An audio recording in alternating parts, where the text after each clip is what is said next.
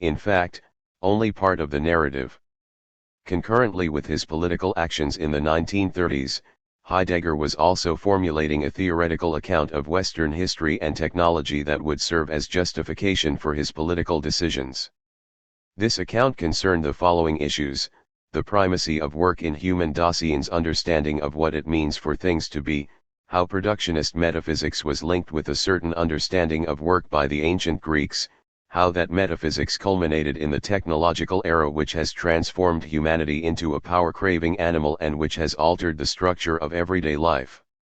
Despite his descriptions of how the old world was being obliterated by the advance of the technological one, Heidegger did not finally despair. Rather, he held out hope that a saving power could grow from out of the dangerous depths of technological nihilism. His meditations on the nature of art as authentic producing pointed to an alternative to the inauthentic production characteristic of the technological epoch. Having analyzed Heidegger's account of the history of productionist metaphysics and of the nature and consequences of and the alternatives to the technological outcome of that metaphysics, we will be in a better position to examine the question of the validity of his conception of modern technology. My examination of these issues in Division 2 will be informed by knowledge of Heidegger's own political interpretation and application of his thinking. In line with basic hermeneutic principles, I would also suggest that readers might profit by rethinking Division 1 in light of what is said in Division 2. Those who may be initially unfriendly toward Heidegger's reactionary political views may come to have a more sympathetic understanding of how he viewed the situation in 1933. Such an understanding of Heidegger's theory of Western history is necessary for us to make some sense of, if not finally to agree with, his political attitude. 35. Division 2. Heidegger's Critique of Productionist Metaphysics. Chapter: Equipment, Work, World, and Being. In Division 1 of this work, we saw how Heidegger's concept of modern technology arose within the context of his negative evaluation of and political resistance to the influx of modernist ideas and industrial technology. We also saw that he conceived of modern technology as the outcome of the history of productionist metaphysics. Because in Division 1 we focused on the political dimension and application of Heidegger's concept of modern technology, however, we postponed the more comprehensive treatment of his ontology until now. Informed by our findings in Division 1, we shall examine in Division 2 Heidegger's ontological conception of modern technology, including his understanding of the origin, nature, and influence of productionist metaphysics, and his notion that art opens the way to what he regarded as authentic producing, letting things be. This examination will enable us to comprehend fully and thereby to evaluate fairly his conception of technology. The shift of focus here may seem abrupt. We leave behind Heidegger's meditations on Hölderlin's mysterious poems and silence about the Holocaust in order to return to his analysis of the nature of human existence, an analysis that he completed during the somewhat simpler and more innocent days before 1933. This analysis of the productive disclosive character of the human understanding of being, however, anticipated much of what was to come later. A. The world of the workshop. Heidegger had a lifelong concern with the nature of working and producing. He manifested this concern in what may be the most famous portion of Being and Time, the analysis of the workshop. Knowing what we do about Heidegger's affiliation with National Socialism and its pre-19 critique of industrialism, we may not be surprised at his focus in the mid-1920s on the nature of handicraft. In addition to suggesting his dissatisfaction with industrial modes of production, Heidegger's analysis of equipment and the workshop was threefold: to provide a starting place for understanding human existence as being in the world, to reveal the primacy of the equipmental instrumental understanding of the being of entities as opposed to the objective scientific understanding, to lay the groundwork necessary for revealing that the unifying meaning of the being of entities is grounded in temporality. He prefaced his workshop analysis with the following considerations. To understand being as such, and its relation to time, Heidegger argued, we must choose a particular entity in order to investigate its mode of being. We must choose wisely, so that our analysis of the mode of being of the chosen entity will provide insight applicable to the modes of being of other entities as well.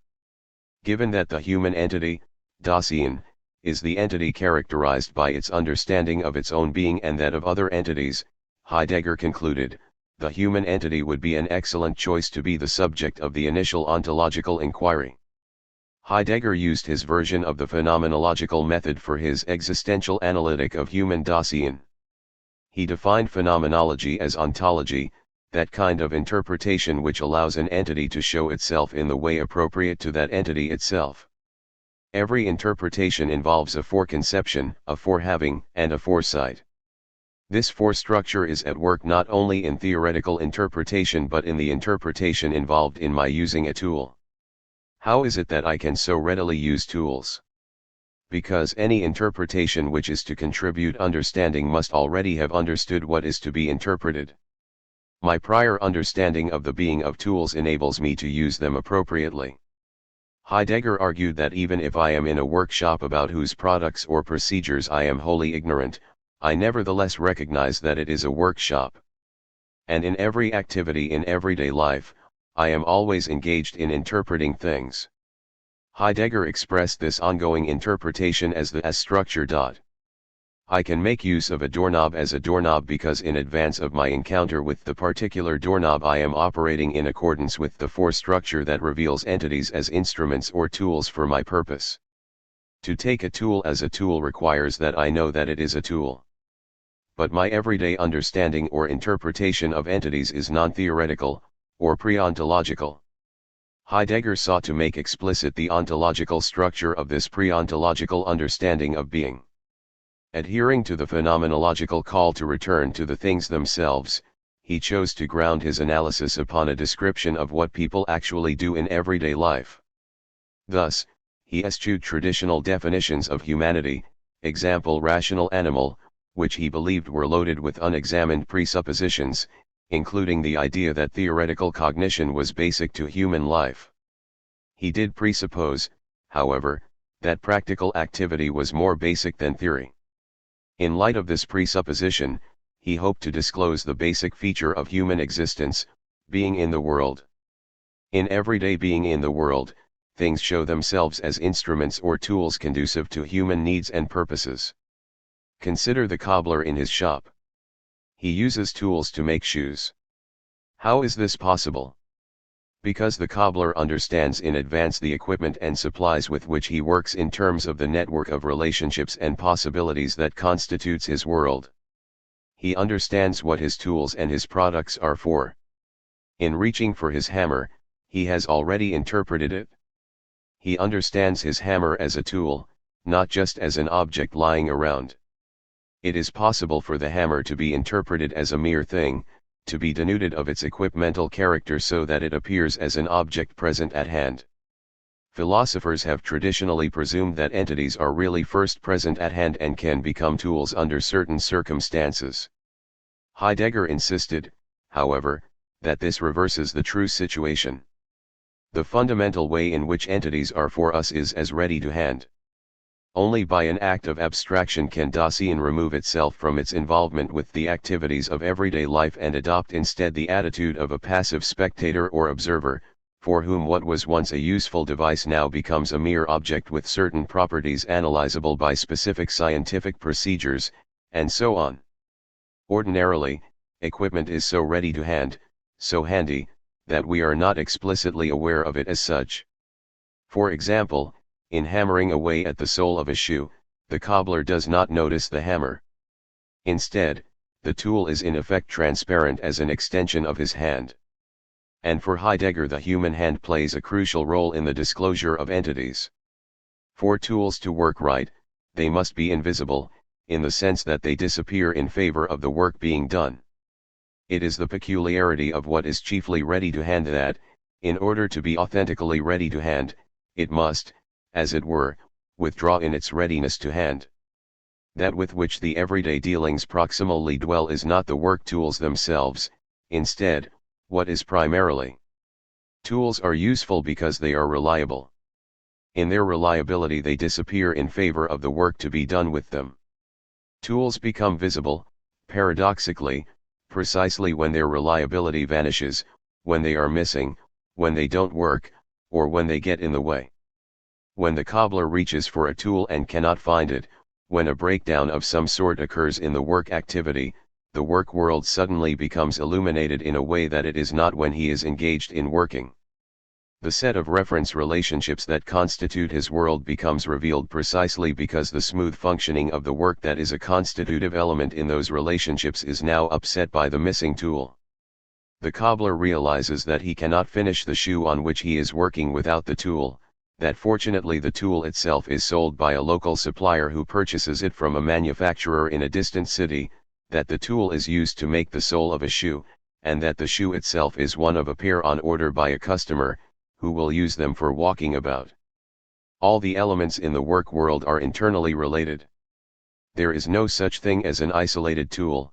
Tools occur within an equipmental referential context in terms of which a particular thing can reveal itself as a tool. Without this meaningful referential context, this familiar domain in which we have lived from the start, this world, tools could not be. As Heidegger notes, even the workshop of a hand worker whose work is wholly unfamiliar to us is in no way encountered chiefly as a mere conglomeration of things all thrown together, but instead in the closest environmental orientation are shown hand-working tools, materials, produced and ready pieces, unready pieces, those found still in the works. Primarily, we experience the world in which the man lives, however foreign, yet still as world, as the disclosed totality of references. Tools are always assigned to some purpose or another, and hence are experienced as in order to. This relationship of assignments has the character of signifying, and the totality of relationships is called significance.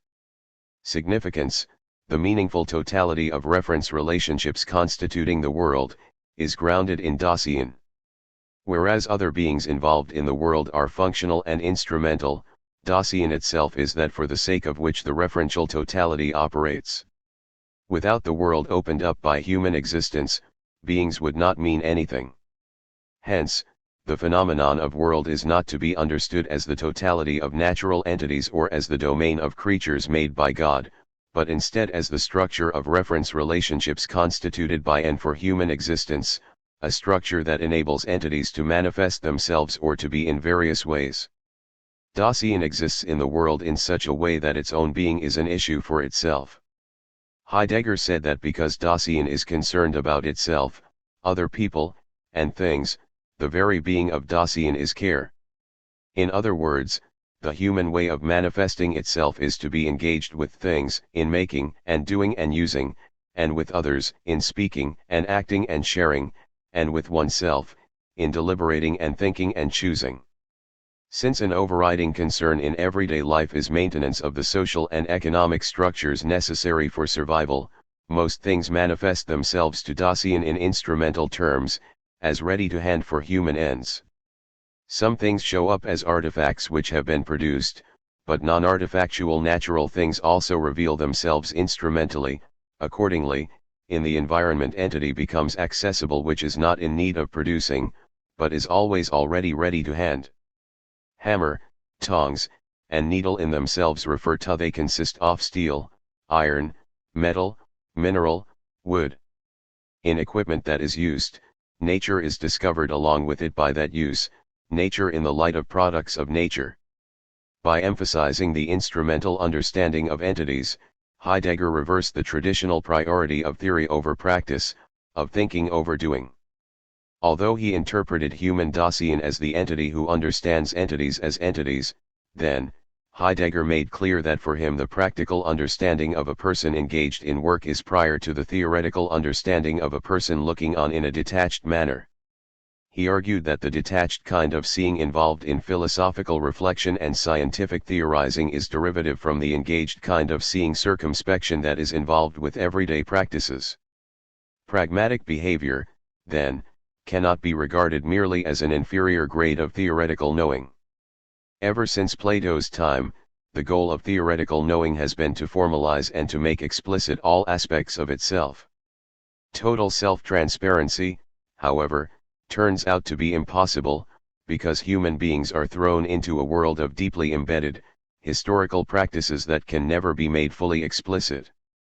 A person begins theoretical inquiry only long after he or she has been involved with non-theoretical everyday practices. In principle, such inquiry comes too late to lay bare all the relational factors that constitute Dasein's being in the world. These relations, moreover, resist any sort of mathematical functionalization. The obstacles involved here are not only that human beings have an intrinsic tendency toward concealment, and that their everyday practices have what Polanyi has described as a tacit character, but also that humans exist in a way that is always an issue for themselves. This existence discloses entities not only instrumentally and cognitively, but also in terms of non-rational moods and feelings. Furthermore, because humans are embodied, they are open to and involved with the whole of entities in a way that cannot be properly represented by the model of theoretical knowing. Heidegger argued that we disclose entities not only in terms of our understanding, but also in terms of our moods. As we saw earlier, moods are not merely psychological colorations projected onto things. Instead, moods articulate humanity's openness for the being of entities. A mood is a style, not merely a form or a mode, but a style in the sense of a melody, which does not float over the so-called authentic being present at hand of man, but instead provides the tone for this being, i.e., attunes and determines the kind and how of this being. A mood then is not an entity, such as a psychological state or condition, but instead is the basic style in which the Dasein is as Dasein. Moods characterize the way in which we find ourselves in the world, they define how we are doing or how things are going. Usually we presume that what we're dealing with is primary, while the mood in which those dealings take place is secondary or merely subjective. But Heidegger maintained that the mood is the medium which discloses things. Moods let things matter to us in a way that could not happen with understanding alone, and indeed provide motivation for such understanding in the first place. All knowing is only an appropriation and a form of realization of something which is already discovered by other primary comportments. Knowing is rather more likely to cover up something which was originally uncovered in non-cognitive comportment. Heidegger noted approvingly that for Augustine and Pascal, love and hate are more fundamental than knowledge. He also claimed that moods disclose our facticity, our thrownness into a particular historical situation.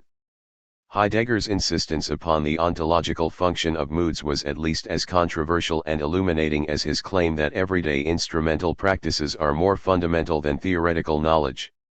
In fact, at least during the era of being and time, Heidegger so favored the importance of everyday practices that he even claimed that assertions are grounded in them. Prior to making an assertion about something, Dasein has always already interpreted it as being something or other, a tool, an object, another person. In making and doing, Dasein exhibits its understanding of what things are. This pre-ontological understanding of being was Heidegger's clue to his initial answer to the question of the unity of being, i.e., to the question of how the copula could be used in so many different ways. Early Heidegger explained the indifference of the copula, its incapacity for discriminating the various ways in which entities are, by saying that assertions are a secondary mode of disclosing entities. More basic than assertions are instrumental interpretations which make appropriate distinctions among entities. In his own copy of Being and Time, Heidegger later wrote, "Untrue. Language is not stored up, but instead is the primordial presencing of the truth as there. The apparently extra-linguistic capacity for using tools is in fact embedded within a pre-articulated level of intelligibility which makes language including body language and gesture possible in the first place." Gerald Pross has argued that such remarks by later Heidegger indicate that he withdrew his earlier support for the distinction between the pragmatic attitude involved in the ready-to-hand way of disclosing things, and the theoretical attitude involved in the present-at-hand way of disclosing things. Pross maintains that such a distinction cannot be plausibly maintained. Science is not merely theoretical but practical, at least insofar as it employs experimental devices. Likewise, practical behavior always involves an element of understanding, even if it is not explicitly theoretical in character. Instrumental activity, then, does not precede language but instead is made possible by linguistic understanding.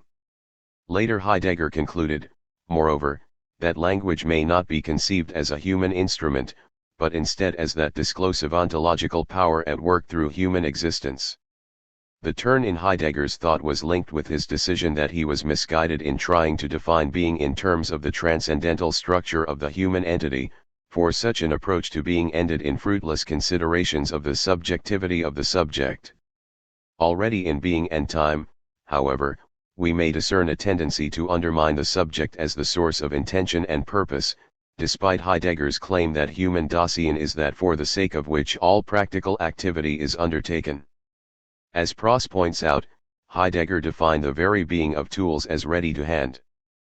But by describing tools in themselves as ready to hand, did not Heidegger tend to conceal the fact that tools become tools only when someone uses them?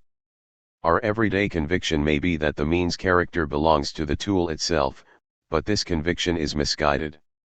The tool itself is made for a purpose that is achieved only when someone uses it. The user is informed in advance by knowledge about his or her situation, about the capacity of the tool, about the task to be accomplished. The practical activity of using the tool, then, is not productive of but instead derivative from the knowledge which leads one to pick up the tool in the first place.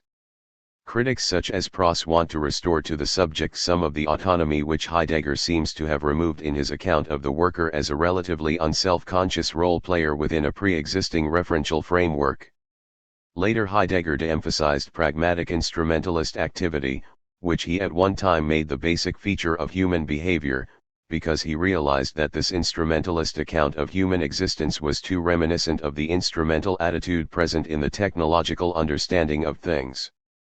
Moreover, while early Heidegger had described science as a detached way of seeing things, later Heidegger concluded that a pragmatic, power-oriented motive was at work in modern science from the very beginning. Could it be, Heidegger wondered, that the instrumentalist attitude discernible in the early Greeks and in the craftwork of the contemporary artisan was not an a priori but a historically determined attitude linked to the technological will to power? We shall examine this topic in more detail in the next chapter. b. Heidegger's debt to Kant and Aristotle. In his reflections on instrumental activity, language, understanding, mood, and projection, early Heidegger was indebted to but was also trying to move beyond the transcendental tradition founded by Kant. Transcendental philosophy seeks to disclose the conditions necessary for the human experience and understanding of entities. In the style of Kant, Heidegger posed the following question: how is it possible for people to understand entities as equipment in the first place? When I reach to open a door, I have already understood the doorknob as an instrument for the purpose of opening the door. To encounter the doorknob as a tool for use, the conditions necessary for this encounter must themselves not be encountered, they must recede into the background so that the doorknob itself can be present. For Kant, the transcendental conditions necessary for experience of objects are the pure intuitions of space and time, and the pure categories of the understanding. One can never experience these conditions, instead, they must be deduced as the conditions which make it possible for the thing in itself to be represented as an object over against the knowing subject. In his radical reinterpretation of Kant, Heidegger argued that there is no thing in itself. What we encounter is not a representation of the thing in itself, but instead the very thing itself from a limited perspective. As finite and receptive, humans can encounter only aspects of a thing, but nevertheless they experience the thing itself. For Heidegger, the transcendental conditions necessary for the experience of entities as entities were the self-manifesting of the entities themselves, and the temporal linguistic clearing of Dasein in which that self-manifesting could occur. Heidegger was influenced not only by the Kantian but also by the Aristotelian conception of the transcendental. Aristotelian realists claimed that the transcendental refers not to the conditions necessary for experience, but instead to the ontological features which are not themselves entities but which nevertheless characterize all entities. Aquinas said that there are 5 such transcendentals: being, unity, beauty, truth, and goodness. Everything is unified, is beautiful, is true, and is good. Early Heidegger tried to combine the best features of both of these transcendental schemes. He wanted to avoid Kant's notion that our experience involves only representations of things, but he also wanted to avoid naive Aristotelian realism, which failed to account for the role played by the subject in the being of entities. In his Habilitationsschrift, he argued that transcendental categories constitute the logic of scientific knowledge. He asked, could these transcendental categories have the ontological function of structuring the ways in which entities could show themselves and thus be? In his attempt to reconcile Kantian transcendentalism with Aristotelian transcendentalism, Heidegger defined the categories of being as transcendental meaning. Such meaning constituted the logical space or even the world that enabled entities to be encountered intelligibly. Without such a world, entities could not present themselves and thus could not be said to be. Heidegger's work on scientific logic was the source for the transcendental conception of meaning in being and time. Meaning is that wherein the intelligibility of something maintains itself. Here, meaning names a transcendental structure, the temporal linguistic clearing which constitutes human existence. Within the limits established by this clearing, entities can manifest themselves and thus be in determinate ways. The transcendental meaning structure of human existence makes possible all human encounters with entities as entities. The bearer of this disclosive transcendental structure is not a disembodied cognitive ego, but instead a concrete historical entity concerned about itself and dependent upon the entities that surround and support it. While humans exist as the meaning structure in terms of which entities can be disclosed as entities, that meaning structure is empty without the presencing of the entities disclosed within it. Heidegger's concern about being, then, was directed to being insofar as being enters into the intelligibility of Dasein. Critics such as Karl Lowit argued that by making being so dependent on humanity, and by making humanity so radically different from all other entities, Heidegger followed the anthropocentric trail blazed by his Christian and Cartesian predecessors. In fact, Heidegger did state that the gap between humans and other entities is so great that of the former one should say they exist, while of the latter one should say they are. Although Heidegger radically distinguished Dasein from other entities, nevertheless he seems to have portrayed the structure of Dasein's being as analogous to the structure of living things, such as plants and animals. In doing so, he drew upon one of the most important aspects of Aristotle's physics, the doctrine of movement. For Aristotle, kinesis refers to the very being of living things.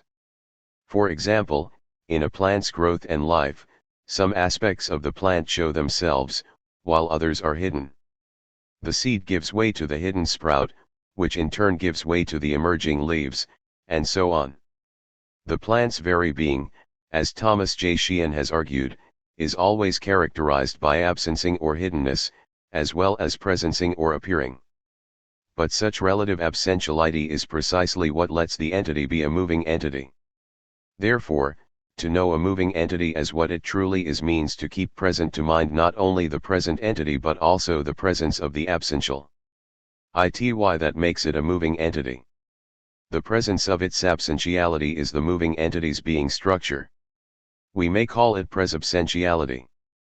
Heidegger used the Greek terms dynamis and physis to describe the fact that living things conceal themselves even as they are revealing themselves. In the producing or appearing of a living entity, there is also a putting away, as the blossom is put away by the fruit. But in this putting away, the placing into the appearance ephysis does not give itself up. On the contrary, the plant in the form of the fruit goes back into the seed, whose being is nothing else but a going forth into the appearance. In 19 Heidegger translated dynamis as awareness, the event of an entity's self-disclosure. Similarly, he translated the Greek term aletheia as the event of unconcealment in which an entity manifests itself. Entities can manifest themselves only through the clearing opened up by and through human existence.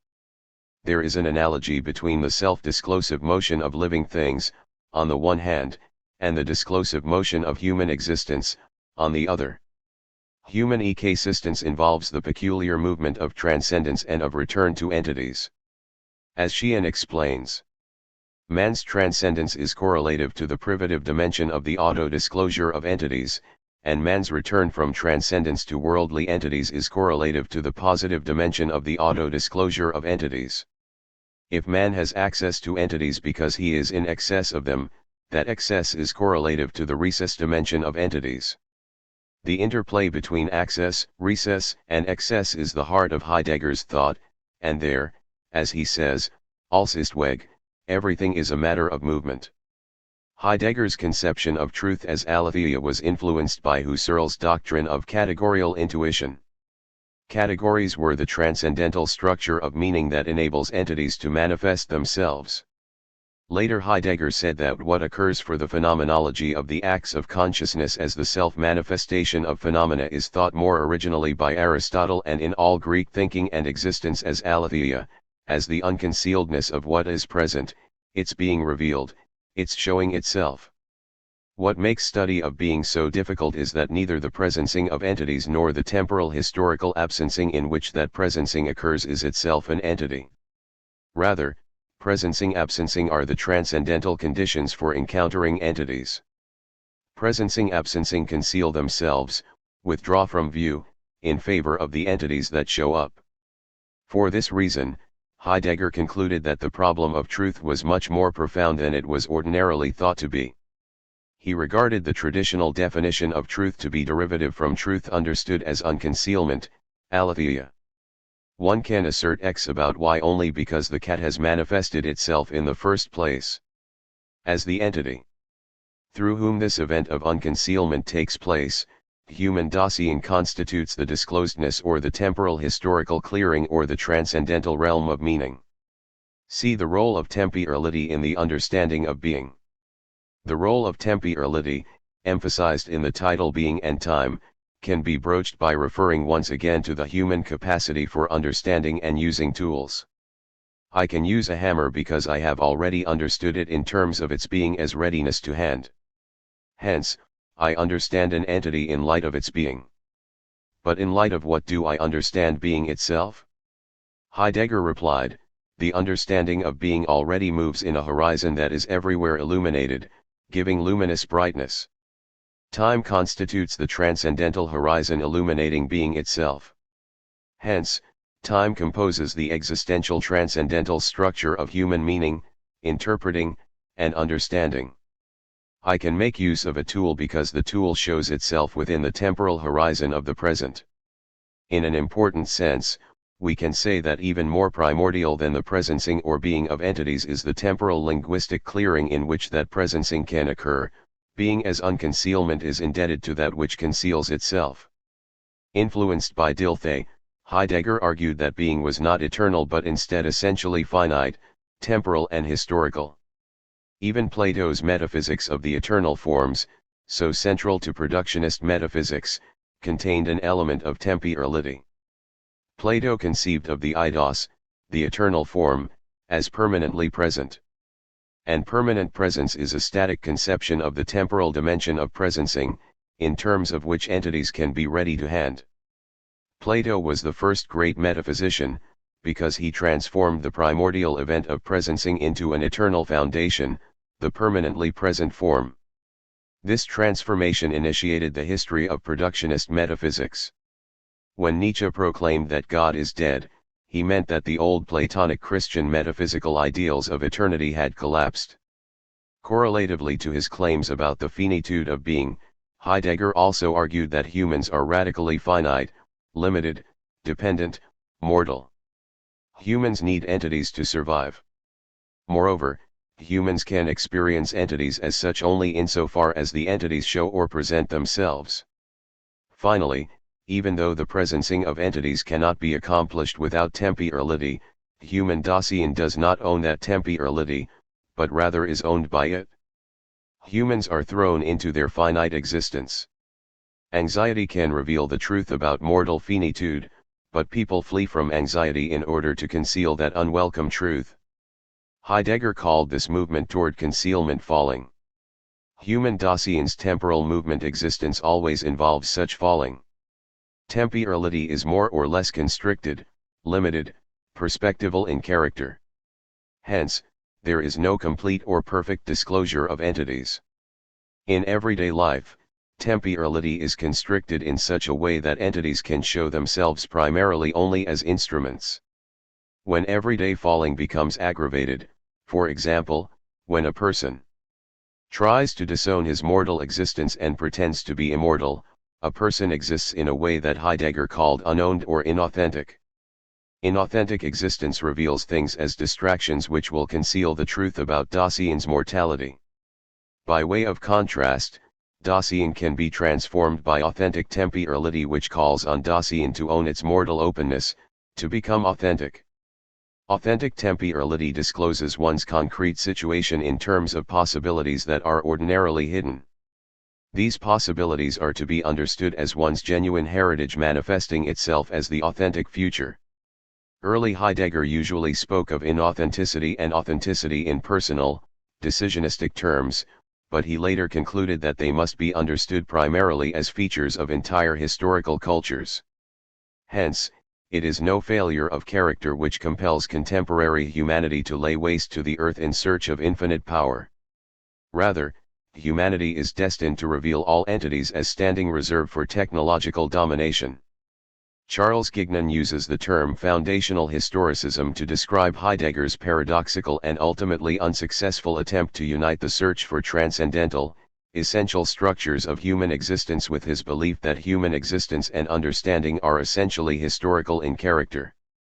Early Heidegger assumed that his analysis of contemporary human existence, example everyday life in the workshop, could provide insight into the enduring character of human existence. The existential analytic aimed to show that temporality constituted the transcendental structure of Dasein's being. Had his philosophical aim been transcendental in Kant's sense, Heidegger would have stopped at this point, for he would have discovered the essential transcendental structure of human existence. Heidegger, however, questioned whether one could arrive at eternal truths about anything, especially about an entity human Dasein whose very being involved a radical kind of temporality. Always an issue for itself, Dasein is constantly in the process of posing and answering questions about its identity. To exist means to be a never-ending process of interpretation, with never a hope of arriving at an essential identity. As later Heidegger was subsequently to conclude, human existence is interpretation all the way down. There is no foundation for it. Yet even while searching for the a priori structure of human Dasein's transcendental existence, Heidegger also undertook the second aspect of foundational historicism, the deconstruction of the sediment layers of historical understanding and practice. This deconstruction sought to disclose and to liberate Dasein from unexamined presuppositions about its own existence, presuppositions which were in Heidegger's view responsible for the crisis of the Western word. According to Gignon, the interplay between the historicist and the transcendental aspects of foundational historicism took the following form. On the one hand, Heidegger's deconstruction of the Western philosophical tradition enabled him to authenticate his discovery that human existence constituted the temporal clearing for the being of entities. Plato caught a sideways glimpse of this when he spoke of the good as that which makes possible the presence of entities. On the other hand, Heidegger's idea that time provides the transcendental structure for the human encounter with the presencing of entities provided him with the clue needed for his deconstructive reinterpretation of the history of Western metaphysics. Heidegger's attempt to provide an alternative to both a historical transcendental philosophy and unbridled historicism had to fail, in Gignon's view, for two reasons. First, human existence is tangled in distortions and concealments which make it impossible to arrive at a transparent explanation either of its own existence or of the origins and course of its history. Second, if all understanding is shaped by its historical situation, then any clues which a person might use to disclose transcendental features of human existence will also be relative to the situation of that person. In other words, the being of Dasein might have changed through history, hence, what may be true of 20th century Dasein might not be true of Dasein in other historical epochs. There is no way to arrive at the timeless structures or existentialia of human existence. Moreover, if our understanding is always caught up in the flow of history, There is no access to a privileged clue which will enable us to arrive at ultimate conclusions about the meaning of being. Heidegger's recognition of the incompatibility of a historically oriented search for a priori features of human existence was another factor in his turning. In this turn, Heidegger emphasized that what he had been calling the understanding of being was misleading, in that such understanding could be interpreted in the traditional way as a human faculty or capacity. The understanding of being, he explained, is not to be construed as an achievement of the subject, as when we say, for example, that he finally understood the problem. Instead, the understanding of being is in effect identical with the event of being itself, the event of disclosedness or presencing by virtue of which entities show themselves. To speak of the understanding of being indicates that this disclosive event requires a side human existence through which to occur. Later Heidegger insisted, however, that the basic ontological feature of humanity was to be appropriated by and for being as the side for its self-disclosure. Hence, while early Heidegger often spoke as if human Dasein were an end in itself and autonomous regarding the authenticity of its understanding of being, later Heidegger emphasized that humanity was in the service of being and was not in control of the changes that occur in how things manifest themselves historically. Rather, these changes arise from the historical play of being itself, a play that began in the days of the ancient Greeks and culminated in the technological era. The shift of Heidegger's attention from the structure of human Dasein to the play of being itself influenced his understanding of the nature of modern technology. Early Heidegger argued that the production and use of tools is not only a basic mode of comportment of man, but a decisive determination of the existence of ancient Dasein. Later Heidegger concluded that he may have overemphasized the continuity between Greek and contemporary attitudes toward the production and use of things.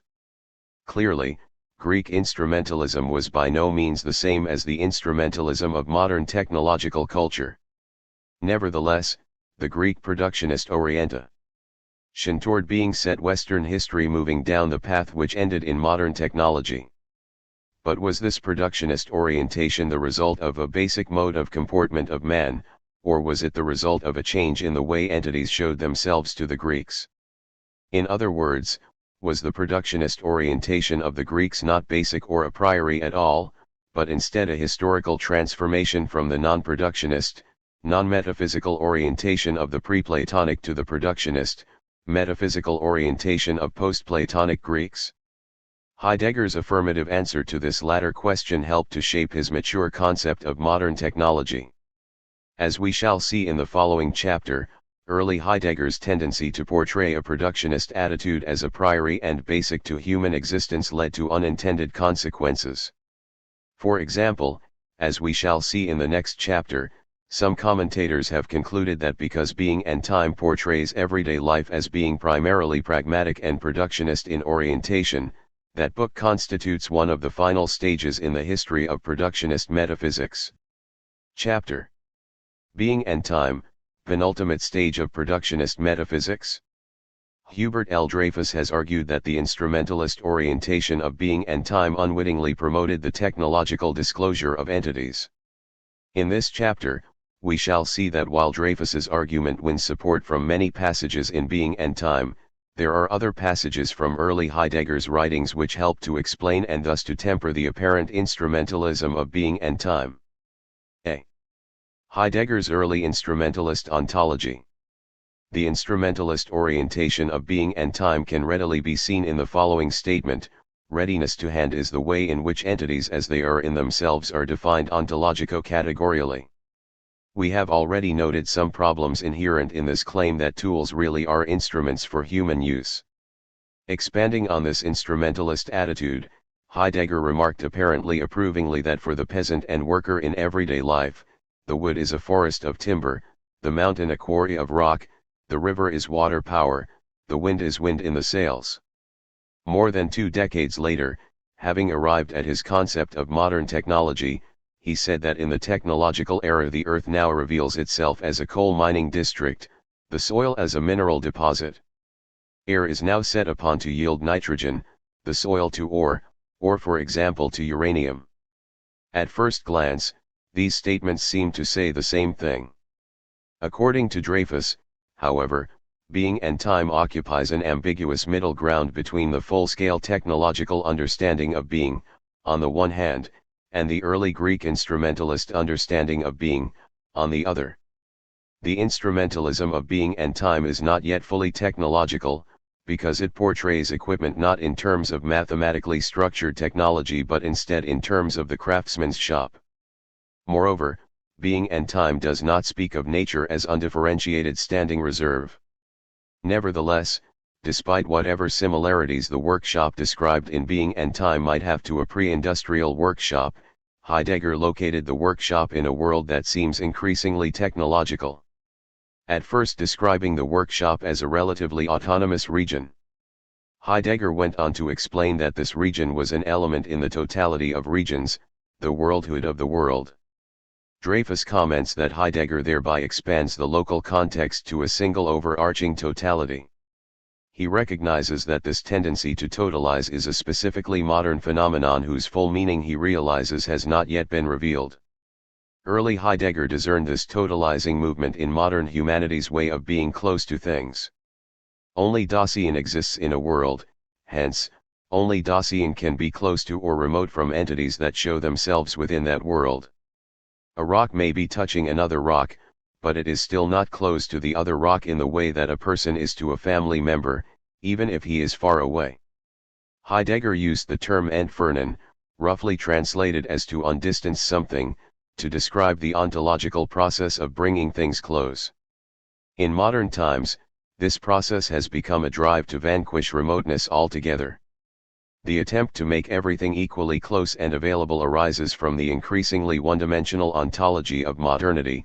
Everything appears to be nothing but various kinds of matter which can be used and switched about at will. All the ways in which we speed things up, as we are more or less compelled to today, push us on toward the conquest of remoteness.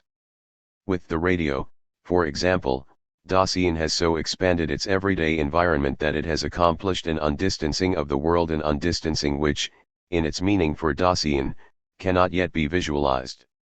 Early Heidegger argued that uprooted modern humanity no longer dwelt authentically upon the earth. Later, in his lectures on Hölderlin, he said that dwelling occurs only when entities are gathered into a world in which the integrity of things is preserved.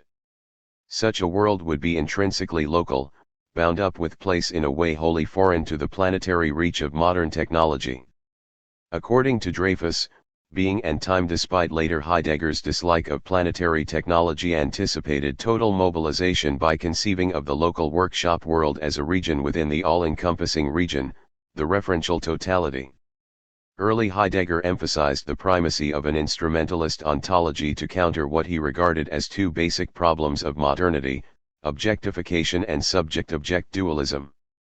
While scientists and philosophers asserted the primacy of the detached, cognitive ego-subject, Heidegger maintained that it was an abstract derivation from the practically oriented, socially defined any-one self.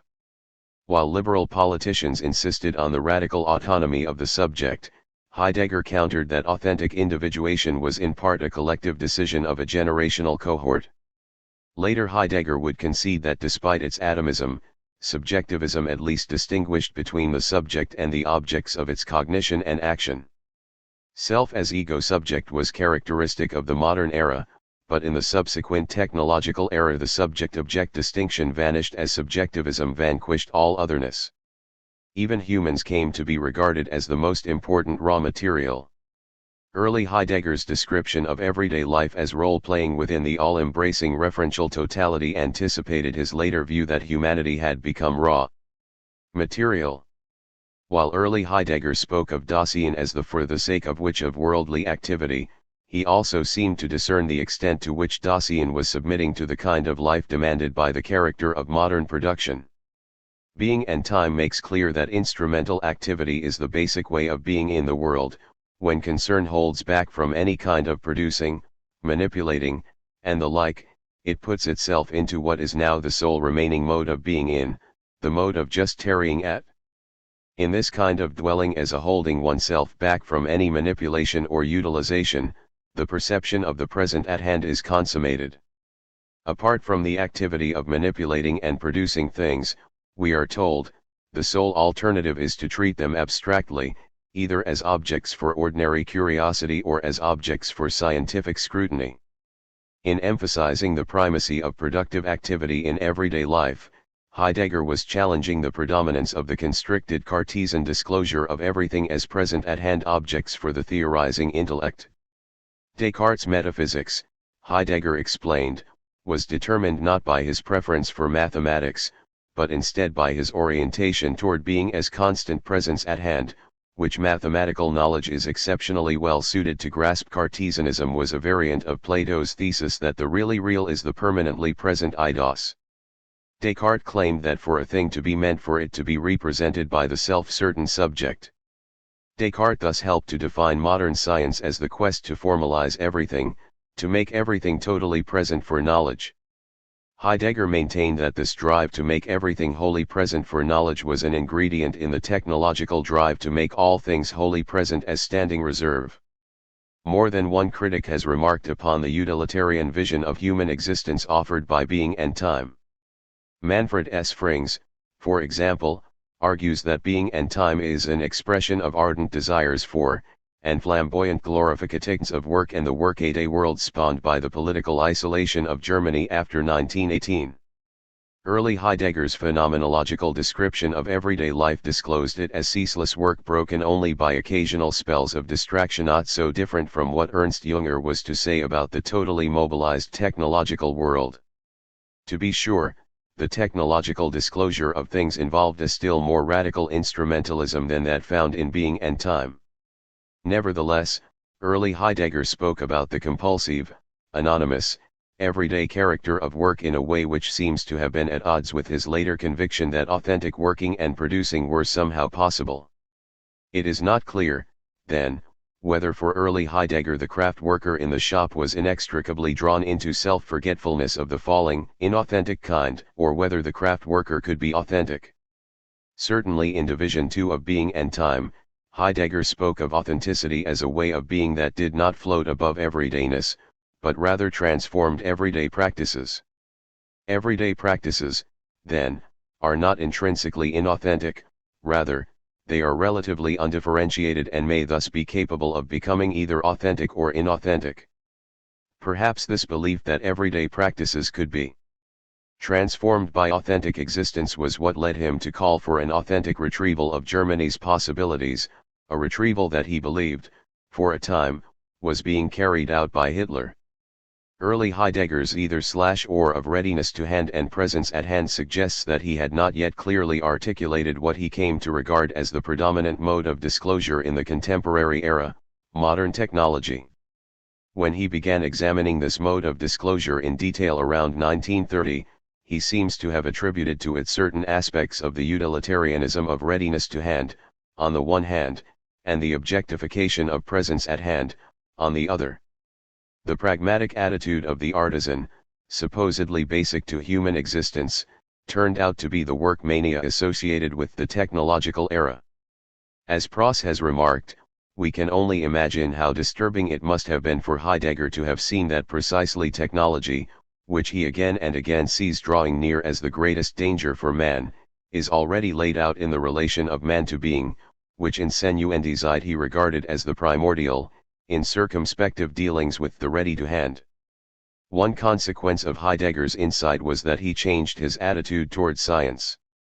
Early Heidegger, as we shall see toward the end of this chapter, had a positive understanding of the nature of science. Later Heidegger, however, concluded that the objectifying tendencies of modern science contributed to the instrumentalism of modern technology. Far from being a disinterested, unpragmatic way of disclosing things, modern science is motivated by the urge to dominate things. The objectification at work in the scientific attitude, then, makes possible ever greater means of controlling and utilizing the thing being investigated. b. Evidence for a non-instrumentalist ontology in Heidegger's early thought. The very idea that early Heidegger's thought was somehow consistent with the instrumental, technological view of things seems quite inconsistent with his political critique of industrial modes of production. Early Heidegger was certainly not supportive of the radically utilitarian attitudes of industrial technology, Nevertheless, he did suggest in Being and Time that the only two alternatives in everyday life were either compulsive working or detached observing. Later Heidegger's remarks about work and equipment do not conceive of work as a compulsive or all-consuming activity. In his 1941 lectures on Hölderlin's poem As When on a Holiday, for example, he argued that we must avoid defining a holiday as the mere cessation of work, or as the relaxation needed to make us ready for work once again. Rightly understood, rest is the entrance into wonder that a world whirls around us, that the entity is and rather than nothing, that we ourselves are and yet scarcely know who we are, and scarcely know that we do not know all this. The rest day is the moment in which we become free from and unencumbered by ordinary things, so that we may encounter the extraordinary. In the ordinary. Be the ordinary, Heidegger meant the things and people closest to us, which we cannot encounter appropriately because we are driven about by utilitarian concerns. All too easily, the everyday becomes the inauthentic, that which is not properly appropriated by us and which does not rightly appropriate us. In everyday life, things and people do not have to have this trait of inauthenticity, but they have it for the most part. This is especially true when care is understood only as affliction and grief, as commercial efforts and as the unrest of machination, instead of recognizing that care is another essence, namely, the belonging to the preserving of a relationship to the essential of all entity, to the authentic, which is always the unordinary. The unordinary, we are told, is not the sensational or extravagant, but instead the simple and constant presencing of the entity, thanks to which it retains its measure and can demand of humanity that it be the measure holder. Later Heidegger developed the idea that a thing such as a jug is not merely an instrument for human ends, but instead helps to constitute the very world in which human existence unfolds. Humanity, then, does not constitute the jug as a subject constitutes its object. Instead, human existence and thing join in a mutual dance or play in which a world can maintain itself. All of this, however, still seems quite away from the apparent instrumentalism of the early Heidegger. Such instrumentalism, however, was to some extent merely an appearance. Heidegger emphasized the primacy of everyday instrumentalism and handicraft production precisely in order to suggest that authentic producing somehow involves handiwork. While small workshops were being eliminated by factories, and while the skills of many artisans had been degraded by modernist influences, nevertheless handiwork had to be understood and appreciated in its ontological dimension if there was to be any hope of discovering an alternative to modern technology. There are several passages in his early works which show that the young Heidegger did not regard human existence solely in utilitarian terms. For example, even in Being and Time we read of the possibility of a disclosure of entities that is neither instrumental nor objectifying. As the environment is discovered, the nature thus discovered is encountered, too. Disregarding its mode of being as ready to hand, this nature itself can be discovered and defined simply in its pure presence at hand. From this uncovering of nature, however, there also remains hidden nature as that which stirs and strives, surprises us, captivates as landscape. The plants of the botanist are not the flowers of the hedgerow, the geographically fixed origin of a river is not the spring in the ground. In the 1930s, Heidegger pointed out that Hölderlin's hymns to the rivers Rhine and Ister spoke of their source in a radically different way than did the cartographer.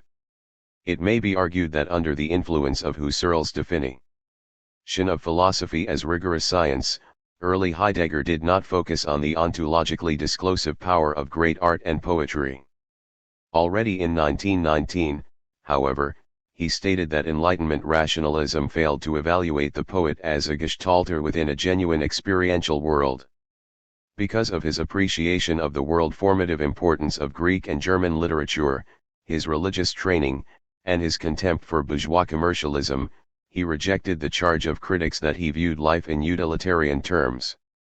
In lectures given in 1929-30, for example, he remarked that he had never meant to suggest that the essence of man consists in handling spoon and fork, and in riding on the streetcar. In a passage that expresses even more directly his opposition to the utilitarian view of life expressed by modernists such as Le Corbusier, as well as by those committed to Die Neue Sachlichkeit and the Bauhaus movement, Heidegger stated. We speak of machine building. But not everything which can and must be built is a machine. Thus it is only another sign of the groundlessness that dominates today's thinking and understanding, when one offers us the house as a machine for living and the chair as a sitting machine. There are many who see in such absurdity a great discovery and the harbinger of a new culture. Thus, while there is an undeniable utilitarian cast to being and time, we would be wrong in concluding that this utilitarianism was identical with what Heidegger regarded as the commercialism and materialism of the modern world. Instead, the utilitarianism he favored was that of the peasant or craftsman at home in the world. They did not see things as nothing but raw material, despite their ruggedly pragmatic ways. Heidegger's decision to begin Being and Time with an analysis of the craftsman's workshop may be regarded as indicative of hostility toward industrial technology. Certainly most Marxist critics have read Heidegger as a political reactionary who hated industrial reality, because of its alienating forms of production as well as its class warfare, which undermine the possibility for a genuine Gemeinschaft. Hence, according to such critics, his analysis of the workshop and handicraft proclaimed his preference for a pre-industrial, romantic world of handicraft activity. While there may be some truth to this assessment of Heidegger's preferences, the noted neo-Marxist Karol Kosik says that we must nevertheless be wary of it. The critique that sees in Being and Time the patriarchal world of backward Germany has fallen for the mystification of Heidegger's examples. Heidegger, however, is describing problems of the 20th century capitalist world which he exemplifies quite in the spirit of romantic disguising and concealing by the blacksmith and forging. Kosik argues that Being and Time met with such extraordinary acclaim because it described the ready-made world which is the universal surface level of 20th century reality. Heidegger's analysis of the workshop, then, must be read in at least two different ways. First, as an account of the importance of the role played by the human hand in producing things, i.e., in letting them be. Second, as an account of the extent to which industrial technology was already transforming handicraft producing and the way of life associated with it. Read in this second way, Being and Time's account of the routinized and anonymous character of everyday life anticipates in certain respects his subsequent description of humanity as stamped by the gestalt of the worker. Read in terms of the transformations brought by modern technology. The anyone self exists in a ready-made world of devices, implements, and relations, a state for the individual's social movements, for his initiative, ubiquity, sweat. The individual has long ago lost any awareness of this world as a product of man. Procuring permeates his entire life. According to Kosik, then, Being and Time recognizes that in the technological era, everyday life is governed by a completely utilitarian way of dealing with things. The oft-mentioned gap between Being and Time's description of the down-to-earth workshop, on the one hand, and its account of the inauthenticity of everyday urban existence, on the other, may be bridged if we recognize that Heidegger was already cognizant of the extent to which the work world was being transformed by modern technology. See Greek handicraft and the origins of productionist metaphysics. Yet, even if Heidegger's analysis of the work world and everyday life did reflect current industrial and social conditions, that analysis still attempted to discover something essential about the process of producing and about the nature of things produced. Understanding producing and products was, in his view, so important because the basic concepts of philosophy arose from Plato and Aristotle's productionist metaphysics. If Heidegger was to be able to point the way to a new mode of working and producing, he would have to deconstruct the productionist metaphysics which made possible and justified the industrial mode of producing. In providing a critique of Western industrialism, Heidegger knew that he was in direct competition with Marx's thought. The problem with Marxist critiques of industrial production was that they lack sufficient insight into the metaphysical origins of such work. One must become clear about what it means, that man has a relation to the works which he produces. Hence, in a certain book, Being and Time, the talk is of dealings with equipment, not in order to correct Marx or to set up a new national economy, especially from a primitive understanding of the world. Heidegger usually regarded the primitive as the most powerful, but in this case he used the term pejoratively as a reply to those critics who maintained that he was calling for a return to pre-industrial craft conditions. Despite appearances to the contrary, he usually conceded that Germany could not return to an earlier mode of production. Germany's task was to return to its primal origins in order to initiate an authentic future in which a more satisfactory relation could obtain between productive activity, on the one hand, and the German Geist, on the other. For a time, at least, he hoped that it would be possible to transform industrial producing in a way that would halt alienation and class warfare, and that would promote an authentic Gemeinschaft. Heidegger believed that such a transformation could occur only if light were shed on the metaphysical origins of industrial modes of production. Hence his quest to understand the characteristics of productionist metaphysics. Despite his conviction that he could discover in the ancient Greek world an alternative to productionist metaphysics, Heidegger also maintained that such metaphysics arose within the Greek world. The early Greeks conceived of producing as releasing or freeing something so that it could manifest itself, but primarily as an instrument or means for some human end. Hence, the productionist orientation which came to a climax in the technological era was already at work in everyday life in ancient Greece. The metaphysical schemes of Plato and Aristotle, Heidegger argued, were based on the view that the structure of all things is akin to the structure of products or artifacts.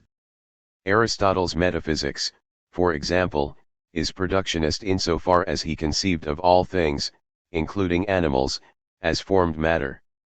The most obvious example of such formed matter is the work produced by an artisan who gives form to material. Plato and Aristotle seemingly projected onto all entities the structure of artifacts. Heidegger entertained the following objection to this thesis. Since the Greeks conceived of themselves as part of an eternal and uncreated cosmos, how could they have extended their productionist metaphysics to those things which were not produced? Heidegger explained that the instrumentalist orientation shaped in advance the Greek encounter even with natural things lying around in their world. In other words, it is first of all in the understanding of being that belongs to productive comportment and thus in the understanding of what does not need to be produced that there can grow the understanding of an entity which is present at hand in itself before all production and for all further production. In production, therefore, we come up against just what does not need to be produced. The concepts of matter and material have their origin in an understanding of being that is oriented to production. Productionist metaphysics, including Plato's doctrine of the ideal forms and Aristotle's form-matter distinction, had a wide-ranging capacity for explaining things. This explanatory capacity is the basis for the universal significance assignable to the fundamental concepts of ancient ontology. Despite their productionist metaphysics, however, the Greeks did not objectify things because the Greeks were not yet subjects. Nevertheless, they helped pave the way for Cartesian dualism, the fateful constriction of which dominates the entire previous tradition of philosophy. It became prepared in a certain way through Greek philosophy insofar as here the world became experienced not in the extreme sense of mathematization, but yet according to a natural pull of knowledge, as pragmata, as the wherewith of having to do. But did not become ontologically understood in this sense, but rather in the widest sense as a thing of nature. Let me make two remarks about this passage. First, notice that early Heidegger said that the instrumental pragmatic orientation arose from a natural pull. The history of productionist metaphysics began, in other words, because of the essentially pragmatic orientation of the Greeks. Later Heidegger, as we have seen, was to say that productionist metaphysics began not because of any natural pull, but instead because of the self-concealment of being itself. Nevertheless, later Heidegger also acknowledged the enduring importance of handiwork for the authentic disclosure of things. The pull toward handiwork, then, must be understood not as natural in character, but instead as ontological. Hence, the instrumentalist orientation of being and time was intended, in part, to emphasize that in unreflective activity people are drawn to use their hands in the activity of disclosing things. Such unreflective activity, so Heidegger believed, arises from an authentic possibility of human existence. Second, Heidegger argued that while Greek instrumentalism had certainly not yet arrived at the fully mathematicized technology characteristic of modernity, nevertheless the instrumentalism of the early Greeks was linked to their metaphysical view that nature is made up of a totality of things which are like artifacts insofar as they are formed matter. Which came first? The instrumentalist pragmatic attitude, or productionist metaphysics? In an important respect, pragmatic dealings with things would have to have preceded the emergence of a metaphysics conceived in terms of such dealings. In other words, Plato could not have developed his notion of the ideal forms as eternal blueprints or models for temporal things unless he had been part of a culture which prized the activity of artisans. It is not easy, however, to reconcile this apparent regard for excellent artisanship with the notoriously contemptuous attitude displayed by Greek elites toward handiwork. Max Scheler has argued, for example, that the Greek institution of slavery was what enabled philosophers such as Aristotle to view the natural world in terms of teleological forms rather than merely as an instrument for human ends. Hence, a hierarchical social structure made it possible for Plato and Aristotle to shift from the pragmatic, ready-to-hand orientation of the lower classes to the theoretical, present-at-hand orientation of the elites. The elite Greeks did not view the world either as an object of labor or as an object of a creative act that man had to continue, but instead as the realm of living and noble, energetic forms to be seen and contemplated and loved. Scheler concluded that this contemplative attitude, the origin of all theory, was radically divorced from instrumentalism. Hence, there is no interconnection between the theoretical study of nature, on the one hand, and the technological domination of it, on the other. Whereas Scheler argued that the non-instrumental attitude of theory had been made possible by Greek slavery, Heidegger made no reference to the hierarchical structure of Greek society in his analysis of the relation between everyday Greek instrumentalism and Greek metaphysical theory.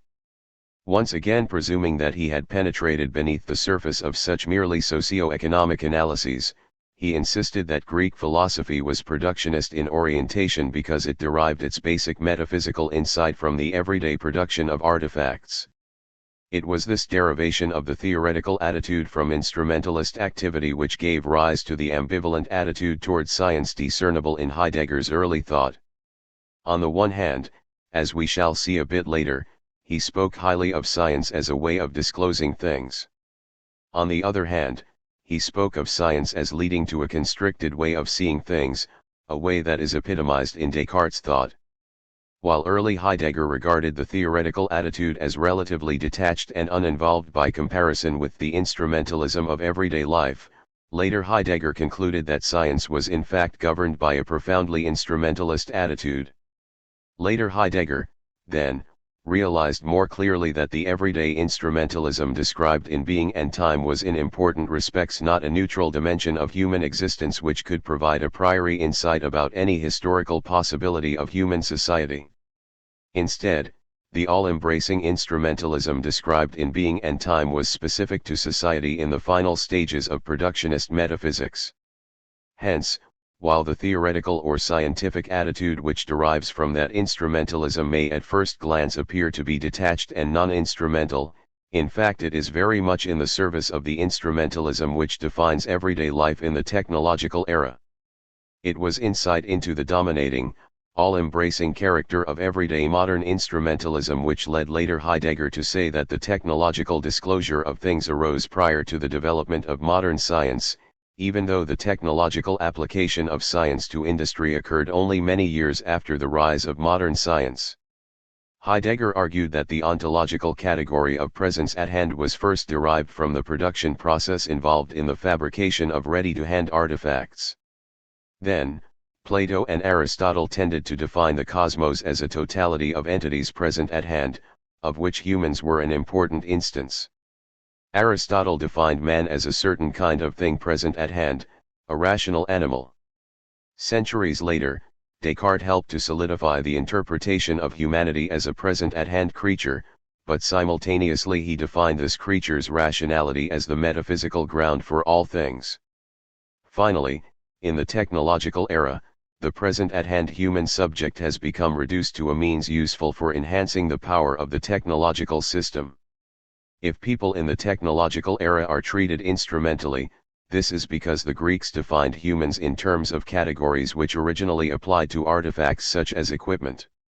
In the mid-1930s, in his lecture The Origin of the Work of Art, Heidegger added a new dimension to his account of the relation between productionist metaphysics and handicraft production.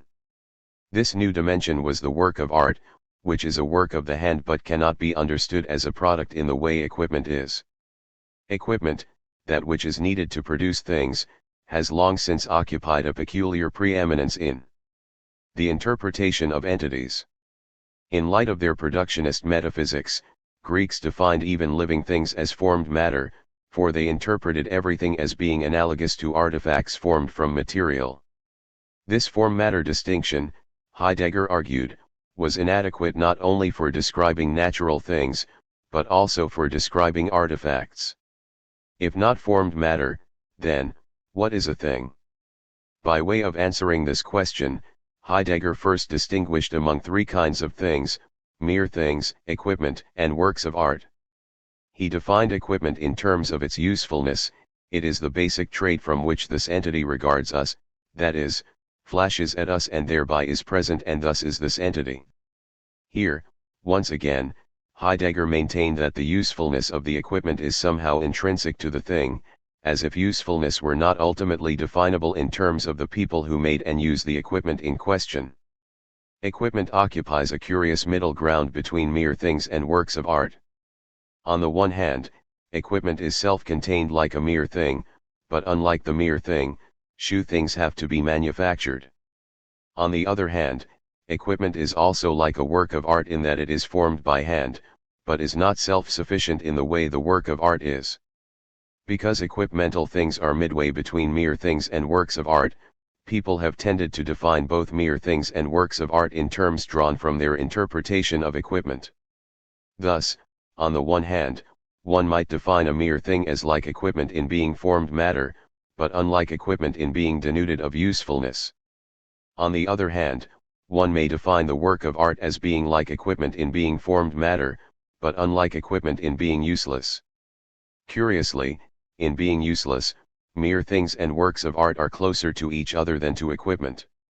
Still, there is no denying that both works of art and equipment are artifacts, while mere things are not.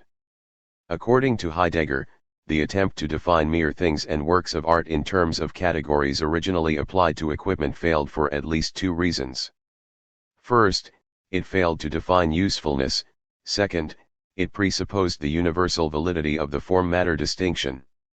Instead of defining the work of art in equipmental terms, he argued that we should define equipment in terms of how it is disclosed through the work of art. Consider, Heidegger said, how Van Gogh's painting of a pair of shoes reveals the very being of the shoes as equipment.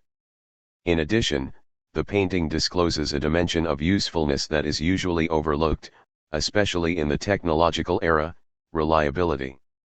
By virtue of this reliability, the peasant woman is made privy to the silent call of the earth.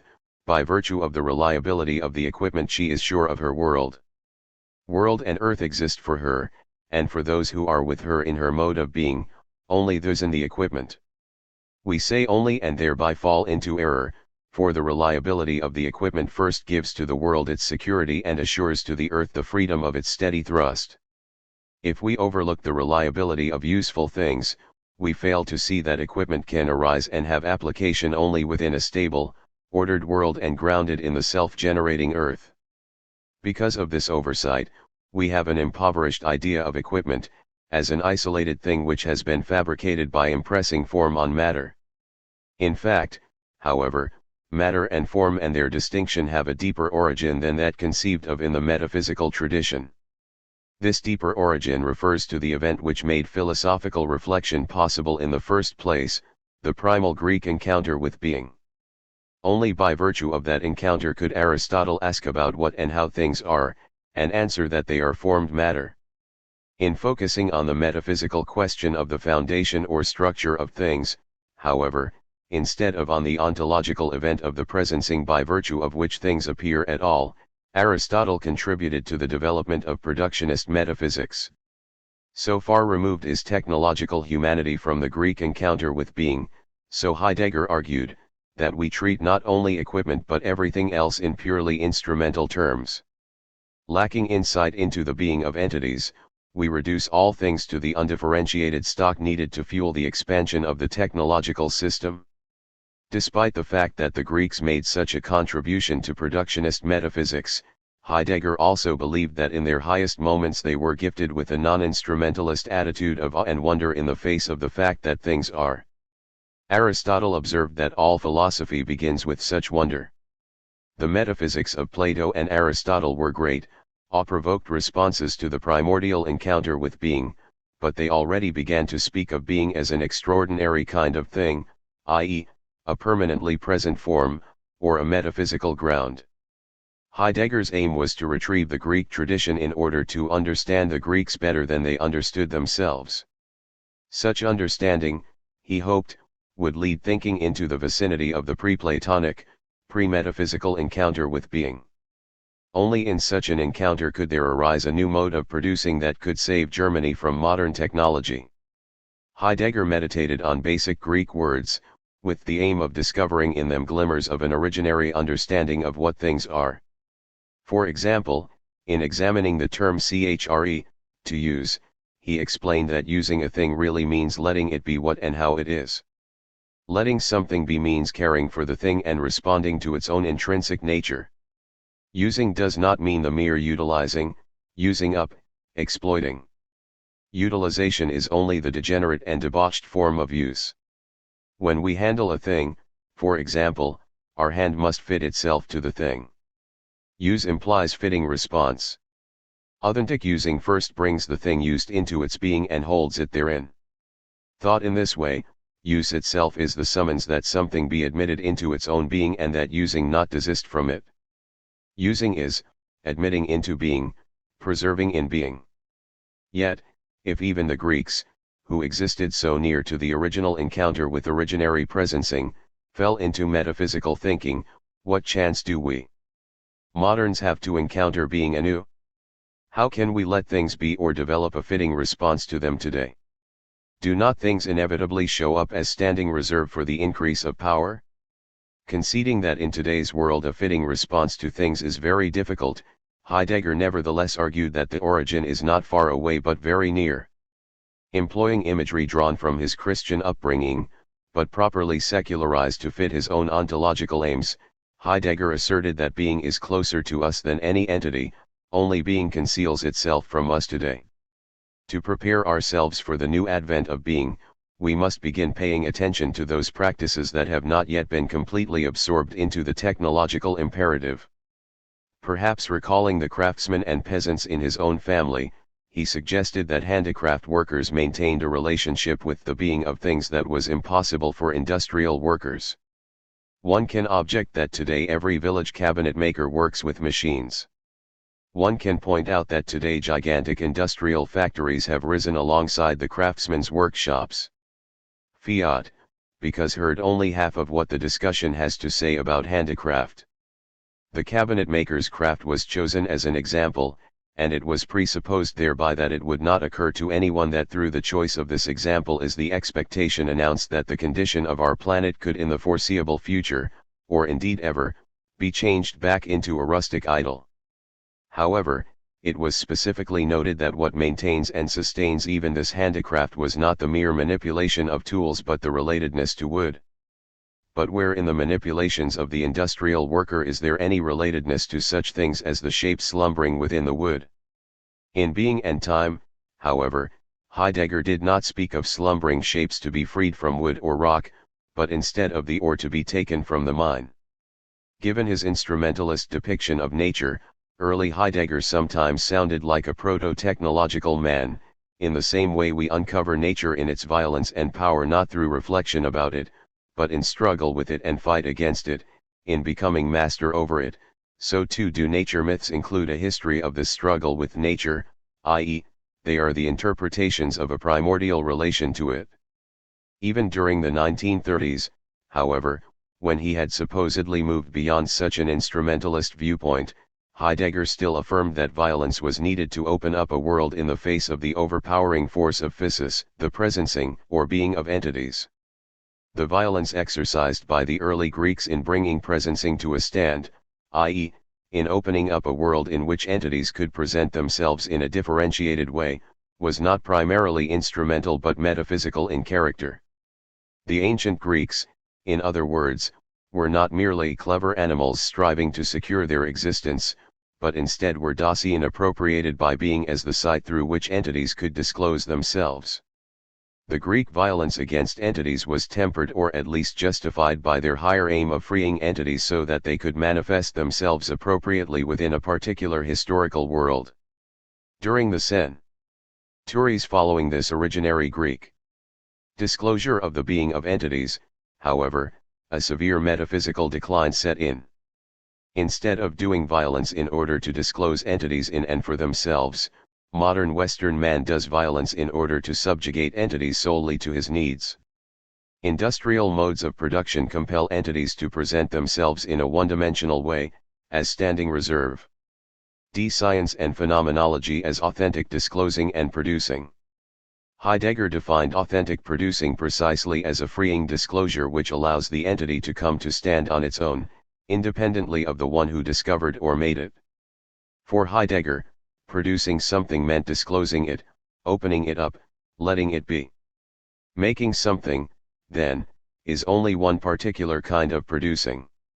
Making is a mode of disclosure in which an artisan occasions the process by which his or her material is gathered into a thing. Early Heidegger often spoke of science as such an authentic mode of disclosing or producing things. For example, mathematical physics opened up a whole new way for entities to show themselves. By projecting nature in terms of mathesis universalis, i.e., by opening up a horizon in which nature could reveal itself in terms of mathematical quantities, mathematical physics provided a new clearing in terms of which novel facts could be generated. The decisive insight of modern science was that there are no such facts apart from theory, understood here as the a priori disclosure of the being of entities. The aim of scientific theory, so Heidegger argued in Being and Time, is to free entities in such a way that they can be examined objectively. Philosophy, itself, so argued early Heidegger, is a rigorous science. All such science has its existential basis in a resoluteness by which Dasein projects itself toward its potentiality for being in the truth. Scientific Dasein freely binds itself to the task of uncovering the entity for its own sake. Thereby are discontinued all behavioral goals which aim at the application of the uncovered and known, and all those boundaries fall away that confine the investigation within planned technical purposes. Struggle is solely directed to the entity itself and solely in order to free it from its hiddenness and precisely thereby to help it into what is proper to it, i.e., to let it be the entity which it is in itself. In this passage, early Heidegger mixed voluntaristic language about Daseins free self-binding with talk of letting the entity be. Increasingly, however, he was to say that instead of choosing to disclose things, Dasein was chosen or destined to do so. Even the violence of the creative type about which Heidegger spoke in the mid-1930s was not the possession of a human subject, but instead the artistic, political, or philosophical creator was in fact seized and even violated by the disclosive power of being at work through him. For early and later Heidegger, great scientists are philosophers gifted with a new way of understanding what things are. Admiration of the ontological insights of Galileo, Descartes, and Newton balanced early Heidegger's critical attitude toward positivistic science. Positivism concluded not that mathematical physics was a valuable new way of understanding things, but instead that it was the only legitimate way. Heidegger did fight against the positivist doctrine that only the statements of empirical science were meaningful. In the 1920s he hoped to develop an alternative conception of science and scientific method. Heidegger regarded Husserl as the founder of such a new method, phenomenology. Instead of simply normalizing that method, however, Heidegger sought both to purge it of residual traces of subjectivism and to expand its capacity for disclosing and freeing the being of entities.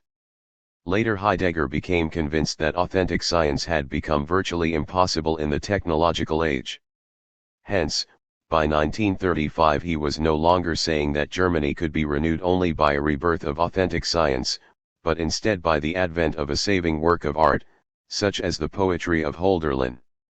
The foregoing considerations suggest that Dreyfus may be overstating his case by saying that early Heidegger's instrumentalism removes every vestige of resistance to the technological tendency to treat all beings as resources. The aim of early Heidegger's analysis of everyday instrumentalism and scientific objectification was to retrieve from them the possibility of an authentic way of producing or disclosing things. Moreover, two interrelated beliefs prevented early Heidegger from arriving at complete instrumentalism. First, because humanity is radically finite and dependent, it cannot achieve the longed-for goal of making entities totally present and available, despite the achievements of modern technology. Second, entities themselves resist human Dasein's efforts to disclose them, a theme later Heidegger was to develop in more detail in his essay on the work of art. Faced with an entity's tendency to conceal itself, finite humanity had to struggle to disclose the truth about things. In 19, Heidegger said that Dasein's highest calling is to free entities, to let them be what they are. In freeing entities, Dasein achieves its own authentic freedom. Insofar as freedom constitutes the essence of Dasein, as existing, it is always essentially and necessarily further than any given factical entity. On the basis of this upswing, Dasein is in each case beyond entities, as we say, but it is beyond in such a way that it, first of all, experiences entities in their resistance against which transcending Dasein is powerless. The powerlessness is metaphysical, i.e., to be understood as essential, it cannot be removed by reference to the domination of nature, to technology, which rages about in the world today like an unchained beast, for this mastery of nature is the real proof of the powerlessness of Dasein, which can attain freedom only in its history. The metaphor of the unchained beast was not accidental. Heidegger believed modern humanity's ontological understanding had declined to the point that humans could conceive themselves only as clever animals whose aim was security and power. Instead of existing as the mortal clearing in which entities could present themselves, humanity now conceived of itself as a beast of prey, fully justified in subjugating all things to human will. Just as fangs were deadly tools in the organic machine called the tiger, so too technical devices were weapons in what Jünger called the organic construction, the modern worker-soldier. Heidegger's meditation on tools and technology aimed, in part, to refute the naturalistic interpretation of humanity, including the Marxist interpretation of man as the laboring animal. His retrieval of the meaning of authentic producing aimed to show that man is not truly free when he turns the earth into a gigantic factory for satisfying his boundless cravings for security, power, and pleasure. We shall examine Heidegger's critique of the naturalistic interpretation of human existence in Chapter 12. Before doing so, however, we must first examine his account of the history of productionist metaphysics. He maintained that the decline of humanity to the level of a clever animal was occasioned by the self-concealment of being that occurred in the history of productionist metaphysics. Jünger's technological worker-soldier may seem to be a far cry from what Aristotle had in mind by his conception of man as the rational animal. Heidegger argued, however, that Jünger's worker was the manifestation of what Nietzsche called the blonde beast of prey, and this technological beast was the final expression of Aristotle's metaphysical conception of man as the rational animal. Chapter: The History of Productionist Metaphysics. The limitless domination of modern technology in every corner of this planet is only the late consequence of a very old technical interpretation of the world, which interpretation is usually called metaphysics. When Heidegger saw the paradox at work in his foundational historicism, i.e., when he discovered that he could not reconcile a quest for a priori structures of human existence with a historicist conception of human existence, he also began questioning whether the instrumentalist orientation to things was a universal feature of human existence. If Greek instrumentalism did not result from a natural or universal human tendency, then he would have to devise a different account of the origin of productionist metaphysics. This new account involved a major shift between Heidegger's early and later interpretation of the history of being. Early Heidegger interpreted history in terms of a structural feature of the human understanding of being. Later Heidegger interpreted history in terms of the unpredictable ontological play of concealment and unconcealment. Early Heidegger argued that the production of works was a basic mode of human behavior. Later Heidegger concluded that he may have overemphasized the continuity between Greek and contemporary attitudes toward production of works. After all, the ancient Greek attitude toward production was by no means the same as that of modern technological humanity. Nevertheless, despite the differences between Greek and contemporary technology, post-Platonic Greeks were already stamped by the productionist orientation that was to culminate in the technological era. Already in Plato's time, the self-concealment of being had initiated the history of productionist metaphysics. Heidegger's claim that modern technology is the outcome of the history of being has led many critics to ask, does not technology result from scientific discoveries, new economic formations, nationalism, and other material and cultural factors? In other words, isn't modern technology a development within the history of humanity? In maintaining that technological systems and devices result from the self-concealment of being, did Heidegger not hypostatize being, thereby turning it into a transcendental agency? Moreover, by portraying humanity as the medium through which the play of being could take place, did not Heidegger deprive humanity of the spontaneity and autonomy traditionally held to be characteristic of humanity? As we have seen, Heidegger believed that such questions betray a humanistic bias which is itself the consequence of a lack of understanding of what it means to be human. While such humanism is held to liberate humanity, Heidegger argued, in fact humanism has helped to turn humanity into the most important raw material for enhancing the endless quest for power. He conceded that his view of humanity, namely, that it was appropriated as the site for an ontological play beyond human control, was both controversial and difficult to grasp. He himself was always puzzled by the relation between being and human existence. In the following passage, he insisted that being was both independent of human existence and also somehow in need of it. The history of being is neither the history of man and of humanity, nor the history of the human relation to entities and to being. The history of being is being itself, and only being. However, since being claims human being for grounding its truth in entities, man remains drawn into the history of being, but always only with regard to the manner in which he takes his essence from the relation of being to himself and, in accordance with this relation, loses his essence, neglects it, gives it up, grounds it, or squanders it. As we noted earlier, Heidegger's account of the history of being, and of humanity's relation to it, reads in places like a Greek tragedy, in which the protagonist Western man acts as if he were gifted with self-understanding and self-mastery, but in fact possesses neither. The hero turns out to be a victim of hubris, having wrongly assumed that he knew who he was and that his own intentions were the origins of his acts. Western man's blindness, however, is not self-inflicted but fated. The being of entities conceals itself to such an extent that Western man can no longer understand who he is or what other entities are. Happening behind the backs of historical humanity, the self-concealment of being tends to turn humanity into players in an ontological game. In tracing out the history of being, Heidegger sought to discover the character of this play. Such discovering was an act of anamnesis, i.e., the remembering of what had been concealed and thus forgotten. The history of being involved a double concealment. First of all, being concealed itself insofar as being is not an entity but instead the event of the presencing or unconcealment of an entity. This event of presencing conceals itself, withdraws in favor of the entities revealed through it. The so-called pre-Socratic Greeks caught a glimpse of this presencing, but immediately began to turn it into an eternally present entity. The second level of concealment involved the covering up of the self-concealing character of being.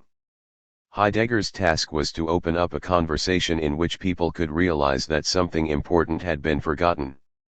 The increasing self-concealment of being constitutes the history of productionist metaphysics. This history involves three interrelated transformations: the change of being from energia to actuality or reality, the change of truth from aletheia to certainty, and the change of substance from the change of hypokaimenon to subictum. Early Heidegger believed that the history of productionist metaphysics was initiated by Plato and Aristotle, but later Heidegger could already see the beginnings of it in Heraclitus and Parmenides.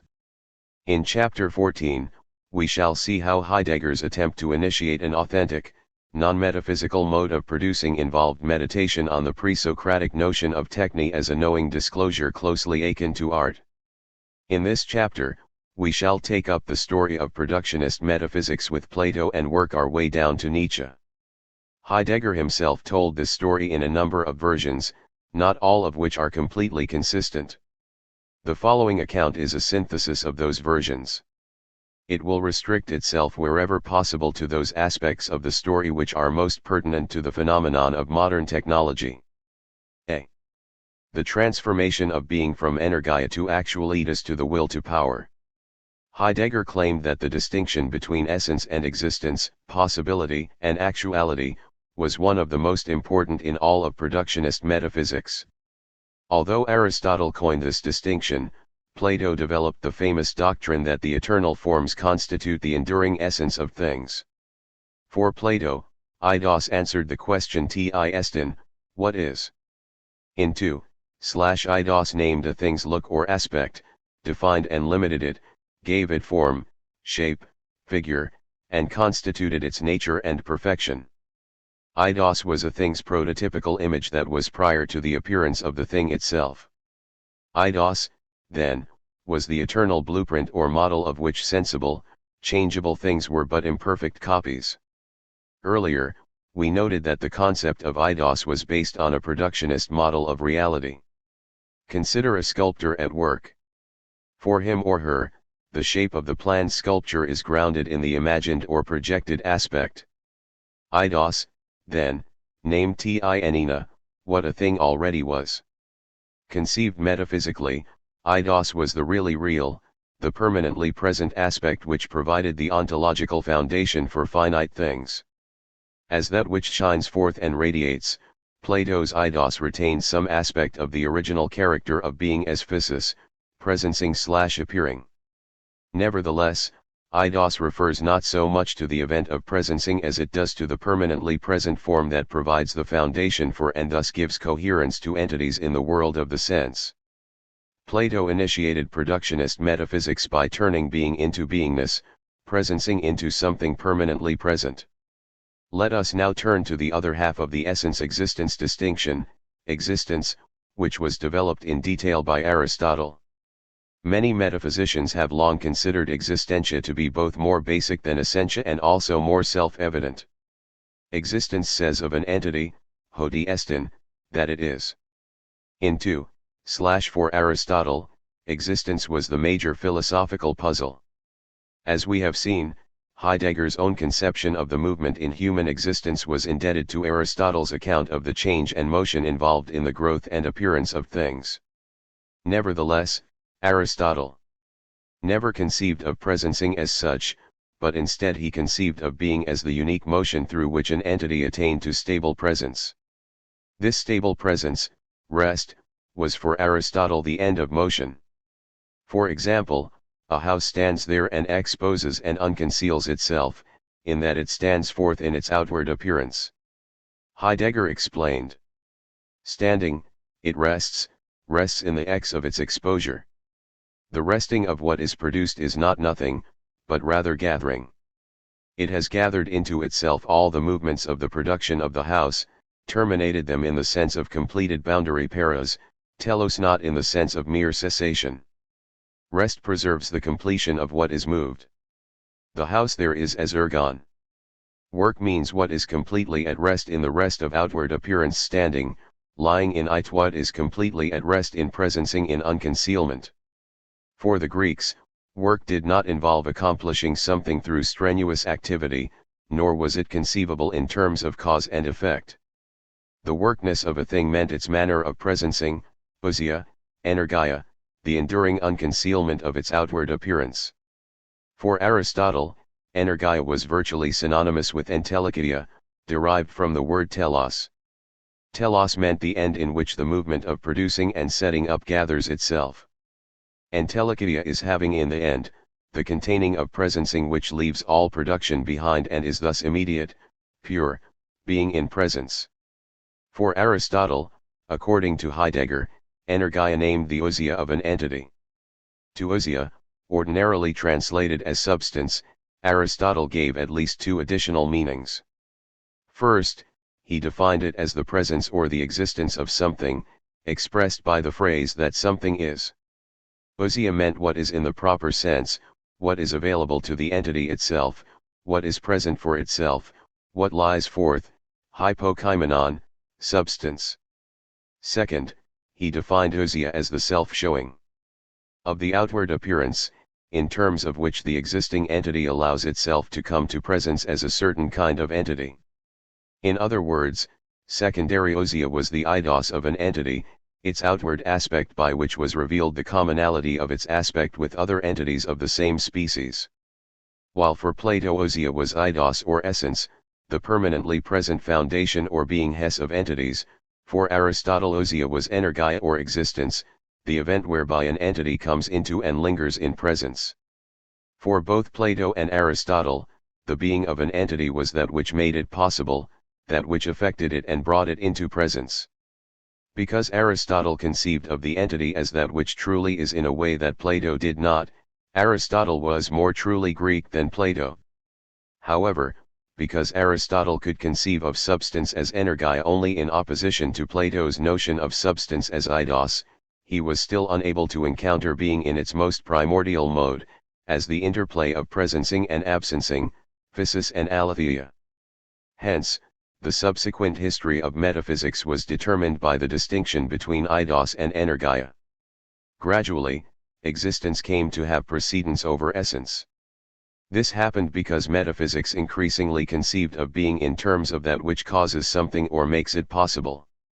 Heidegger maintained that the essential origin of being as making possible and as causing rules throughout the future history of being. In searching for that which affects or causes things, metaphysicians turned away from the sheer event of presencing that precedes the distinction between essence and existence. Increasingly, existence took precedence over essence, for that which exists is that which has been affected or caused, and which can likewise cause and effect. To speak about being came to mean to speak about a particular thing which had been created or produced. Both factors, the precedence of the entity and the assumed self-evidence of being, characterize metaphysics. Roman translations of Greek terms gave enormous impetus to productionist metaphysics.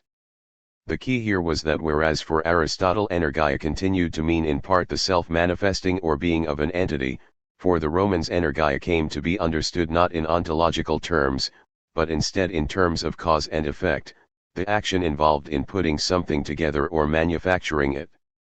The ergon is no longer what is freed in the openness of presencing, but rather what is effected in working, what is accomplished in action. The essence of work is no longer workness in the sense of distinctive presencing in the open, but rather the reality of a real thing, which rules in working and is fitted into the procedure of working. Having progressed from the essence of energia, being has become actualitas. This translation of energia into actualitas was so decisive that all Western history is in a manifold sense Roman, and never Greek. Actualitas still contain the Platonic element of eidos or idea, that which makes a thing possible in its outward aspect. As the whatness of a thing, idea was related to agathon, that which makes possible. Hence, idea came to mean the cause, asia, of a thing, the permanently present form which brings something into being. While asia originally meant causing only in the sense of being responsible for bringing something into presence, we have seen that the Romans interpreted asia as causing in the sense of working upon something, affecting it, making it. When presencing was reduced to actualitas or reality, entities were considered to be what is most real. Their presencing, the event of their self-manifesting, disappeared from view altogether. To be now meant to be the effect of some cause, to be made present by some action. To some extent, Aristotle had anticipated this view by defining being as the making possible of presence, affecting constancy or permanence. Heidegger insisted, however, that the fundamental characteristic of working and work does not lie in efficere and effectus, but lies rather in this, that something comes to stand and to lie in unconcealment. Even when the Greeks, that is to say, Aristotle, speak of that which the Romans call causa efficiens, they never mean the bringing about of an effect. That which consummates itself in ergon is a self bringing forth into full presencing. Ergon is that which in the genuine and highest sense presences. Christian theologians, including Saint Augustine and Saint Thomas Aquinas, furthered this Latin interpretation of being as the productive basis for things. For such theologians, God became identified with the being of entities, i.e., the self-grounding creator who produced all creatures. The onto theology which resulted from the wedding of Christian theology and Greco-Roman metaphysics proved disastrous for both, in Heidegger's view. God was reduced to the status of an all-powerful causal agent, hardly a divine to whom one could sing and dance, while being was reduced to a superior kind of thing, the creative ground. In the metaphysical God, Heidegger discerned the form of technological humanity. God was depicted as the truly real, actualitas in the sense of the affecting, calculating, planning agency which produces the relatively stable and independent presence of creatures. With the subjectivistic turn initiated by Descartes, humanity began to arrogate to itself the role of God, the grounding ground, the producer of all things. Through Descartes' writings, humanity shed the bonds of the truth of revelation and entered into the new freedom, as the self-law-giving which is secure for itself by giving the law to himself, in a way that anticipated Kant's notion of freedom. Descartes made it possible for humanity's projects to be grounded solely within the cognizing subject's own self-binding certainty. For Descartes, for something to be meant for it to be the object of the self-certain subject. From Descartes to Nietzsche there occurs the change of the determination of the being of entities from objectiviteth representability of entities to the self-certain subjecto-valueth capacity for entities to contribute to the subject's limitless will to power. With Descartes' famous cogito, all consciousness of things and of being in the whole is referred back to the self-consciousness of human subjectivity as the unshakable ground of all certainty. The reality of the real is determined henceforth as objectivity, as that which is conceived through the subject and for it as something thrown and held over against it. The reality of the real is the representedness through and for the presenting subject. Nietzsche's doctrine which makes everything which is and how it is a property and product of man merely carries out the furthest unfolding of Descartes' doctrine, according to which all truth is grounded on the self-certainty of the human subject. In effect, Descartes started the process whereby humanity came to conceive of itself as the godlike source of the reality, truth, and value of all things. Descartes enabled humanity to interpret the world as a picture, the reality of which was assessed according to how the image stood in relation to the standards of the productive measuring subject. What is presented to the subject is set there not only as a pre-given object, but also as disposable by the subject. As one of the founders of scientific methodology, Descartes was already concerned with how objective knowledge would make it possible for humans to gain control of objects. By making the self-certainty of the cogitating ego the ontological basis for all things, Descartes made the indubitable presence of the reason-giving ego the standard against which to measure the presence of all other things. Nothing really is unless it can be represented to the fully self-present subject and according to the exacting standards of that subject. The term vorstellen means literally to place before and is usually translated as to present. As something placed before the subject, a vorstellion is an object, Gegenstand, something which is projected by and which stands over against the subject. The term object itself is taken from the Latin word abiacere, meaning to lie against. The English verb to represent can be construed to include many of these meanings. For Heidegger, to represent meant not to accept the thing as it presents itself, but rather to represent the thing in the sense of portraying it in terms amenable to the standards and purposes of the representing subject. For Descartes, of course, the real was only that which could be represented in terms that were as certain as the self-certainty of the subject's own presence to itself. and what can be represented so precisely are only extended objects, which can be measured mathematically. Heidegger said that Descartes' mathematical representationalism was the first resolute step through which modern machine technology and with it the New World and its people become metaphysically possible. Missing from Descartes' thought, however, was the crucial element in the metaphysics of modernity, will. It was Leibniz who carried out the decisive beginning of the metaphysics of subjectivity by his doctrine of monads as subjects who strive to actualize all their experiences. By introducing an Aristotelian dynamism into Descartes' static metaphysics of the subject, Leibniz opened the way for Nietzsche's doctrine that the will to power constitutes the being of all entities. Heidegger noted that only when we conceive beingness as actuality does there open a connection with doing and affecting, i.e., with the empowering to power as the essence of the will to power. Accordingly, an inner relation obtains between beingness as subjectivity and beingness as will to power. For Leibniz, all actuality was contained as representations or experiences within each individual monad. And monads, these spiritual points of experience, were self-willing agents which actualized and made present all the entities in their experience. Leibniz still maintained that monads were created by God, but it was not a great step from Leibniz to the doctrine which Heidegger attributed to Nietzsche, that everything we experience is merely the product of human will. Kant contributed to the history of productionist metaphysics by his doctrine, borrowed from Plato mutatis mutandis, that the categories of human understanding make possible the objects of experience.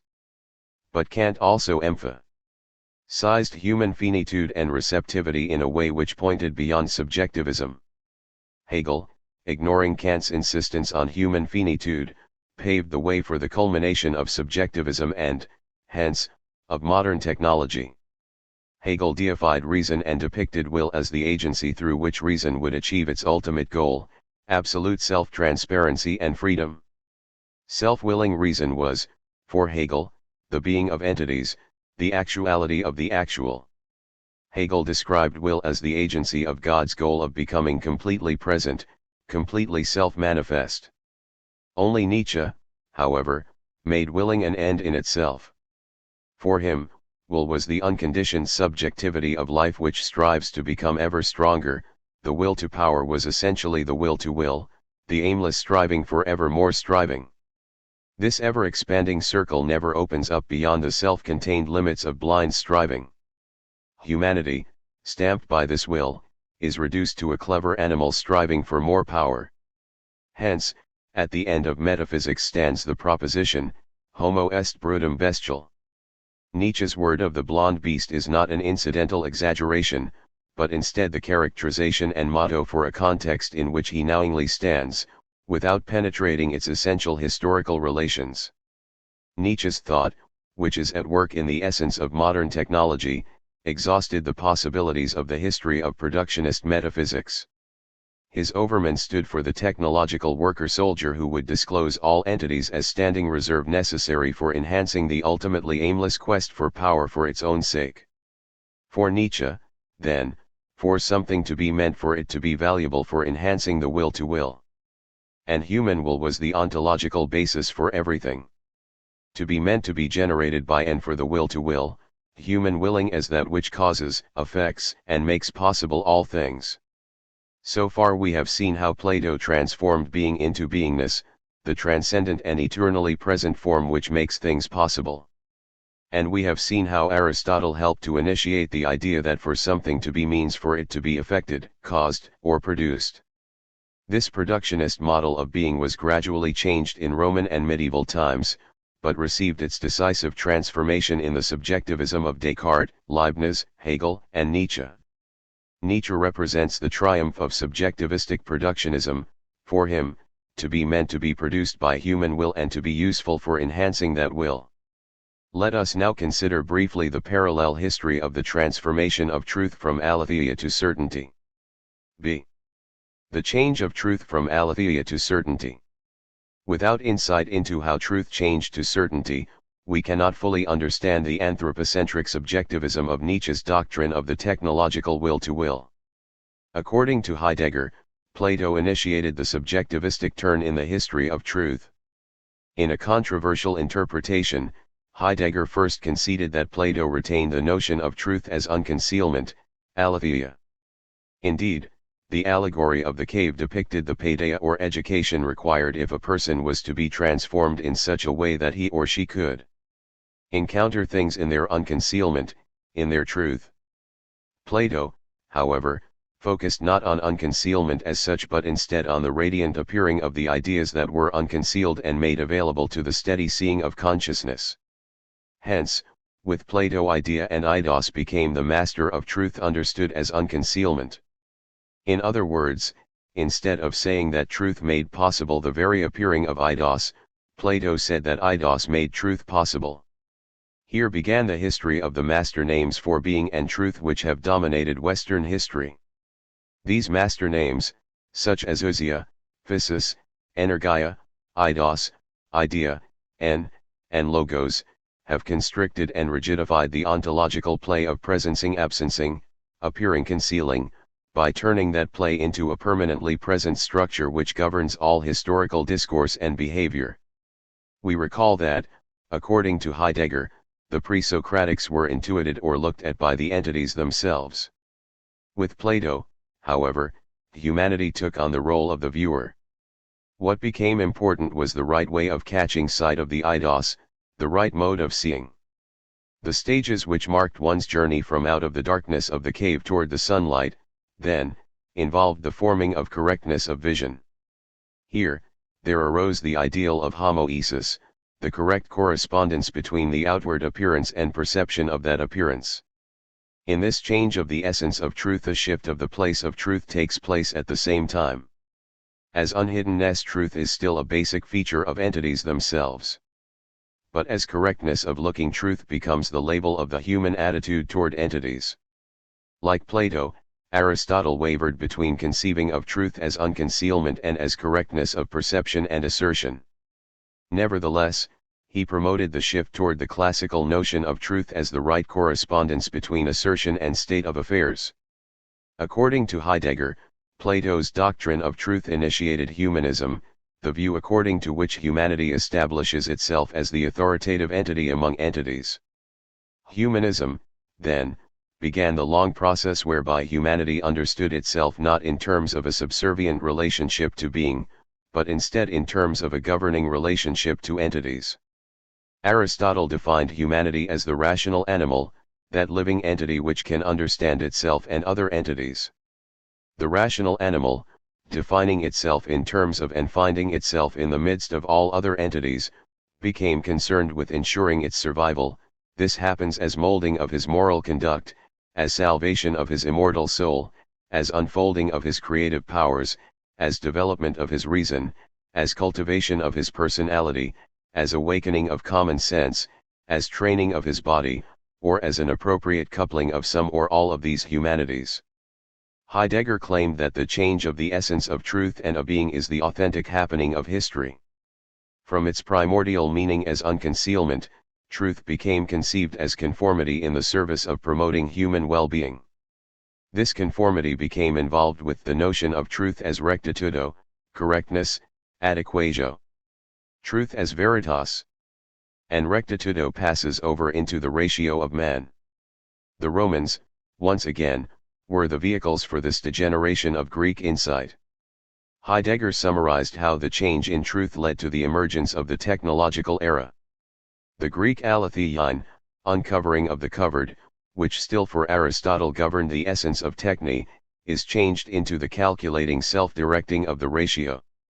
Henceforth, this determines, as a result of a new essential change of truth, the technicity of modern, i.e., machine, technology. This has its origin in the sphere of origin from which the imperial comes. The imperial arises from the essence of truth as correctness in the sense of the direction-giving, arranging security of the security of domination. The holding forth true of ratio, or rear, becomes self-erecting which grasps out and before. Ratio becomes calculating, calcul. Ratio is self-writing on the right. Whereas logos was once conceived as the power which gathers entities and enables them to be present, The Romans reduced it to ratio, reason, the human faculty for making correct judgments, for giving the proper reasons for why something is the way it is. For modern humanity, something cannot be unless a reason can be given for it, example by providing a satisfactory causal explanation for it. This process of anthropomorphizing led to the reduction of reason to the status of instrumental intelligence, a human tool for human ends. In his lectures on Parmenides, Heidegger offered a remarkable example of how the Romans transformed the meaning of truth and falsehood. He began by considering the opposition between true and false. The Greek word for truth was aletheia, unconcealment. The Greeks defined truth in terms of untruth, i.e., unconcealment, because they regarded hiddenness as more primordial than unhiddenness. If truth meant aletheia as unconcealment, we would expect false to mean concealment as lethe, but in fact the Greeks never used lethe, but instead used pseudos for false.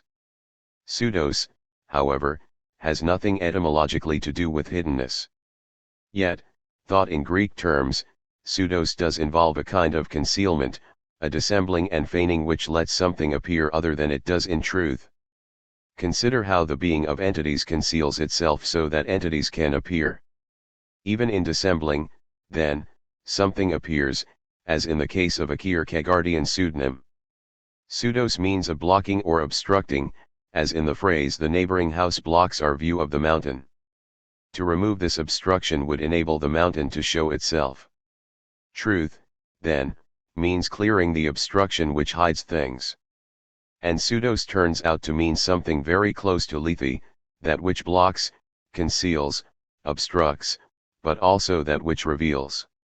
At this point, Heidegger noted that the German word for false is un-German, derived from the Latin falsum, which was linked to the verb fallere, to fall. Fallere was, in turn, derived from the Greek's phallo, to bring to fall, to make weak. The idea here seems to have been that a falsehood is a deception which brings a man down, makes him weak, causes him to stagger. According to Heidegger, however, such making weak or making stagger was not what the Greeks meant by falsehood as pseudos. Pseudos named concealment, while sphallo named that which deceives and causes to fall. Such deception is possible only because entities can conceal themselves even while revealing themselves. The Romans, however, ignored altogether the idea that the opposite of truth is concealment. Instead, they defined the opposite of truth as the deception which causes something to fall. Why did the Romans conceive of the false in this way? Because, according to Heidegger, it was consistent with and made possible their imperial, domineering behavior. Imperium means command, which originally meant to shelter and conceal, as in "the earth conceals the dead" or "commit your way to the Lord." This dimension of commanding can be discerned in the word commending. Gradually, however, the command came to mean imperare, to order, to make arrangements, to possess in advance and thereby to take possession and to rule over. Even the Old Testament God has this command character, which is the basis for all lordship and domination. The Greek gods, Heidegger observed, did not command but instead showed, referred, disclosed. When the Romans spoke of their gods in terms of noumen, they meant that the gods were commanding in character. Commanding also belongs to the Roman term for right or law, ius, which is related to jubeo, to order and command. Hence, the Roman idea of having right, iustitia, was bound up with command and domination. Heidegger then went on to describe Roman commanding in terms which intentionally paralleled the scientific and technological way of disclosing things. Science and technology open up in advance a realm in which entities can appear, but always only in accordance with the specifications laid down by the cognizing subject. To commanding there belongs a being over or a surmounting of the underlings. Commanding is an overseeing, a constant vigilance, an active readiness for taking action. This surmounting overseeing is that dominating seeing comes to expression in an often cited word of Caesar, veni, vidi, vici. I came, I oversaw, and I conquered. The conquest is already only the consequence of Caesarian overseeing and seeing, which has the character of acting. The essence of the imperium rests in the actus of constant action. Just so, the constant action involved in the total mobilization of modern technology is induced by the dominating disclosure in advance of humanity as a clever animal craving power and all other entities as standing reserve which are valuable for enhancing that animal's power. The scientific and technological eras, in other words, are the direct descendants of the Roman Imperium. To conquer, the Romans had to bring other peoples to a fall. Bringing to a fall can happen by direct assault, or by deception in the sense of going behind one's back. Now, this bringing to fall is the going behind, the trick, which word comes not accidentally from the English. Through such trickery, those who are brought to fall are not annihilated, but instead are allowed to stand fastened in service of the commanding Romans. To fasten means in Roman pango, from which we get the word pax peace. The Romans, in other words, conquered through clever deceit. For example, they were tolerant in allowing conquered people to retain their own gods and customs, but only insofar as those people became subjects of Roman imperial power. Bringing to fall by going behind the back, by trickery, then, was not merely a derivative, but instead the essential feature of imperial action.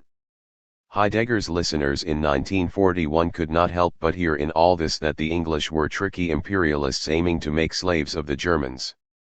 But those same listeners were also told that Nietzsche, too, saw the Greeks through Roman, i.e., imperial, eyes. Likewise, we think the Greek polis and the political in a wholly un-Greek way. We think the political in Roman, i.e., in imperial, terms. The Roman word for false, falsum, was taken from this imperial action of deceptive bringing to fall. The Romans translated the Greek pseudos, concealment, into their own imperial realm of bringing to fall. Pseudos now was reduced to the deceptively false, that which brings to a fall, while the primordial element of concealment involved in pseudos was completely lost. That the West today still, and today most decisively, always thinks the Greek world in Roman terms, i.e., in Latin terms, i.e., in Christian terms, i.e., romantically, i.e., in modern European terms, this is an event which concerns the innermost midst of our historical dossier. The Roman misinterpretations of truth and falsity set the Western world on a power trip which affected all its institutions, not merely political ones. For example, the Roman Catholic Sacerdotale Imperium developed its own forms of domination in the Curia and the Roman popes, and in church dogma. That dogma made the question of being superfluous by stating as revealed truth that creatures are the products of a personal creator. Because Christendom refused to question its own dogmas, the idea of Christian philosophy, Heidegger argued, is like the idea of a square circle. Medieval Christian theology didn't really offer knowledge about entities, but instead about the personal salvation of the immortal soul. Truth came to be associated with right belief and falsity with heresy and unbelief. Hence, the Spanish Inquisition is a form of the Roman Curial Imperium. The Christian tradition paved the way for the subjectivistic turn by its emphasis on introspection, examination of conscience, and reflection as ways of guaranteeing security regarding salvation. This subjectivistic turn was directly related to the history of productionist metaphysics. Medieval humanity regarded the really real as the divine efficient cause who produced all creatures. But God was not only efficient cause but also final cause, the summum bonum, actus purus in the sense of the final end which anchors and gives meaning to all reality. A person, made in God's image, could become fully real only insofar as he or she could hold fast to this highest good through faith. Through faith, man is certain of the reality of the highest real entity, and thus at the same time of his own real continuance in eternal bliss. The transition from the medieval to the modern world involved humanity's decision no longer to seek its reality or actuality in a divine causal agent and in a divine summum bonum, but instead to become self-causing, self-producing, self-grounding as well as the source of all goodness and value. The transformation of truth from revelation to certainty was promoted by late medieval anxiety about salvation. Heidegger's account of this transformation is reminiscent of Max Weber's largely discredited thesis about the relation between Protestantism and the spirit of capitalism. Weber argued that Protestant character promoted the ceaseless work and yearning for success that is so important for capitalism. Protestant character was shaped by anxiety about salvation. No longer guaranteed salvation by the Roman Catholic Church, each individual Protestant now had to face God alone. Calvin suggested that the elect could be discerned in this life by their character: hard-working, diligent, thrifty, ascetic, devoted to improving the human estate in order to fulfill God's will. Some of Calvin's followers observed that such diligence was rewarded in this life by monetary success, which could be read as a sign of one's elect status. By internalizing the asceticism of this Calvinist work ethic, the Protestant hoped that his diligent character and worldly success would reassure him of his salvation in the life to come. This ascetic self-discipline transformed itself into a work mania which gained ever greater control over European humanity, even as the religious impulse behind this ascetic will to control was undermined by the processes of secularization. According to Weber, industrialized humanity became trapped within the iron cage of bureaucratic technical rationality, the end product of secularized asceticism. The Puritan wanted to work in a calling; we are forced to do so. For when asceticism was carried out of monastic cells into everyday life, and began to dominate worldly morality, it did its part in building the tremendous cosmos of the modern economic order. This order is now bound to the technical and economic conditions of machine production which today determine the lives of all the individuals who are born into this mechanism, not only those directly concerned with economic acquisition, with irresistible force. Since asceticism undertook to remodel the world and to work out its ideals in the world, material goods have gained an increasing and finally an inexorable power over the lives of men as at no previous period in history. Victorious capitalism, since it rests on mechanical foundations, needs its support no longer. The rosy blush of its laughing air, the Enlightenment, seems also to be irretrievably fading, and the idea of duty in one's calling prowls about in our lives like the ghost of dead religious beliefs. Weber believed that the United States represented the highest development of the decline of the West into the controlled frenzy of producing wealth as an end in itself. He concluded his study on the spirit of capitalism with the following famous lines: "Specialists without spirit, sensualists without heart, this nullity imagines that it has attained a level of civilization never before achieved." Heidegger's account of the relation between Christendom, Protestantism, and the rise of capitalism resembles Weber's account in several respects, although Weber would have been skeptical regarding Heidegger's apparently romantic attitudes toward work and regarding his preference for metaphysical schemes which discounted empirical data. Both writers seem to argue that the world-conquering dynamic of modern capitalism resulted, in part at least, from the secularization of Christian beliefs and practices aimed at relieving anxiety about justification before God. For Heidegger, of course, insofar as developments within Christianity contributed to the shaping of Western history, those developments had to be understood as aspects of the history of being. Both agreed that secularized asceticism so transformed the social world that the character of virtually everyone, even those who apparently lived outside the realm of the modern economy, was stamped by the impulse to produce and consume things at an ever faster rate. By speaking of how the instrumental rationality of capitalism had disenchanted the world, Weber seems to have agreed with Heidegger that something important had been lost during the course of Western history. Both authors, in other words, were critical of the notion that Western history was unambiguously progressive, although Weber, unlike Heidegger, had a measure of faith in many of the progressive achievements of the Enlightenment. Moreover, Weber may have disagreed with Heidegger's astonishing application, in 1940, of Weber's thesis concerning the relation between capitalism and Calvinism.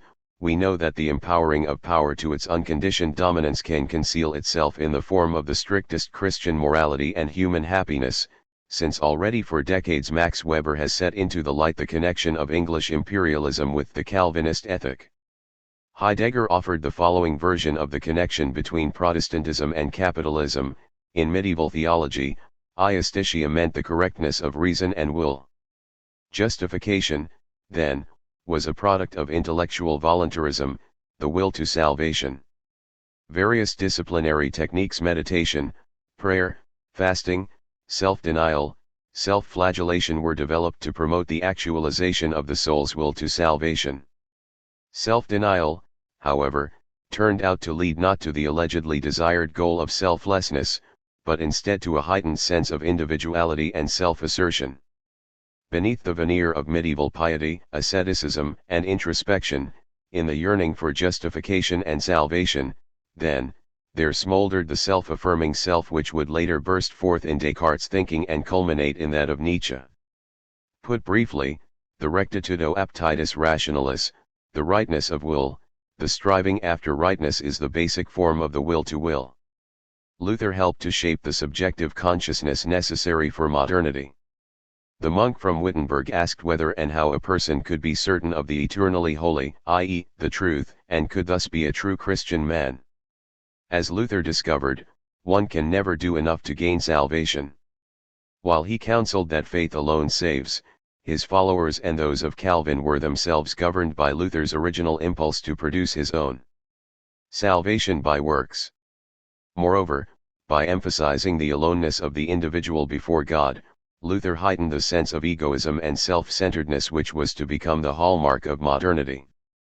One such work took the form of scrupulous examination of conscience, a process which gave rise to the modern fascination with introspection and a rich inner life.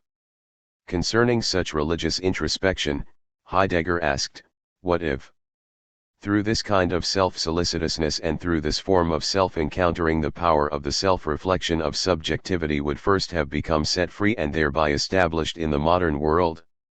Then Christendom, which as a result of the techne-like creation doctrine believed and taught in it, would have an essential part in the formation of the domination of the self-reflection of subjectivity, such that precisely Christendom can do nothing toward overcoming this reflection.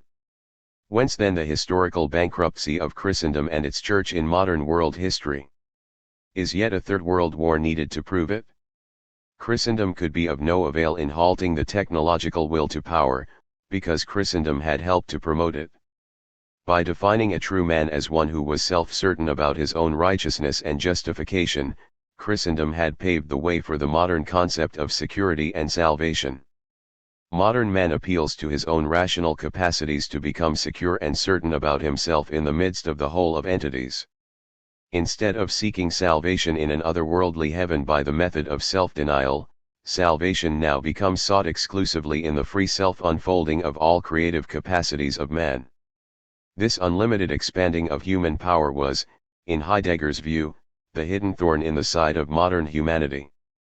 Influenced by the medieval quest for a method for gaining heavenly salvation, Descartes developed the first modern method for gaining the kind of truth and certainty necessary for guaranteeing earthly salvation for humanity. Concerning the meaning of Descartes' principle, cogito sum, Heidegger stated, "The principle speaks of a connection between cogito and sum. It says that I am as the one representing, not only that my being is essentially determined through this representing, but that my representing is the authoritative representatio decides about the presence of everything represented, i.e., about the presence of what is meant in it, i.e., about its being as an entity. The principle says, representing, which is essentially represented to itself, posits being as representedness and truth as certainty." Heidegger argued that Christian thinking paved the way for modern psychotechnology, by which he apparently meant the disciplinary practices developed in industries, factories, barracks, educational institutions, corporations, and so on. Michel Foucault elaborated upon Heidegger's suggestion that the Western power trip manifested itself in the control not only of the external world but of the internal one as well. For Heidegger, the impulse toward self-control was bound up both with the transformation of logos to rationality, and with the subsequent and peculiarly modern tendency for rationality to bend back upon or to reflect upon itself. Ever since Descartes, and especially in German idealism from Kant to Nietzsche, human reason had become increasingly concerned about its own structure. Logic became the primary mode of philosophical discourse, thinking about the nature of thinking. One may object that in such reflection, humanity takes a wrong turn into an unholy entanglement. Does not such pondering impede acting and joyous resoluteness? And does it not force one back into selfish individualism? Heidegger replied, however, that in the modern age, even a group of people can be reflective, can bend back upon itself as a collective or as a voke, and can thereby become wholly self-preoccupied. Consider, he remarked, what he regarded as the most monstrous reflection, that humanity on this planet still thinks only of itself. No entity can resist or stand on its own in the face of the self-reflective, anthropocentric power drive of human reason. Only being as such can never become objectified. Hence, Heidegger called for a new kind of thinking, a thinking which let entities be and which recalled being as such. Instead of existing in the openness of being so that entities could manifest themselves appropriately, technological humanity fills up that openness with methodological projects which compel entities to manifest themselves in a one-dimensional way. What presences does not hold sway, but rather assault rules. Representing is making stand over against, an objectifying that goes forward and masters. For Heidegger, modern science was the best example of this entrapping, enframing, ensnaring way of disclosing things. His early attitude toward science was somewhat ambiguous, he even described his own phenomenological method as scientific. Increasingly, however, he distinguished between genuine science, which was always philosophy, and derivative science, which was uncritical and largely in the service of technology. Far from being a dispassionate quest for truth, scientific methodology had become the modern version of the power-oriented salvific methodologies developed in the Middle Ages. Hence, Heidegger argued, even though modern science preceded the rise of modern technology by about 200 years, modern science was already essentially technological in character, i.e., oriented toward power. Science, we are told, works by projecting a ground plan on the basis of which entities may show themselves in a certain way, and only in that way, only within the perspective of this ground plan does an event in nature become visible as such an event. Science is rigorous in restricting its investigative behavior within the limits imposed by its own stipulations. Methodology lays down the laws and rules which guide scientific investigation. This methodology becomes institutionalized in modern science, the ultimate goal of which is to ensure that its methodological procedures take precedence over whatever the object of research happens to be. Stamped by scientific methodological requirements, modern scientists become engaged in ongoing activity which has nothing to do with what used to be called the process of gaining erudition or learning. Science, then, or at least the degenerate science of modernity, seeks not to let the entity show itself in ways appropriate to the entity in question, but instead compels the entity to reveal those aspects of itself that are consistent with the power aims of scientific culture. See the change of substance from hypokaimenon to subject. The rise of modern science was intrinsically linked to the transformation of substance from hypokaimenon to human subject. For the Greeks, hypokaimenon meant substance in the sense of that which lies forth as the ground which gathers the various aspects of an entity. Hypokaimenon was the basis or substance of things. Living substance meant that which actualized itself, in the sense of bringing itself forth into presence. Substance used to be synonymous with subject, a fact discernible today when we speak of a subject of investigation. With the Cartesian turn, however, which was fostered by Christendom's salvific, introspective power trip, humanity made itself into the substance of things, the self-certain subject, the grounding ground, the founding basis for all truth, reality, and value. Man becomes the relational center of the entity as such. In effect, modern man has absorbed into himself the substance of things, thereby reducing them to the status of mere representations. Things become real or actual insofar as they are objectified by the cognizing subject. Humanity becomes the efficient cause of everything objective. Here, then, was the culmination of humanity's drive to make itself in the image of God, i.e., God understood as the providential creator who dominates and calculates the whole of the entity as a work which he has produced, then it is not enough to limit oneself to the second article of this doctrine.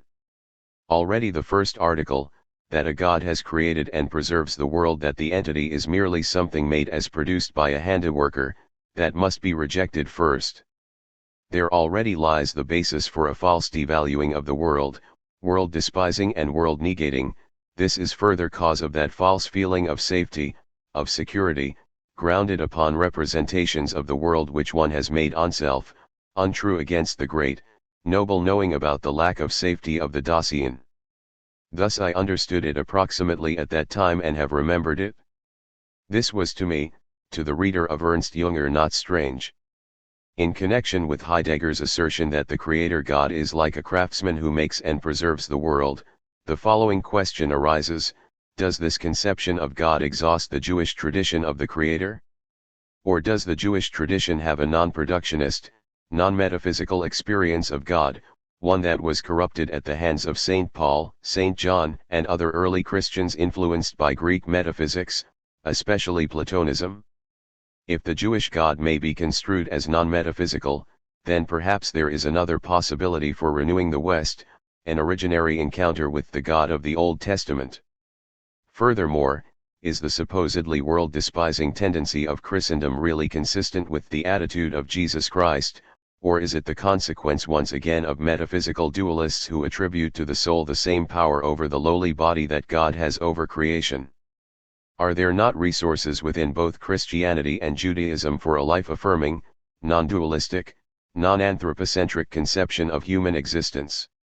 In any event, as Paul Ricoeur has pointed out, even if the early Heidegger discerned authentic insights in early Christianity, he systematically avoided an encounter with the massif of the Hebrew tradition.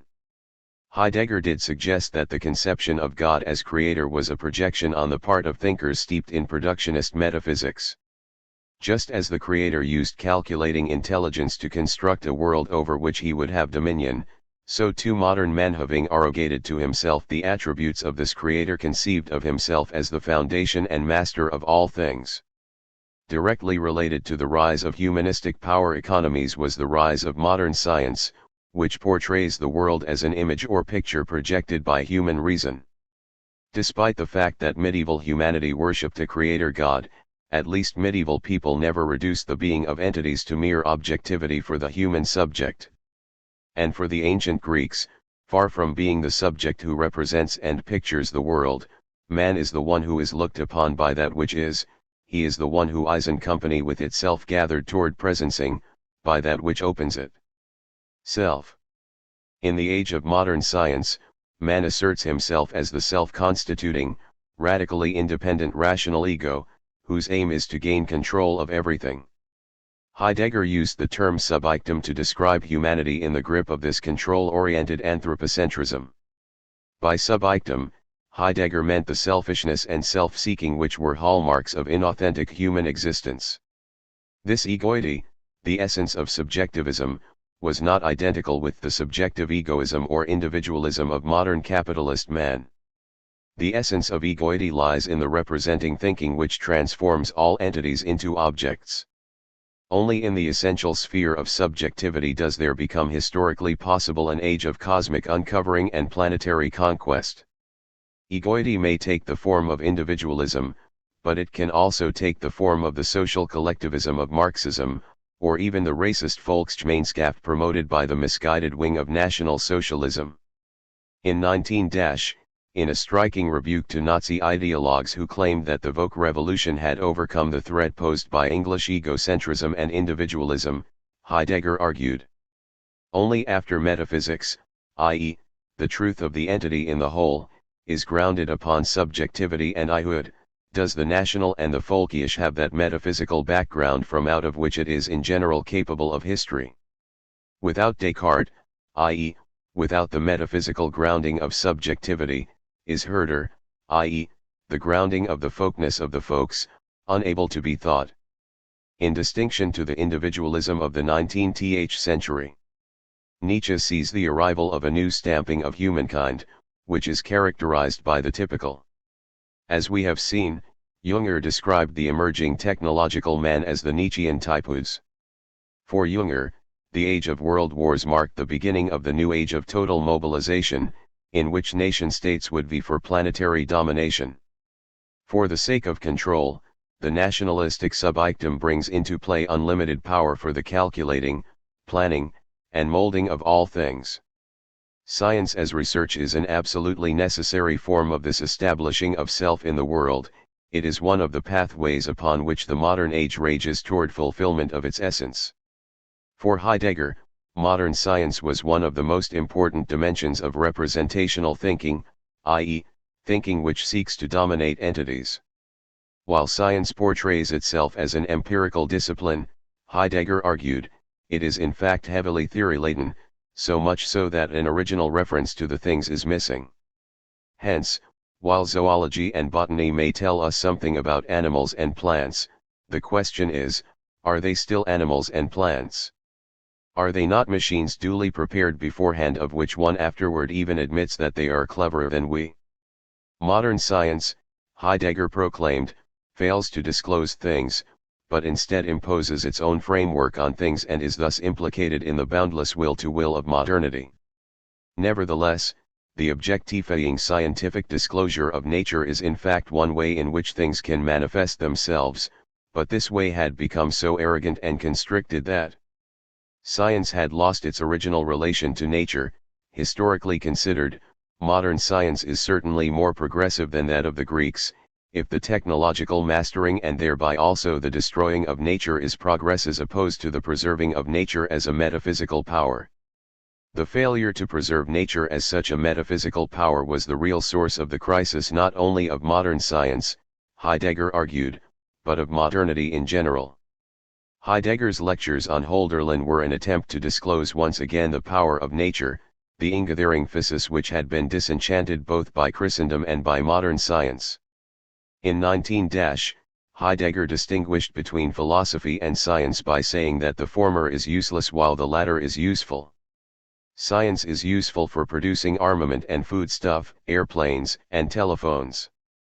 While useless in the short run, however, philosophy is nevertheless the most profound and important knowledge of the essence of things.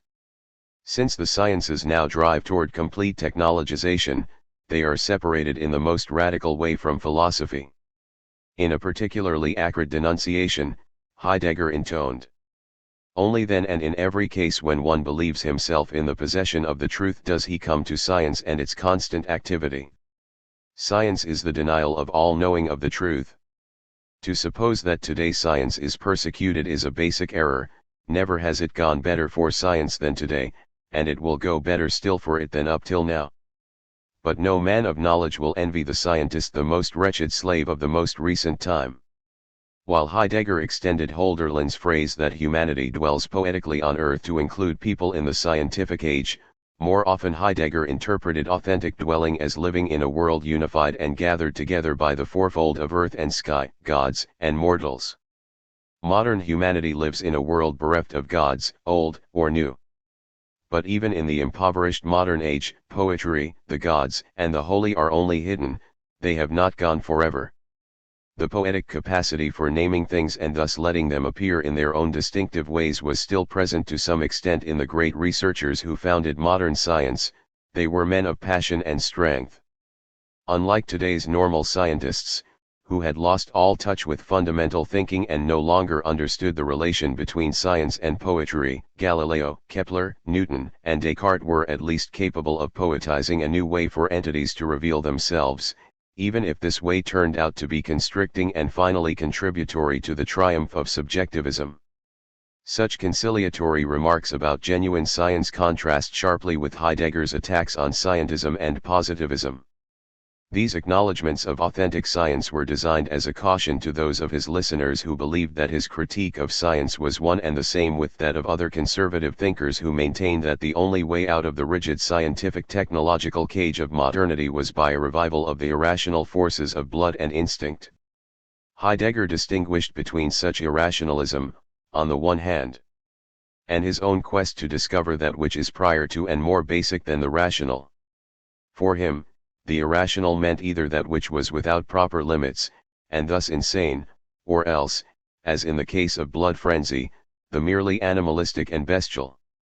From his viewpoint, this latter kind of irrationalism was simply a variety of Nietzsche's violent blonde beast, which was the degenerate culmination of the view that man is a rational animal.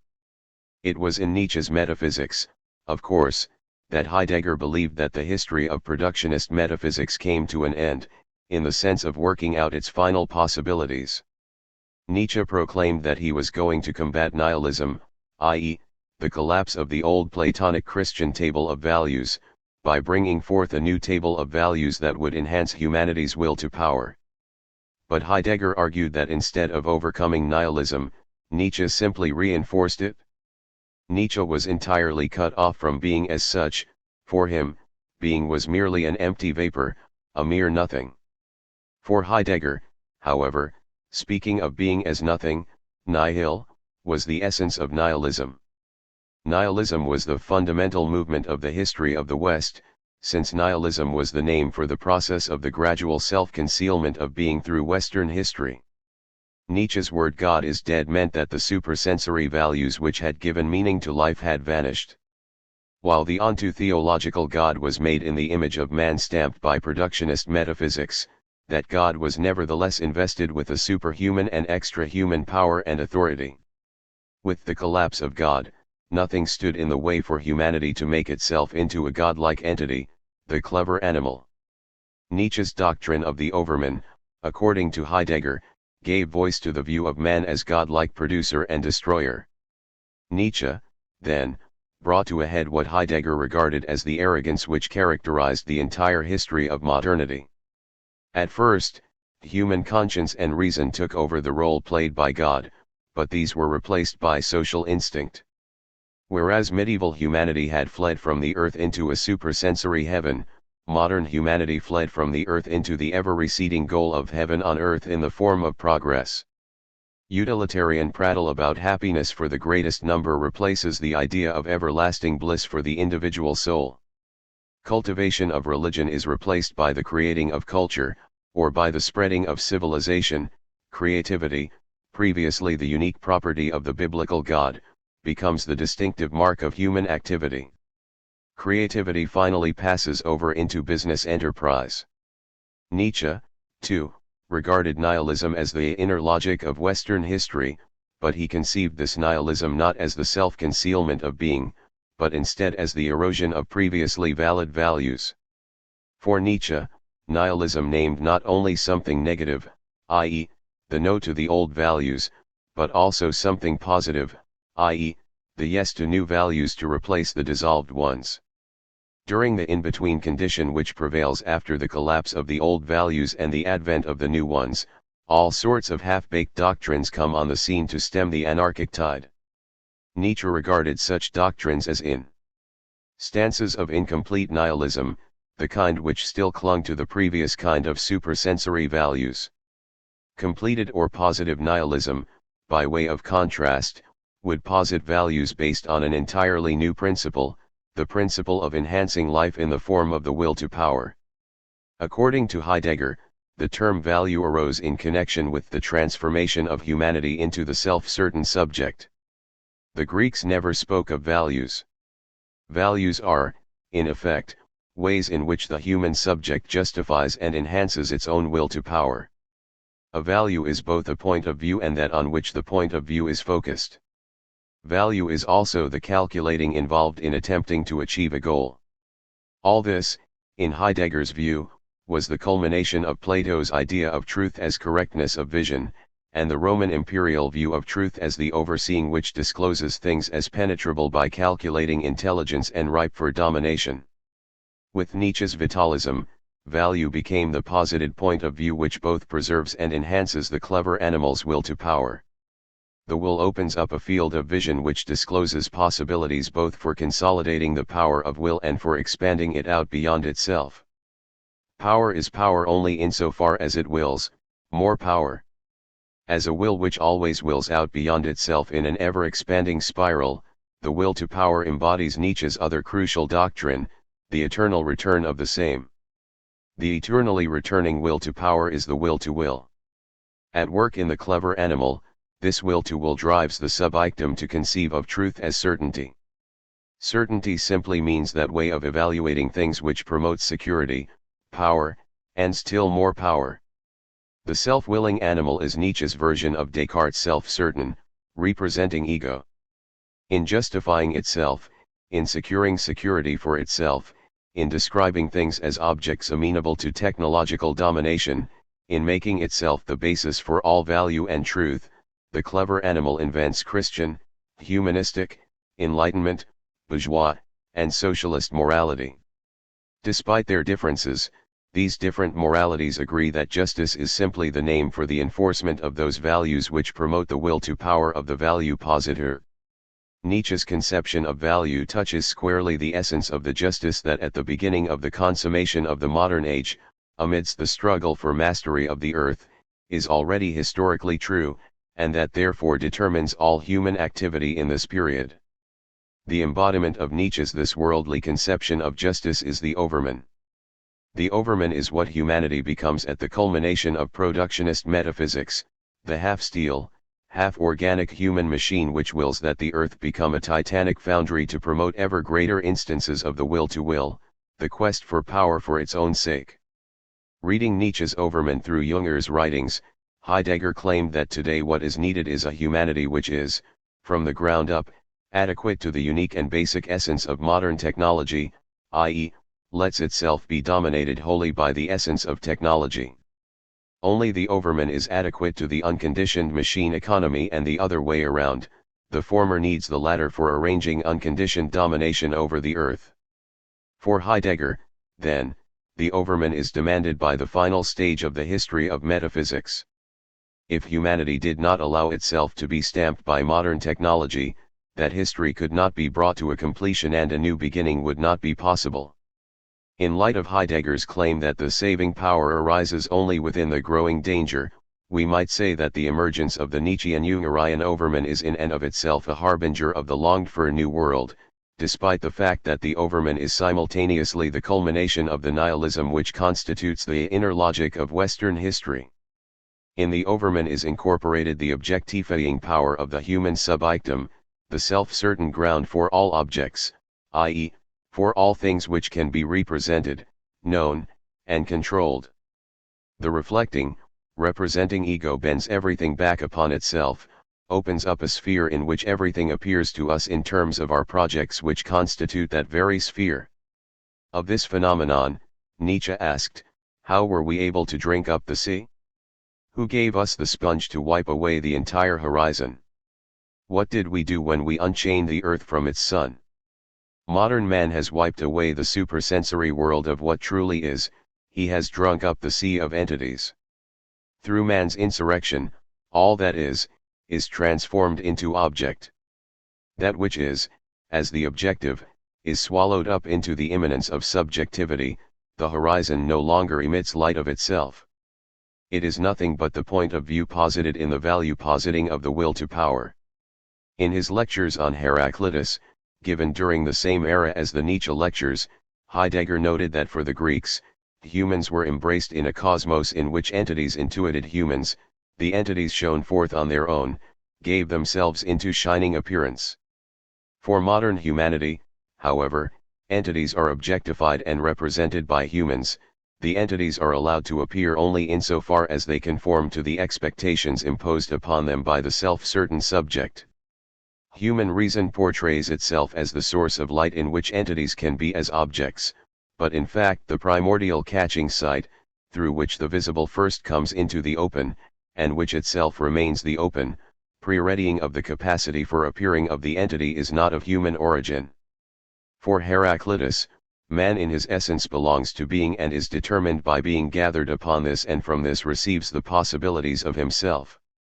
By way of contrast, every self-founding of man upon his capacities, a self-founding which has forgotten being, is hubris. At first glance, Heidegger would seem to be contradicting himself by declaring that modern man is guilty of hubris and insurrection against being, on the one hand, while saying that his behavior is determined by the self-concealment of being, on the other. When we speak of an act of hubris, we often assign to it a voluntary quality, as if the hubristic person had some choice in the matter. For Heidegger, However, the arrogant acts of modern man were not really the result of free decision, but instead were provoked by the self-withdrawal of being. Nevertheless, while Western man was in some sense destined to behave in the way he did, he was also responsible at least for the stand he took in the face of that destiny. In more than one place, Heidegger insisted that the technological era was not imposed on us as an inexorable destiny. This era could undergo a turning, depending in part on the stand we take within it, depending, in other words, on our capacity for stepping back from calculative thinking about entities into Heidegger's meditative thinking about being. In the conclusion of this book, I offer some critical observations about Heidegger's controversial history of being. Here, I would like to note that many scholars contest his interpretation of Nietzsche. They argue that Heidegger projected his own concepts onto Nietzsche's texts and forced them to speak an alien Heideggerian language. Nietzsche's basic concepts, we are told, had nothing to do with Junger's call for the technological domination of nature, but rather anticipated Heidegger's own notion of authenticity, understood as the courageous affirmation of mortality and finitude necessary for letting entities be.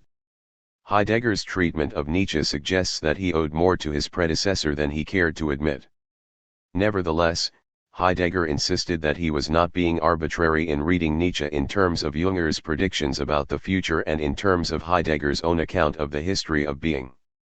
Despite the fact that he had Zarathustra tell men to remain faithful to the earth, Nietzsche also anticipated Junger's credo that future humanity should carry out the technological mobilization of the earth. In The Will to Power, for example, we read, "Once we possess that common economic management of the earth that will soon be inevitable, mankind will be able to find its best meaning as a machine in the service of this economy, as a tremendous clockwork, composed of ever smaller, ever more subtly adapted gears, as an ever-growing superfluity of all dominating and commanding elements, as a whole of tremendous force, whose individual factors represent minimal forces, minimal values."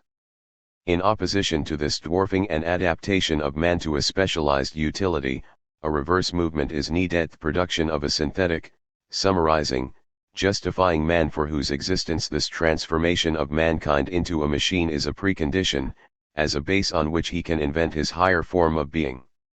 Here, we find doctrines later to be appropriated by Junger, including his elitist view that the industrial masses would serve as the basis for the arrival of the typus, the new kind of man whose very existence would be so sublime and awesome that it would justify the technological world as an aesthetic phenomenon.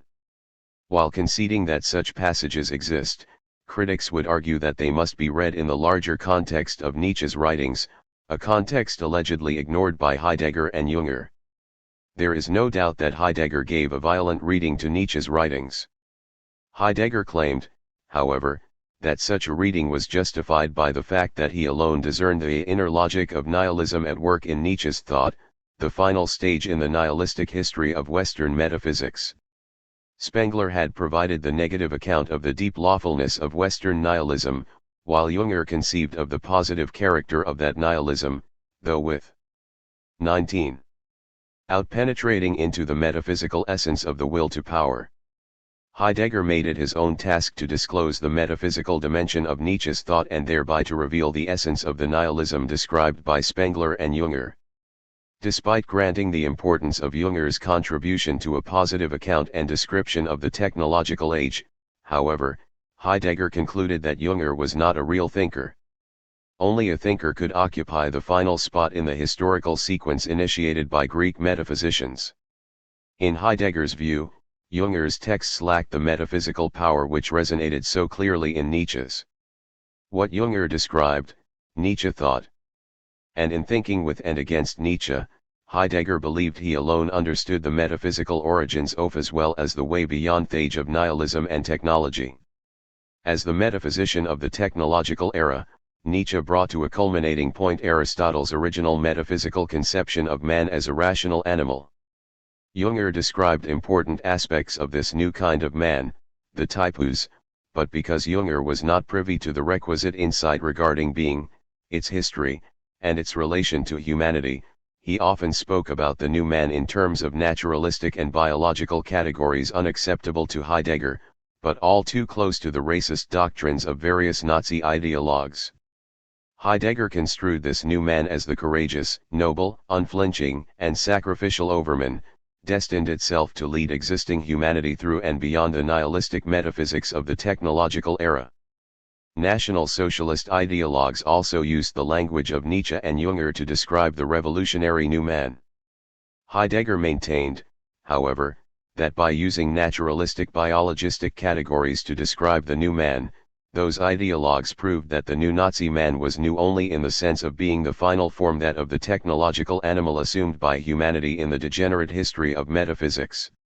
The new man envisioned by the crude representatives of National Socialism was akin to Nietzsche's last man, who seeks to gain happiness, security, and comfort by dominating the earth with industrial technology. From Heidegger's point of view, such a man was blind to being as such and thus incapable of receiving a new disclosure of being that would usher in a post-technological, post-metaphysical era. Heidegger believed that the inner truth and greatness of National Socialism lay precisely in its capacity for receiving such a disclosure and for bringing forth a new kind of humanity, one endowed with many of the qualities admired by Jünger, but without being burdened by the naturalistic self-understanding which was leading to the triumph of the producing-consuming animal. For Heidegger, then, the technological man of the future was Janus-faced. He could become the harbinger of a new era of Western history, or he could be the final representative of the West's endless decline into oblivion. In the following chapter, we focus on Heidegger's account of the latter type of technological man, the clever animal who seeks to control all things, but who ends up being enslaved by the drive to acquire more and more power for its own sake. 19. Chapter: Production Cycles of the Laboring Animal, a Manifestation of the Will to Will. In the post-Darwinian era, technology has often been defined in terms of the adaptive behavior of the human organism. Without tools, we are told, early humans would scarcely have been able to survive in a world full of predators organically equipped with keen smell and hearing, powerful limbs, penetrating fangs, and tearing claws. The human animal's advantage over the other animals was its intelligence. The clever animal invented tools which were, in effect, extensions of its limbs and other organs. Over the millennia, especially after the introduction of agriculture made standing armies and big cities possible, many of the most important subsequent technical developments were spurred by military requirements.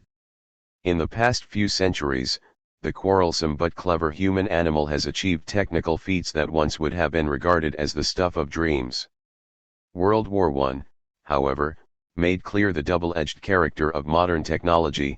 On the one hand, it made possible triumphs in medicine, communication, travel, scientific research, food production, manufacturing, and living conditions. On the other hand, it also made possible the implements of mass destruction used in modern warfare. About 1930, Freud remarked, "Men have gained control over the forces of nature to such an extent that with their help they would have no difficulty in exterminating one another to the last man.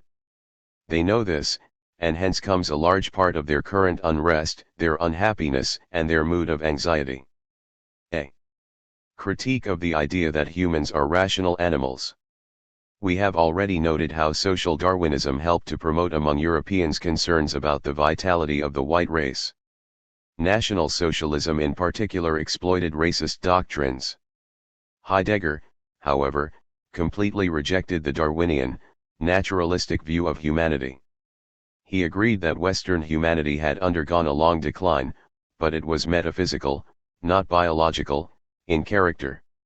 Nietzsche, the last metaphysician, conceived of man as the clever animal, thereby revealing the continuity between his own thought and that of Aristotle, who first defined man as the rational animal. During the course of Western history, what the Greeks originally meant by logos, the power that gathers and distinguishes all things, had degenerated into instrumental rationality. Whereas logos once meant the 19. Disclosive power that possessed humanity, in the technological era, logos came to be regarded as the instrument possessed by humans. This modern view of rationality was closely related to the triumph of a paradoxical phenomenon, which I call naturalistic humanism. The paradox of such humanism lies in the fact that it combines the view that humans are like other animal species struggling for survival, with the view that humans are unlike other animals in being endowed with the rationality which gives them the right to define, evaluate, and use things in any way they choose. Naturalistic humanism, in Heidegger's view, represented the self-elevation of the human animal, in the form of the self-certain subject, to the level of the deceased Christian God. Conceiving of itself as the foundation for all meaning, purpose, and truth, and driven by the animalistic craving for power and control, the humanistic animal set out to dominate the entire planet. Heidegger's famous critique of humanism was directed at this naturalistic humanism. In effect, he called for a higher humanism, one which would free humanity from the animal compulsions present in the incessant cycle of production and consumption, hot wars and cold wars.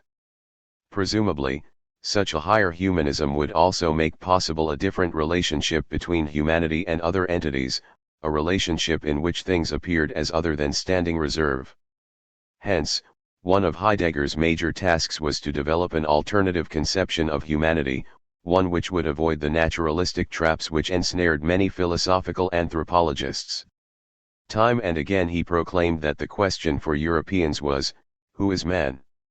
The wrong answer was, an intelligent animal. He did concede that there seems to be a relationship between people and animals. For example, in his letter on humanism, we read, on the one hand are in a certain way the most closely related to us, and on the other they are at the same time separated from our inconsistent essence by an abyss. This abyss is opened up by the fact that humans can understand the being of entities, but animals cannot. Heidegger explored the difference between humans and animals in great detail in his 1929-30 lecture course Basic Concepts of Metaphysics.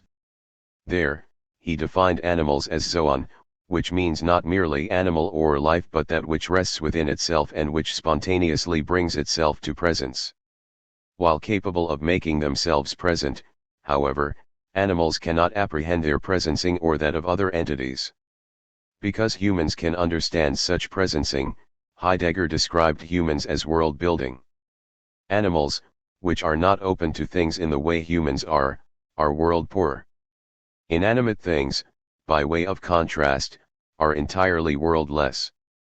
As world-poor, animals are in some sense open to things, but they are benumbed and captivated by the self-enclosing structure of their behavior which is strictly limited by their environment.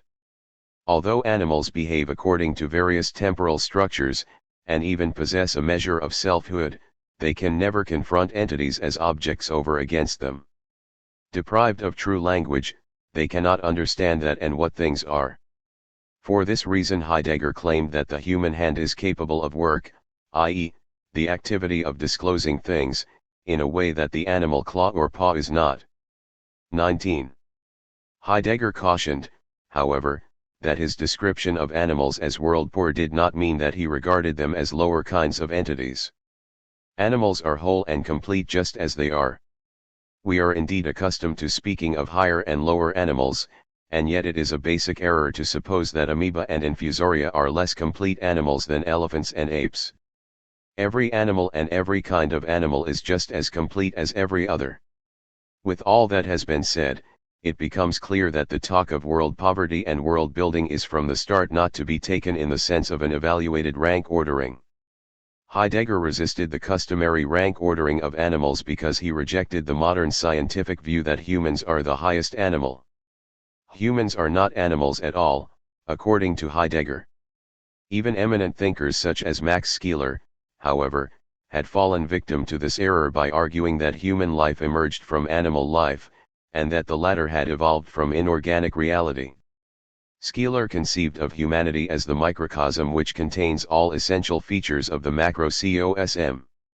Interpreting Scheler rather ungenerously, however, Heidegger maintained that such a concept was too close to Darwin's idea that humans are descended from apes.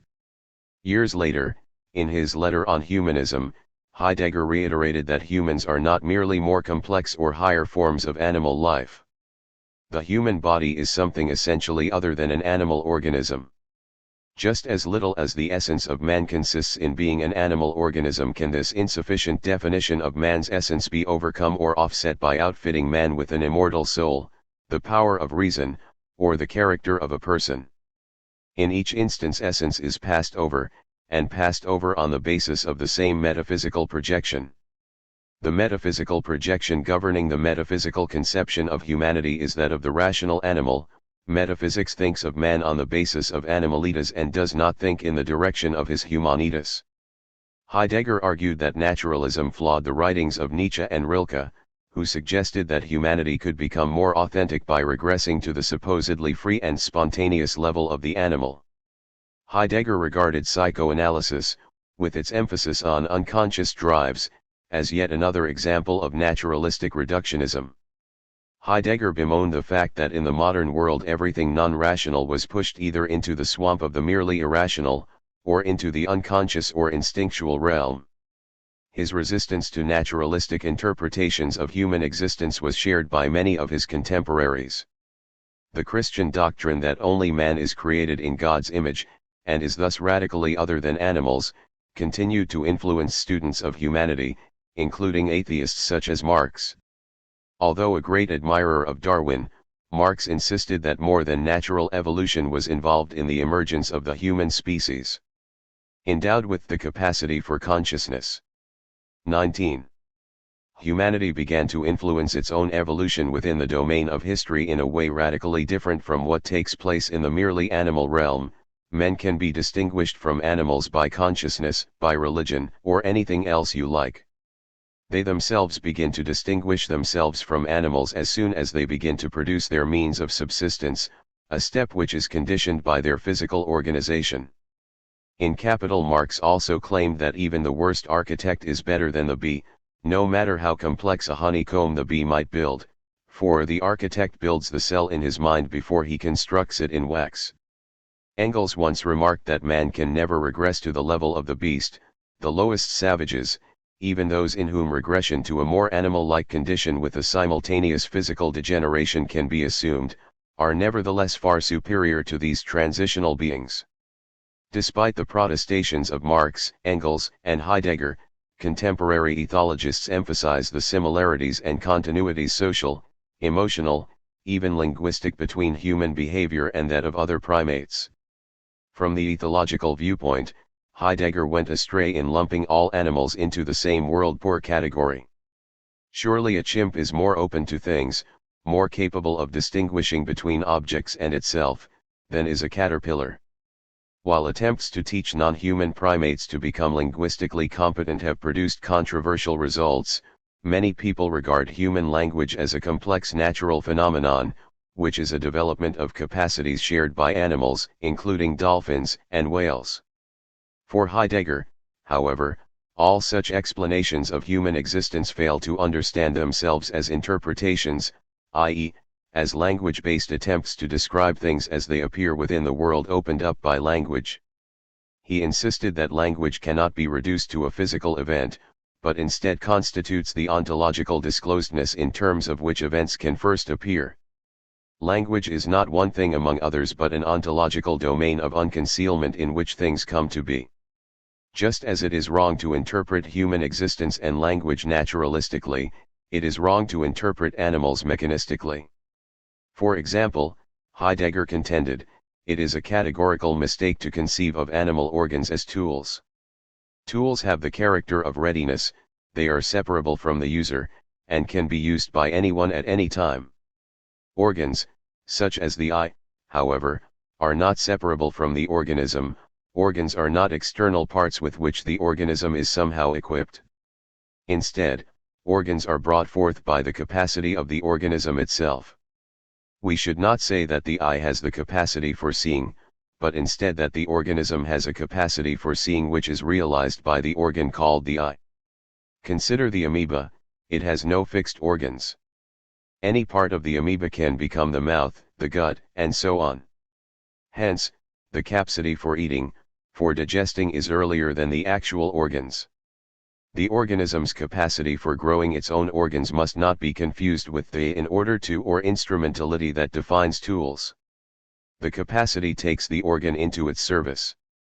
He character of the in order to, which we observe in 19. Every tool, work tool, and in every machine, is fundamentally different in the organ and in the tool. The eye is not in service for seeing, as is the pen holder for writing, but instead the organ stands in the service of the capacity forming it. While both the organ and the tool are useful, the organ is intrinsically related to the very being of the organism that grows it in a way that the tool is not related to the human who uses or makes it. A hammer does not develop toward its end as does the eye of a growing animal guided by its own telos. A tool lacks intrinsic telos and is defined instead by the humans who make and use it. Moreover, unlike an organ, a tool has no temporal dimension, it does not develop. Hence, it is temporal only insofar as it is a human product. The tool and the organ are superficially similar in that neither can operate on its own. A pen, for example, is ready for writing but is not itself capable of writing. Similarly, the eye cannot see on its own, but only by virtue of the seeing capacity of the organism. Here, however, the similarity ends. Unlike organs, tools are external to the one who uses them. To this claim, the following objection might be made: a blind person using a cane reports experiencing the cane as an organ of touch, the cane user feels at the tip of the cane. There are other tools that people seem to experience as extensions of their sensory organic existence. Heidegger insisted that when we are fully involved in work with tools, the tools themselves disappear, somehow, they become incorporated into our work intentions and goals. Nevertheless, we do not grow tools in the way that we grow a hand or heart. Whereas a sociobiologist might explain human tool use as an instance of evolutionary adaptation, Heidegger would argue that tool making and tool using are possible only within the linguistic historical world, which cannot be explained in terms of natural evolution. Because only humans exist within a world, only humans have hands, properly speaking. The human hand, then, cannot be conceived as an animal organ. Human hands are essential ingredients in humanity's activity of opening up a world and disclosing entities within it. Mediating between the entity and the human individual, the hand is ontologically disclosive. Through the hand happens prayer and murder, greetings and thanks, the oath and the wink, but also the work of the hand, the handiwork and the implement. No animal has a hand, and never does there arise a hand from a paw or a claw or a talon. Even the despairing hand is never and in the last a talon, with which the man grasps. Only from and with the word has the hand arisen. Man does not have hands, but instead the hand has in it the essence of man, because the word as the essential realm of the hand is the essential basis of man. Heidegger went so far as to define thinking as handiwork. All the work of the hand is rooted in thinking. Therefore, thinking itself is man's simplest, and for that reason hardest, handwork, if it would be accomplished at its proper 19. time. In 1930, he used agrarian metaphors to describe the handwork of the thinker.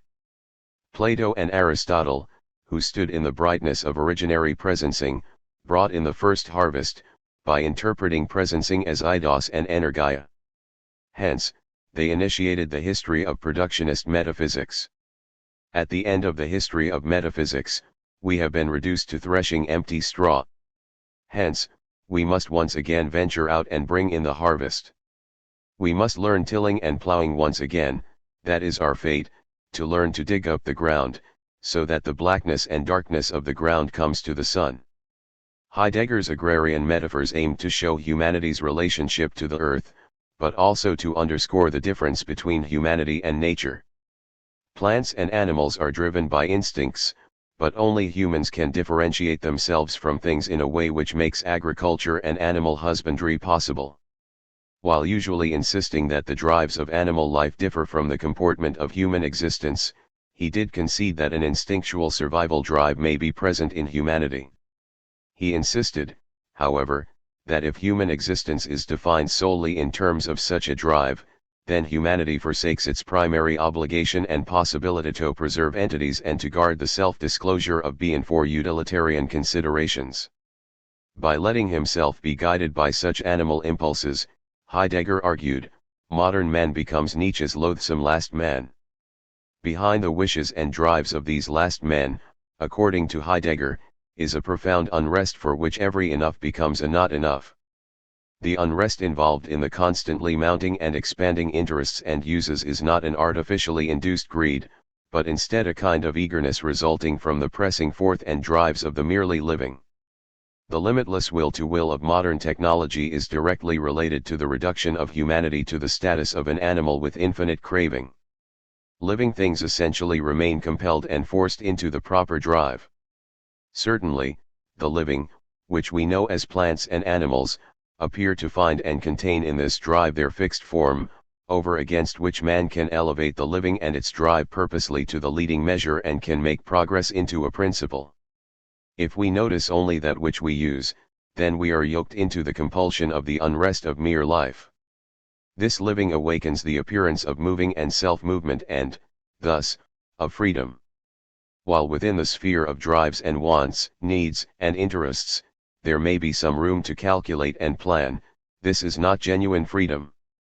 Instead, in such circumstances people are unbound in the sphere of compulsion, there is slavery under the domination of the constantly useful. Blindly confident, technological humanity believed that progress was the road forward to a better future.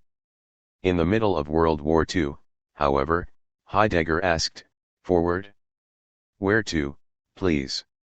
To the smashed cities on the Rhine and the Ruhr. Compelled by the drive for life, the 19. Laboring animal is left to the giddy whirl of its products so that it may tear itself to pieces and annihilate itself in empty nothingness. B. Hannah Arendt's conception of the laboring animal. The writings of Hannah Arendt, Heidegger's student, help to explain Heidegger's aversion to the modern definition of humans as clever, laboring animals.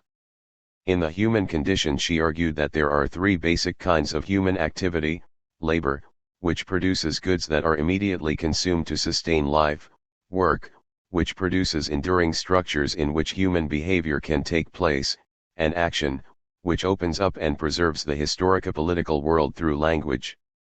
According to Arendt, action was regarded by the Greeks as the highest human possibility, while mere labor was scorned as something fit only for slaves. This negative evaluation of labor stemmed from the Greek view that any trait that people shared with other living things was subhuman. Since labor was necessary to provide the human body with the goods needed for life, and since animals also had to forage in order to feed themselves, labor itself was somehow subhuman and suitable only for slaves.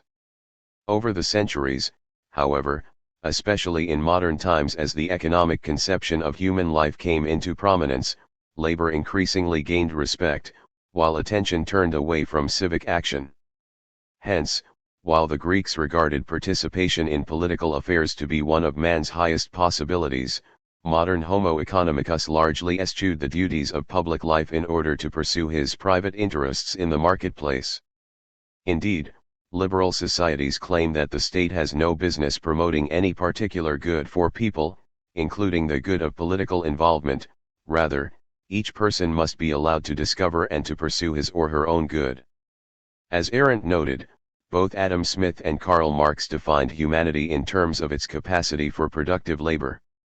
However, it is indeed the mark of all laboring that it leaves nothing behind, that the result of its effort is almost as quickly consumed as the effort is spent. And yet this effort, despite its futility, is born of a great urgency and motivated by a more powerful drive than anything else, because life itself depended on it. Arendt argued that the process of secularization in Europe, and the corresponding loss of belief in an afterlife, led people to become preoccupied with earthly life, particularly appetites and desires, the senseless urges of his body which mistook for passion, while the self-interested ego at work in Homo economicus may have retained a slim measure of the vita activa. Socialism promised a world in which only one interest remained, that of reproducing the human species. Hence, what was left was a natural force, the force of the life process itself, to which all men and all human activities were equally submitted and whose only aim, if it had an aim at all, was survival of the animal species man. None of the higher capacities of man was any longer necessary to connect individual life with the life of the species, individual. 19. Life became part of the life process, and to labor, to assure the continuity of one's own life and the life of his family, was all that was needed.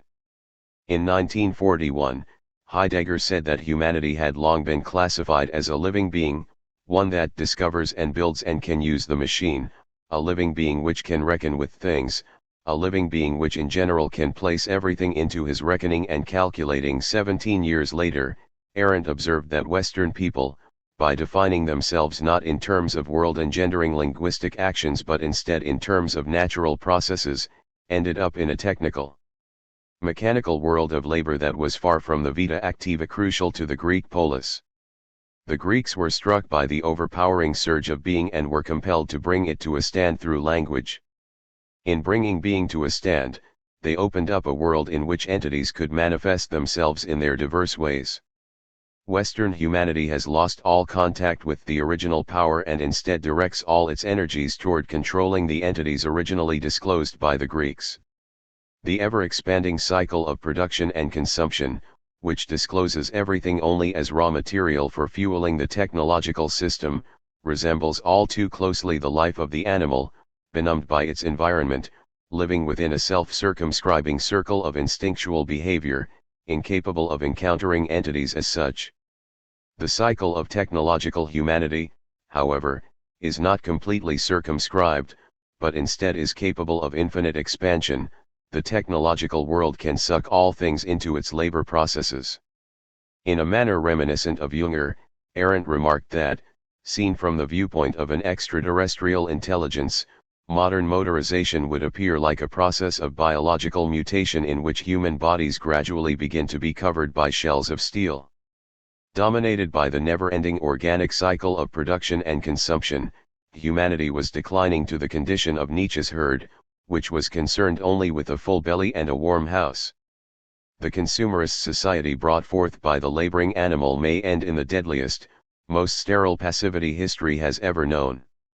Similarly, Heidegger believed that both human obliviousness to being and the destruction of the earth can easily go hand in hand with a guaranteed supreme living standard for man, and just as easily with the organized establishment of a uniform state of happiness for all men.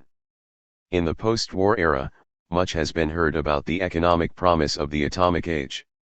What does it mean, asked Heidegger, that we lived in the atomic age?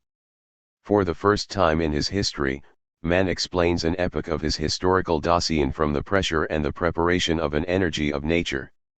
Just think, the Dasein of man imprinted by atomic energy. Even being thus imprinted by a force of nature, however, humanity can never fall to the level of a mere animal. No matter how naturalistic and materialistic the atomic age might be, its materialism is nothing at all material. It is instead a gestalt of Geist. Having been stamped by the gestalt of the atomic age, humanity has been compelled to unleash the monstrous energies of the atom, and then compelled to develop ever greater. 19. Methods for its control. For the self-establishing of life, however, it must constantly secure itself anew. See the cybernetic character of modern technology, wills itself. Proponents of technological development proclaim that it ends human slavery to natural forces and makes possible a new era of freedom. Technological devices, from this point of view, are instruments for human ends. While conceding that it may still make some sense to speak of technical devices as human means, Heidegger argued that for the most part man is the slave of the power which governs all technological producing. Industrial society is sometimes spoken of as the new subject which dominates the natural object, but in fact industrial society is neither subject nor object. Rather, as opposed to the semblance of its independence which alone is authoritative and placed upon itself, it is placed into subjection by the same power of the positing which challenges forth that has also transformed the former objectivity of objects to mere disposability of standing reserve. The power spoken of here refers to the being of entities in the technological age, i.e., to the presencing which compels humanity to organize everything in an endless quest for power for its own sake. That the technological system is not under human control, Heidegger argued, can be discerned in self-referential, cybernetic systems. The cybernetic character of modern technology distinguishes it from the machine age. The great iron works and mills of the Industrial Revolution were still owned and controlled by self-interested human subjects striving for power.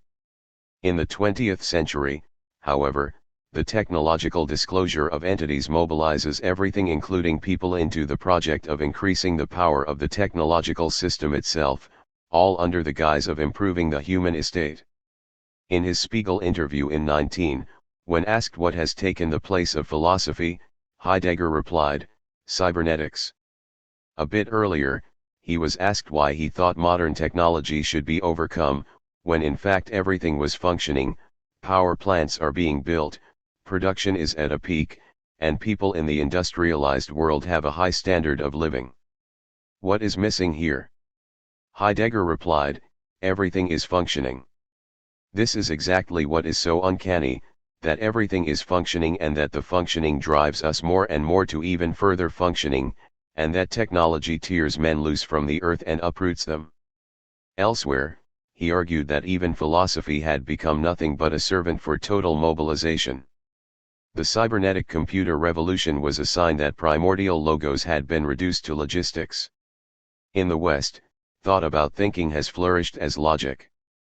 Logic has gathered special knowledge concerning a special kind of thinking. This knowledge concerning logic has been made scientifically fruitful only quite recently, in a special science that calls itself logistics. It is the most specialized of all specialized sciences. In many places, above all in the Anglo-Saxon countries, logistics is today considered the only possible gestalt of strict philosophy, because its results and procedures yield an assured profit for the construction of the technological universe. In America and elsewhere, logistics as the only proper philosophy of the future is thus beginning today to seize power over the spirit. In a little-known essay on art, given during a trip to Greece in 19, Heidegger expanded upon the cybernetic character of modern technology. He cited Nietzsche's remark from The Will to Power, "The victory of science is not what distinguishes our 19th century, but instead the victory of scientific method over science." Method here means the way in which the sphere of the objects to be investigated gets demarcated in advance. Scientific method is a projection of the world which determines that the real is what can be calculated in mathematical terms. Hence, method is the victorious challenging of the world upon a thoroughgoing availability for man. This victory of method achieves its uttermost possibility in cybernetics. The word cybernetics is taken from a Greek word meaning steersman. According to the cybernetic world projection, the basic trait of all calculable world processes is steering. Information provides the mediation necessary for one process to be steered through another. To the extent that the steered process provides information which affects the steering process, steering has the character of informational feedback. Cybernetic processes, then, have a circular dimension, an ordering circuit. Upon rests the possibility of self-ordering, the automation of a system of movement. In the cybernetically represented world, the difference between automatic machines and living things disappears. It becomes neutralized by the distinct tionless process of information. The cybernetic world project, the victory of method over science, makes possible a completely homogeneous and in this sense universal calculability, i.e., controllability of the lifeless and the living world. In this uniformity of the cybernetic world, even man gets trained. Indeed, humanity gets taken into the cybernetic project in a particularly powerful way. Having become the subject for whom the entire world is its object, technological humanity becomes an element in the gigantic feedback circuit in which information about the object alters humanity. For as science discovers more about the genetic structure of the human organism, this information can alter the way in which humanity treats its own organic body. In this way, humanity becomes its own object.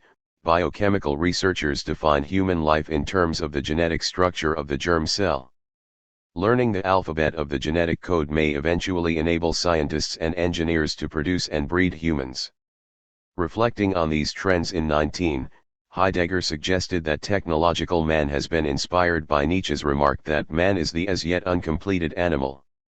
Guided by the technological principle of total self-control, an American genetic researcher concluded, man will be the only animal which is able to guide its own evolution. While humanity cannot yet manufacture itself in factories, it is moving in that direction.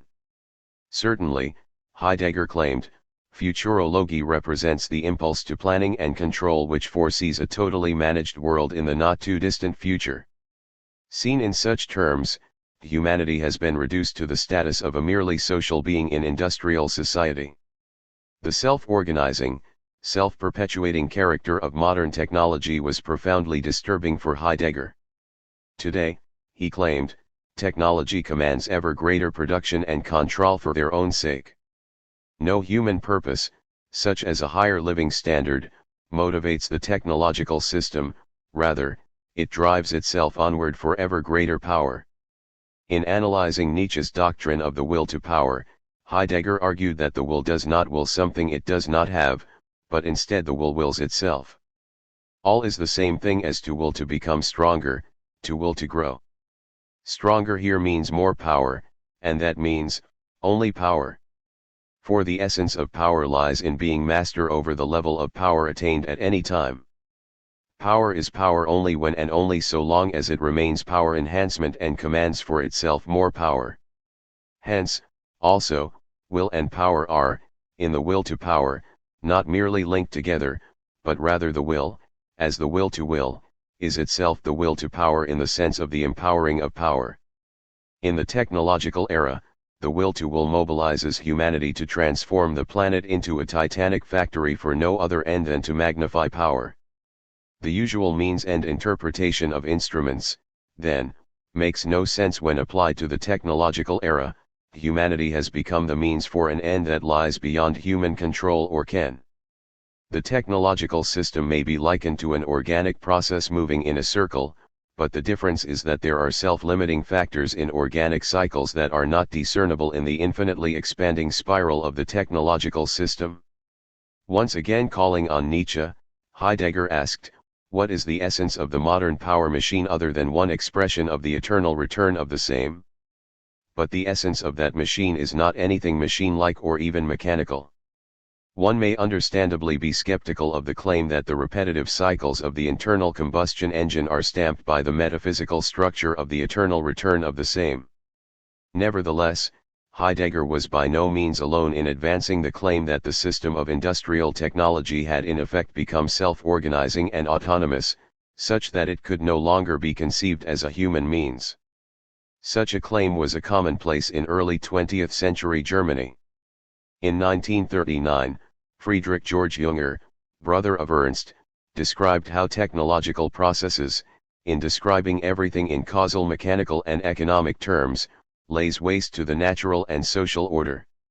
Jacques Ellul has argued that technique has become autonomous, it has fashioned an omnivorous world which obeys its own laws and which has renounced all tradition. More recently, Langdon Winner also maintains that technical innovations are no longer neutral means but instead help to shape the ends of society. Because technology radically alters the arena for human activity, techne has become politeia. This alteration of the socio-political domain usually occurs without those transformations ever being subjected to public debate. According to Winner, there are at least 5 ways in which technology alters the socio-political terrain. Technological advances in transportation and communication facilitate and encourage centralized control in virtually all institutions. The economies of scale associated with new techniques call for gigantic social structures which were unheard of in previous centuries. The rational arrangement of technological systems produces its own forms of hierarchical authority independent of the political realm. Centralized, hierarchical technological systems tend to crowd out other types of human activity. Large socio-technological organizations exercise undue influence on the very political structures designed to control those organizations. Time and again, Heidegger insisted that technology is in its essence something which man cannot master by himself. Indeed, instead of mastering technology, technological humanity has developed remarkable disciplines designed to master humanity itself, so that individuals will be amenable to the demands of technological society. Point 19. Once again, this theme has been voiced by a number of other prominent 20th century authors. C.S. Lewis, for example, in The Abolition of Man, remarks that in the quest to gain total control over nature, humanity forgets what it means to be genuinely human and ends up becoming the object of technological domination. The price of conquest is to treat a thing as mere nature. But as soon as we take the final step of reducing our own species to the level of mere nature, the whole process is stultified, for this time the being who stood to gain and the being who has been sacrificed are one and the same. But once our souls, that is, ourselves, shaved and given up, the power thus conferred will not belong to us. We shall, in fact, be the slaves and puppets of that to which we have given our souls. D. Michel Foucault and the Quest for Biopower. Another proponent of the idea that people themselves have become the objects of technical control is Michel Foucault, who acknowledged that Heidegger was the most important influence on his thinking. Foucault worked out in detail many of the various disciplinary practices associated with the rise of the technological era. Dreyfus and Rubinow have suggested that while Heidegger focused on the transformation of the object in the technological era, Foucault focused on the transformation of the subject. While this may be an overstatement, Dreyfus and Rubinow are certainly correct in arguing that Foucault's examination of the disciplines imposed in such modern institutions as factories, asylums, hospitals, barracks, as well as in the domain of sexuality, goes far beyond anything attempted by Heidegger. For Foucault, modern institutions subject people to constant surveillance and disciplines designed to achieve normalcy, i.e., designed to turn human beings into the biopower suitable for the needs of the totalizing aims of the technological system. In the technological era, an important change in the character of power takes place. In traditional forms of power, like that of the sovereign, power itself is made visible, brought out into the open, put constantly on display. The multitudes are kept in the shadows, appearing only at the edges of power's brilliant glow. Disciplinary power reverses these relations. Now it is power itself which seeks invisibility, and the objects of power, those on whom it operates, are made the most visible. It is this fact of surveillance, constant visibility, which is the key to disciplinary technology. For Heidegger, the technological understanding of being attempts to make entities wholly present as standing reserve. For Foucault, the technological system attempts to make human beings wholly present as biopower. The human sciences, including sociology and psychology, are enlisted in the effort to disclose everything possible about the normal man and woman, so that they can be properly adjusted to the imperatives of the technological system, which itself lies hidden in the apparently beneficial institutions carrying out the disciplinary training needed to keep the system going. Foucault said that the power relations at work in the institutions of modernity are intentional and non-subjective. But how can we speak of intentionality without a subject? Somehow the disciplinary practices themselves embody the power that was the object of Foucault's investigations. There is a push towards a strategic objective, but no one is pushing. The objective emerged historically, taking particular forms and encountering specific obstacles, conditions, and resistances. Will and calculation were involved. The overall effect, however, escaped the actor's intentions, as well as those of anybody else. Heidegger claimed that the technological disclosure of entities as raw material compelled humanity to erect a world consistent with that disclosure, the world of total mobilization. Analogously, Foucault explained that the technological era occurred because the human subject revealed itself as capable of being made completely present for study and control. The power at work in this new disclosure of humanity conceals itself, made manifest by the hidden workings of power are the disciplines and institutions whose aim is to normalize human life. Foucault went much further than did Heidegger in describing how the body is subjected to disciplinary controls. Nevertheless, as we saw in Chapter 11, Heidegger sketched out how various disciplinary practices in Roman, medieval, and modern times helped to foster the being of the technological subject. It was this power-oriented, self-actualizing, anthropocentric subject which Heidegger believed was the image of humanity under humanism. His famous critique of humanism was not a call for barbarism, then, but instead an attempt to point out that humanism was internally related to the ills of industrial technology and modernity. During the 20th century, many students of human behavior have discussed the relation between personal and social pathology, on the one hand, and the practices, discourses, and institutions of industrial modernity, on the other. Recently, for example, David Michael Levin has argued that three different and widespread pathologies, depression, schizophrenia, and narcissistic character disorder, are in some sense metaphors of the nihilism of the postmodern situation. According to Heidegger, as we have seen, this nihilism is describable in terms of the grandiose but ultimately meaningless will to will. Levin concludes that depression, schizophrenia, and narcissism are historically conditioned pathologies of this peculiar mode of the will to power. These pathologies develop out of particular dispositions that are characteristic of the individual will in modern times: pride, delusions of omnipotence, apathy, despair, dependencies, self-alienation, low self-esteem. And they are produced collectively in particular formations of the will to power, social and political institutions, dominant systems of discourse, symbolic rituals. Psychopathology is as much a question of political economy and conceptual paradigm hegemony as it is a question for biology, medicine, and psychiatry. Heidegger's own interest in pathological dimensions of the modern technological subject was revealed in the lectures and seminars he gave for Meded Boss's psychiatry students and faculty in Zollikoon, Switzerland. From 1959 to 1969, early Heidegger argued that the dualistic experience of the modern subject was a central feature of inauthenticity and suffering.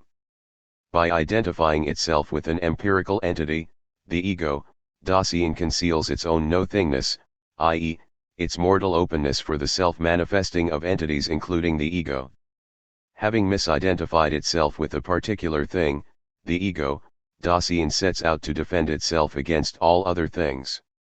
The insecurity of the ego's position in a threatening world leads it to become paranoid regarding others. Such collective insecurity is behind the never-ending arms race between the two present-day superpowers. In his later writings, Heidegger concluded that this egocentrism was not a function of individual weakness, but instead was a feature of humanity in the age of the will to will. Like Freud, Heidegger concluded that pathology can be a cultural, not merely a personal, phenomenon.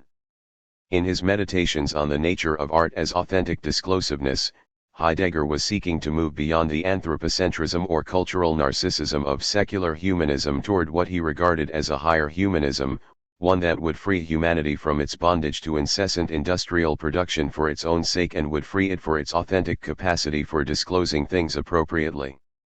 Before considering such authentic producing, however, let us ponder for a few moments Heidegger's account of how the industrial mode of producing at the end of the history of productionist metaphysics transforms the everyday world in a way that makes any authentic encounter with things impossible. Chapter: How Modern Technology Transforms the Everyday World and Points to a New One. 2 decades ago, Alvin Toffler coined the term future shock to describe the fact that technological innovations are occurring so rapidly that they are transforming the socio-political realm in a dizzying, even dangerous way. Toffler asked, how can existing institutions, social practices, values, and expectations for the future keep pace with the accelerating flood of new devices and systems? Heidegger, too, experienced a kind of future shock in the face of Germany's industrial transformation. Reflecting on this transformation, he concluded that improved technical devices did not merely serve the same function, only more efficiently, than did the outmoded devices. Rather, he argued, new devices alter the nature of the function or practice in question. In this chapter, we first consider how novel technical devices transform everyday practices. Then we turn to a larger but related issue: how the global system of modern technology, which produces those new devices, has altered both earth and world. Heidegger's name for the technological disclosure of things was Gestal. Finally, we examine Heidegger's reflections on whether and how humanity might be released from the stamp of Gestal. A. How new technical devices alter everyday life. Consider a device such as the typewriter. Surely, we may think, this device is simply a more efficient means for writing. According to Heidegger, however, efficiency was the wrong measure to use in evaluating writing. For him, writing was essentially handwriting. It was his experience that his own thinking occurred through his hand while writing. Typewriting undermined both thought and language, he argued, because in typewriting the word no longer comes and goes through the writing and authentically acting hand, but rather through its mechanical pressure. The typewriter tears the writing from the essential realm of the hand and, that is, of the word. Typewriters have their place, for example, in reproducing and preserving things already written by hand. But there is no place for typing in personal correspondence. When typewriters first appeared, Heidegger remarked, people were affronted to receive letters written on them. Today, a handwritten letter interrupts quick reading and is thus outmoded and unwanted. Typescript conceals the personal character of a letter's author, thereby contributing to the homogenization of modern humanity. Heidegger's objection to the practice of typing personal letters was shared by many of his contemporaries. And like many conservatives, he maintained that it was no accident that the printing press was invented at the dawn of the modern age. Letters, once drawn by hand, were reduced to characters that could be set and pressed by machine. The successor of the printing press, the typewriter, reveals the intrusion of the machine into the domain of language. Although the typewriter is a symptom of the technological age, Heidegger conceded that it is still not a machine in the strict sense of modern technology, but is an in-between thing, between a tool and a machine, a mechanism. Its production, however, is conditioned by machine technology. Today, the typewriter is giving way to the word processor. Apart from the keyboard needed for giving instructions to the computer, there are few similarities between the typewriter and the word processor aside from the fact that both serve the same function. Recently, people have argued that the change involved in moving from typing to word processing may be as great as the change involved in moving from handwriting to typewriting. Even the term word processing suggests a massaging, shaping, and managing of words as if they were plastic raw material. The advantages of word processing are undeniable. It is far more efficient than handwriting and typewriting. Moreover, because the words one produces on the monitor are not yet permanent, but instead are merely patterns of electrons, some users report that they feel less anxiety about writing on the word processor, because they are less committed to the words which they process. Nevertheless, it remains to be seen what long-term impact the advent of word processing will have on language and writing. Albert Borgman has elaborated on Heidegger's view that changes in devices alter important life practices. The phonograph, for example, is a remarkable invention which makes great music available to millions who would not otherwise hear it. On the other hand, the phonograph has also made it unnecessary for people to make their own music, which often pales in comparison with what is available on records. The phonograph still requires some mechanical manipulation on the part of its user. One must, for example, dust the record, clean the needle, and so on. But technical progress has led to a new device, the compact disc player, which is so easy to use and whose discs are so indestructible that it has become almost transparent as a device. Reactionary Europeans of Heidegger's generation feared such new devices, for they fostered the rise of mass culture. Mass culture, so they believed, threatened the viability of high culture, supported by those elites sufficiently educated and suitably reared to be able to appreciate the nobler forms of art. Even Herbert Marcuse, who was no reactionary, argued that mass culture threatens to engulf previously independent spheres of life, including the world of art. Today, the music of the soul is also the music of salesmanship. Exchange value, not truth value, counts. Heidegger argued that, in the technological epoch, the poet stands in the same relationship to the publishing business as does the stockboy who stacks copies of the poet's verses in a warehouse. While critical of Marxism in many ways, Heidegger agreed with his claim that the fetishism of commodities transformed the world by conceiving of everything in terms of commodities, i.e., in terms of monetary values. As Heidegger maintained, self-willing man everywhere reckons with things and men as with objects. What is so reckoned becomes merchandise. Everything is constantly changed about into new orders. Man moves within the medium of business dealings and exchange. Self-assertive man lives by staking his will. He lives essentially by risking his nature in the vibration of money and in the currency of values. As this constant trader and middleman, man is the merchant. He weighs and measures constantly, but does not know the real weight of things. Nor does he ever know what in himself is truly weighty and preponderant. For modern commercial technological humanity, nothing is sacred. Everything has its price, everything can be calculated and evaluated according to the economic interests of someone or other. In the pre-technological era, when humanity still felt itself to be a part of the world instead of its master, people had to adapt themselves to the natural order as best they could. Even medieval humanity, to be sure, projected a certain order onto the world, but at least that order was believed to have been created and sustained by God, not by humans. The old-fashioned view that people must adapt themselves to the pre-existing order of things may be discerned in the objection which many people made in regard to the first airplanes: if God had intended us to fly, he would have given us wings.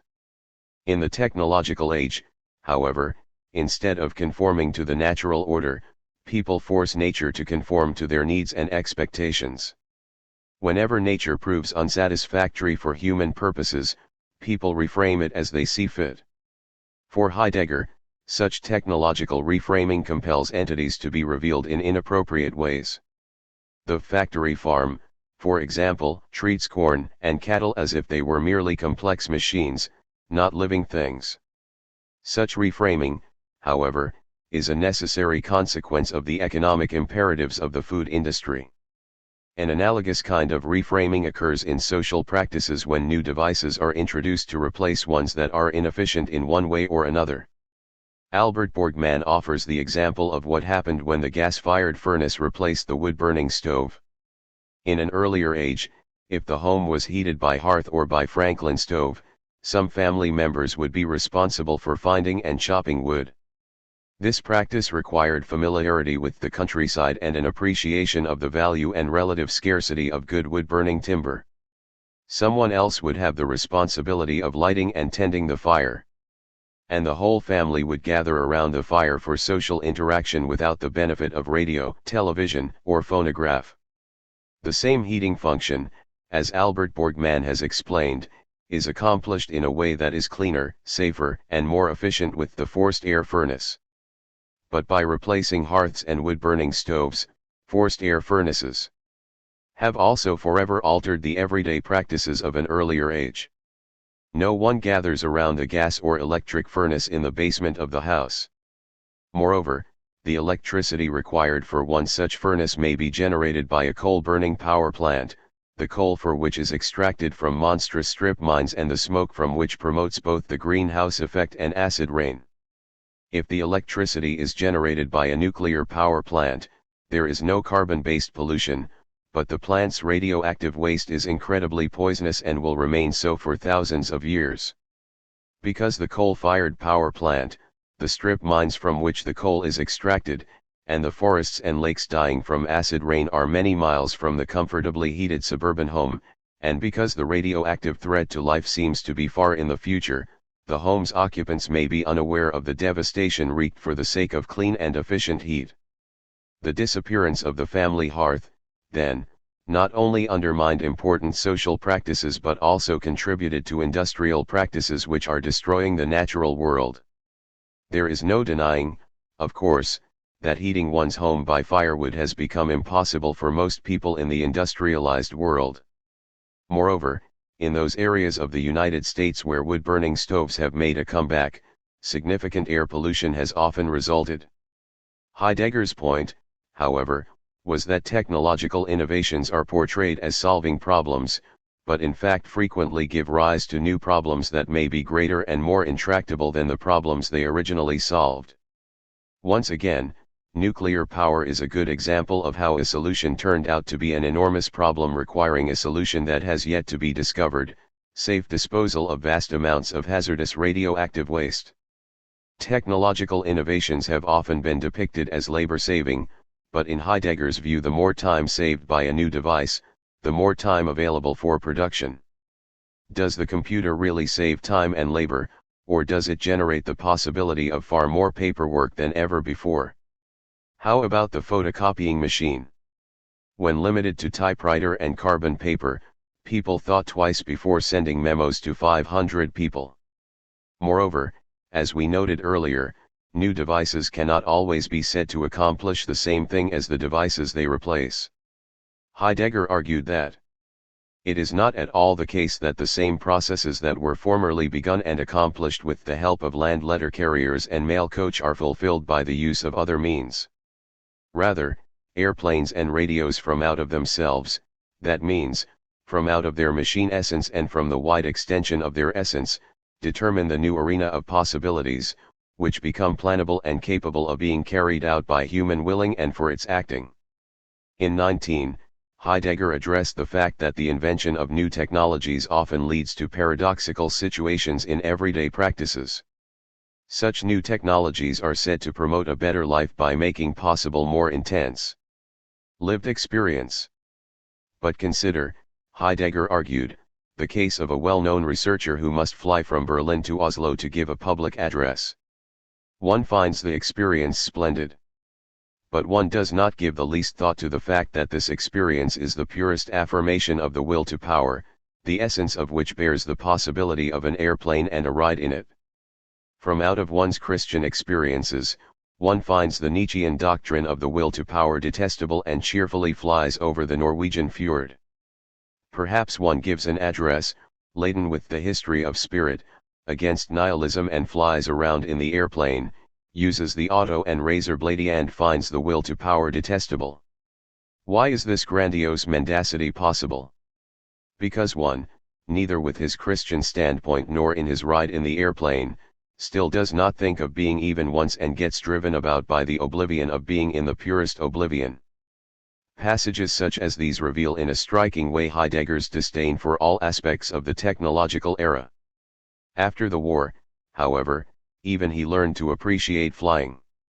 In a letter to Meded Boss in 19, for example, he remarked, "My wife and I, after the unusually beautiful flight to Zurich, arrived punctually at p.m. in Freiburg." Right after speaking of his pleasant flight, Heidegger went on to say that in Freiburg the apple and pear trees stand all about in full bloom. The native land appears new in contrast with the gazed upon sea and island and its inhabitants. In a world in which space and time were being compressed by electronic media, jet airplanes, and multinational corporations, Heidegger could still experience something of a home in Freiburg.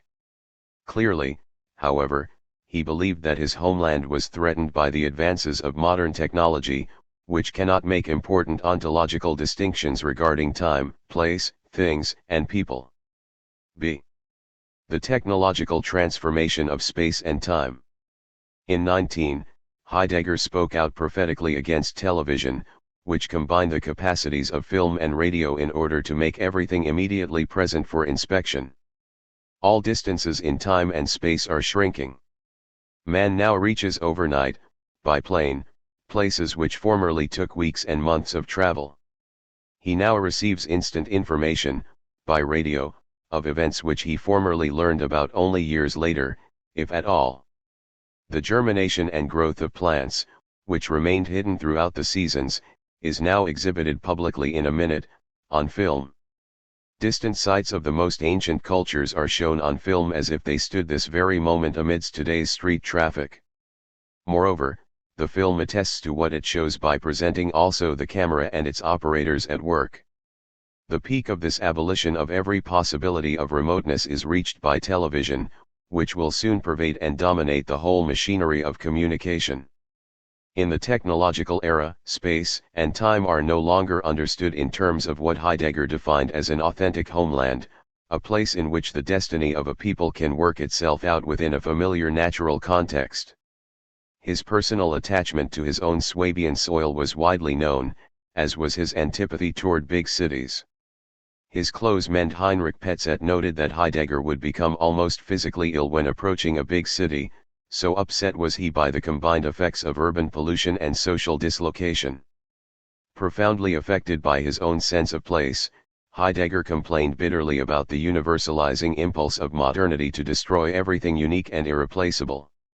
In 19, he expressed reservations about the rootlessness of modern people in a way which made him seem hopelessly out of touch with the nature of the modern world. "I do not know whether you were frightened, but I at any rate was frightened when I saw pictures coming from the moon to the earth. We don't need any atom bomb. The uprooting of man has already taken place. The only thing left is purely technological relationships. This is no longer the earth on which man lives." Numerous people, many of whom cannot be labeled reactionaries, have expressed similar sentiments about the rootlessness of the technological world. Simone Weil, for example, in The Need for Roots, and Wendell Berry, in The Unsettling of America, Culture and Agriculture, have argued that an authentic human life requires a sense of stability and identity, a sense of rootedness. People raised in cities may be puzzled by the extraordinary attachment to place exhibited by traditionally agricultural or peasant people, or even by people from small towns. From the viewpoint of progressive ideologies, including Marxism and liberalism, such attachments are in fact impediments to improving the human estate. Marx, for example, spoke more than once about the idiocy of rural life. And he insisted that only a romantic fool would spend time mourning the eradication of traditional places and ways of life by the capitalist juggernaut that was preparing the way for a universal workers' paradise.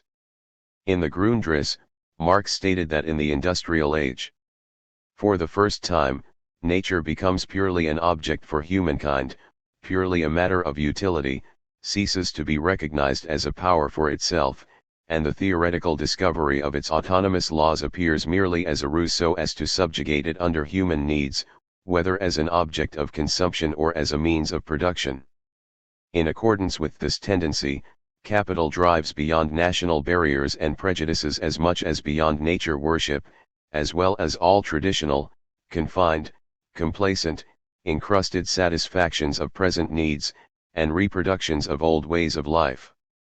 It is destructive towards all of this, and constantly revolutionizes it, tearing down all the barriers which hem in the development of the forces of production, the expansion of needs, the all-sided development of production, and the exploitation and exchange of natural and mental forces.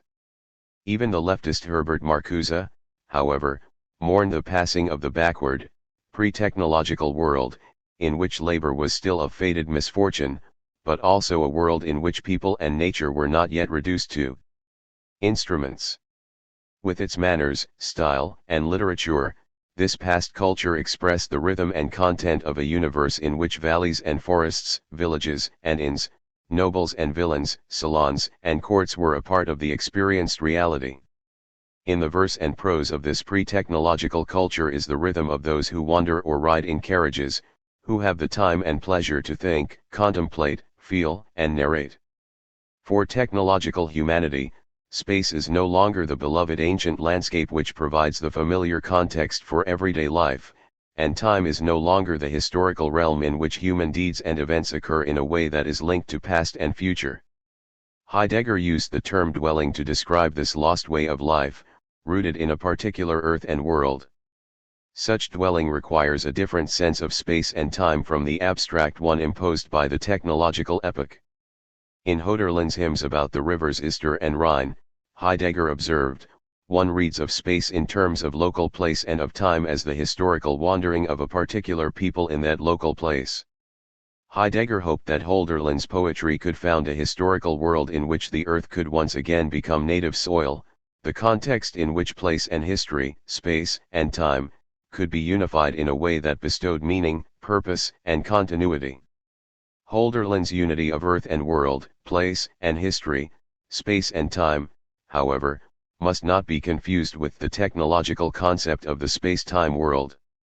As opposed to a mode of dwelling which occurs in the native world and on its earth, a dwelling which discloses things appropriately, living in the technological space-time world involves a grasping and snatching kind of disclosure which seeks to dominate not only entities but space and time as well. Einstein's unification of space and time does not unify those realms in the way that the poet's language does. Heidegger remarked that from out of the mathematical technological projection of lifeless nature, the character of reality becomes ordering. Such ordering was initiated by Descartes, who conceived of space algebraically, as a system of linear coordinates. Space was thereby reduced to number. Later, when space was conceived in its relation to time and to moving things, a fourth coordinate was needed. This coordinate was, in Einstein's view, time itself. The mathematical conception of space-time gave rise, in Einstein's thought, to the conception of the world line in which the empirical experience of the passage of time, and hence the entire domain of history and change, are revealed as illusory. The conceptions of space and time developed by early modern physics also made it possible to conceive of work in a new way, as the product of force and direction divided by time. Hence, reality is nothing but the quantum of working. Working, in turn, became conceived in the technological era in terms of ordering for its own sake, work for its own sake. Human working and the forces of nature became projected onto each other. The name for human doing and striving, work, was carried over to the performance of mechanical force. Work is equated with mechanical energy.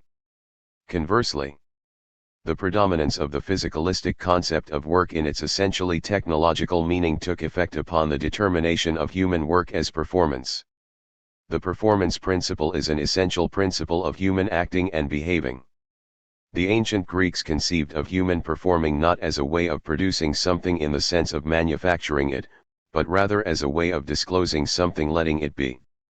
The Greek concept of performing was transformed by its translation into the Latin term fungere, whence we get function, in the sense of a performing which involves a process which produces a result.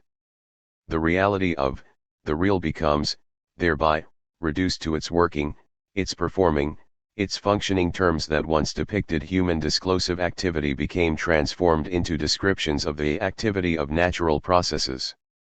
In turn, human activity was conceived as a special case of these processes. Moreover, the ancient definition of reality as substance, that independent mode of presencing which defines and produces a living thing, was transformed by modern science into the function of a thing. An animal is not a self-presencing entity, then, but rather an organic function comprehensible within the matrix of space-time coordinates. The modern conception of work as function lets entities be conceived as abstract quanta of energy. Such a conception ignores the outward appearance of things which gives them substantial form.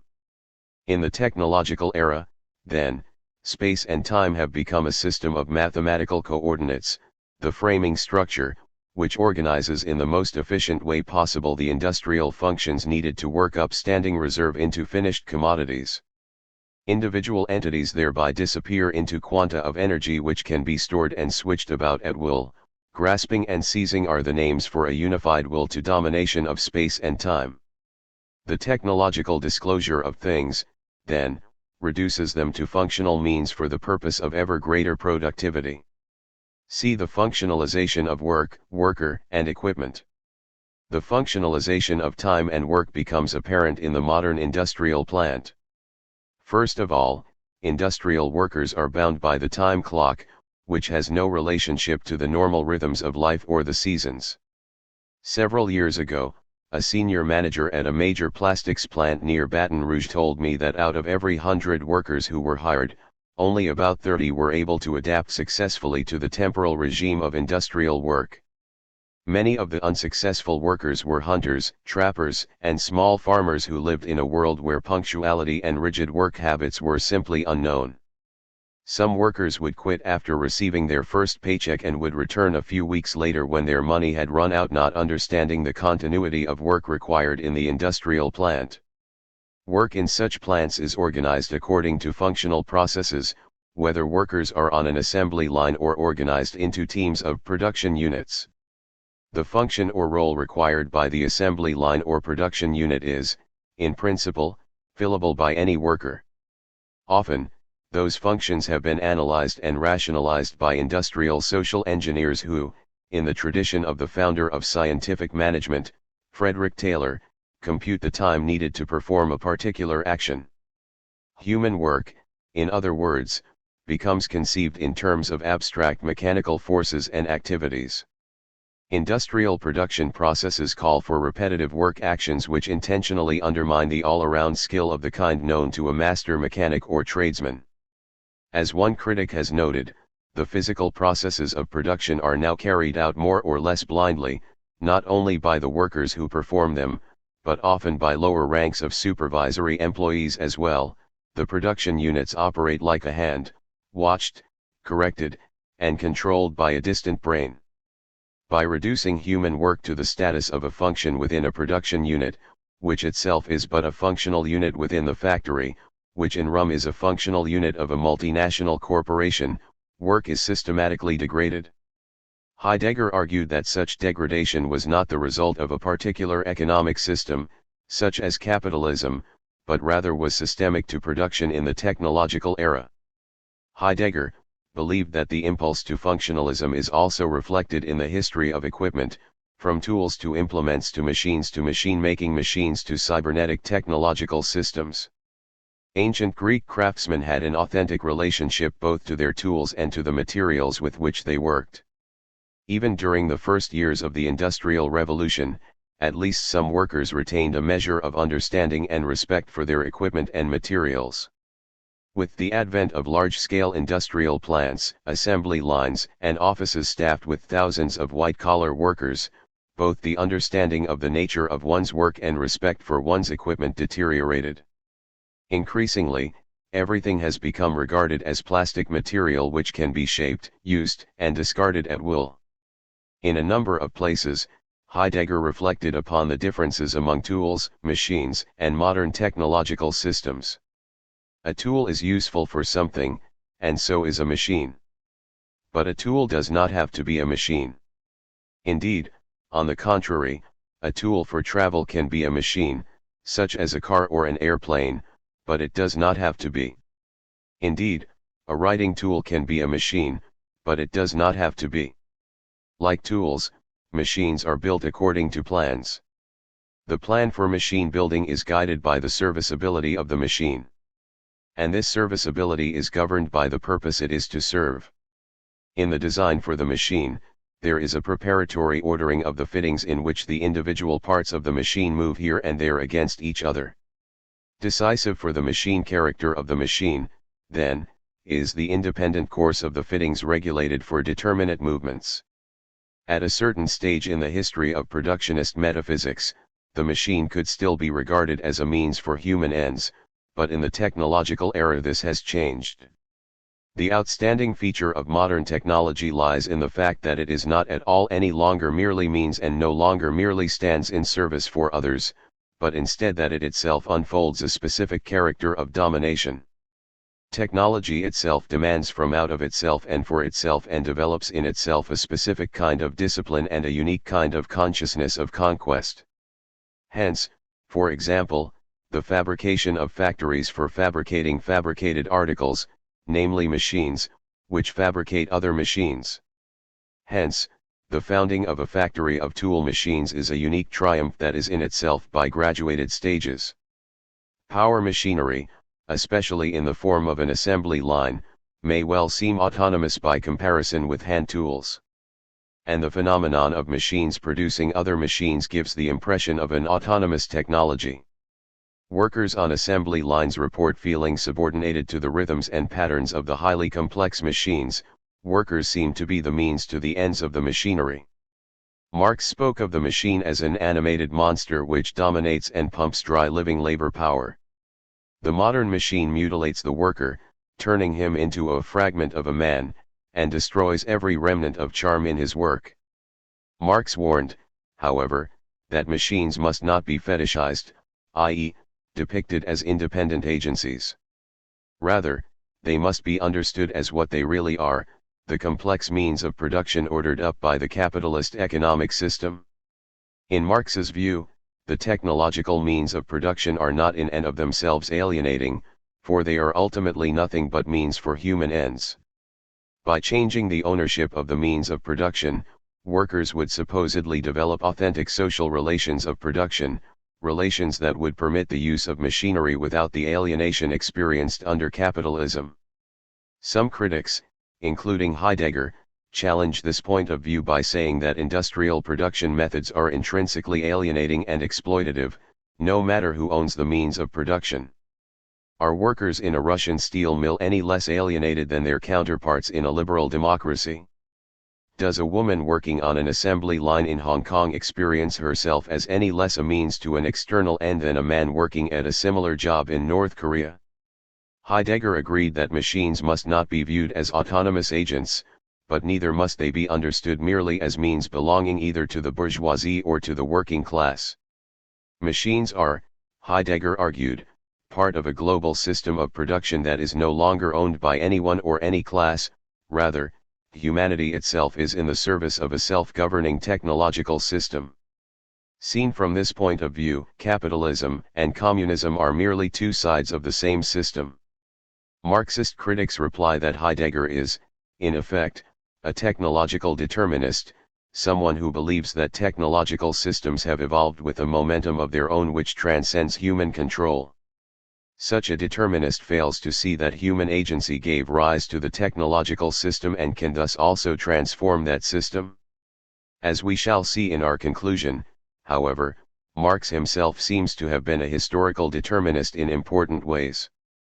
No matter how complex and autonomous machinery may appear, Heidegger argued, it is in every case an instance of standing reserve within the global technological system. An airplane ready for takeoff is in fact capable of flying off on its own, but the fact that it can become detached from the ground says nothing about its essential embeddedness within the technological system. This embeddedness is also not influenced by the fact that the pilot may experience the aircraft as a means to the end of performing his or her job. Correctly revealed, the aircraft stands on the taxi strip only as standing reserve, inasmuch as it is ordered to ensure the possibility of transportation. For this it must be in its whole structure and in every one of its constituent parts, on call for duty, i.e., ready for takeoff. In the technological world, even language becomes an instrument serving the production process. Heidegger argued not only that German dialects are being pushed aside by standardized German, but that the German language itself is being replaced by Anglo-American, the universal language of modern technology. Instead of being the servants of the language at work through them, i.e., instead of letting entities show themselves appropriately through language, people in the technological era are compelled to use language to disclose things one-dimensionally. Many critics other than Heidegger have argued that in a totally administered society, language becomes distorted in such a way that it actually conceals more than it reveals. Such distorted language usually promotes an ideological goal. For example, it is sometimes claimed that a new technological breakthrough is important because it will mean a step forward in human progress. Indeed, a major U.S. corporation once used the slogan "Progress is our most important product." What is revealed here is an image of the human community working together on projects that will benefit the whole species. What is concealed becomes clear only when we ask such questions as, progress for whom? At whose expense? Moreover, when we speak of human progress, Heidegger maintained, we talk as if humans were actually in charge of things, but, he believed, they are not. The technological way of disclosing things has reached such a point that humanity itself is no longer the subject spoken of by Enlightenment thinkers, nor are there any longer objects in the way things were experienced a century ago. Instead, whatever stands by in the sense of standing reserve no longer stands over against us as object. While humanity itself can never be transformed completely into standing reserve, technological humanity has become in effect the most important raw material. In a process which no longer makes basic ontological distinctions among different kinds of entities.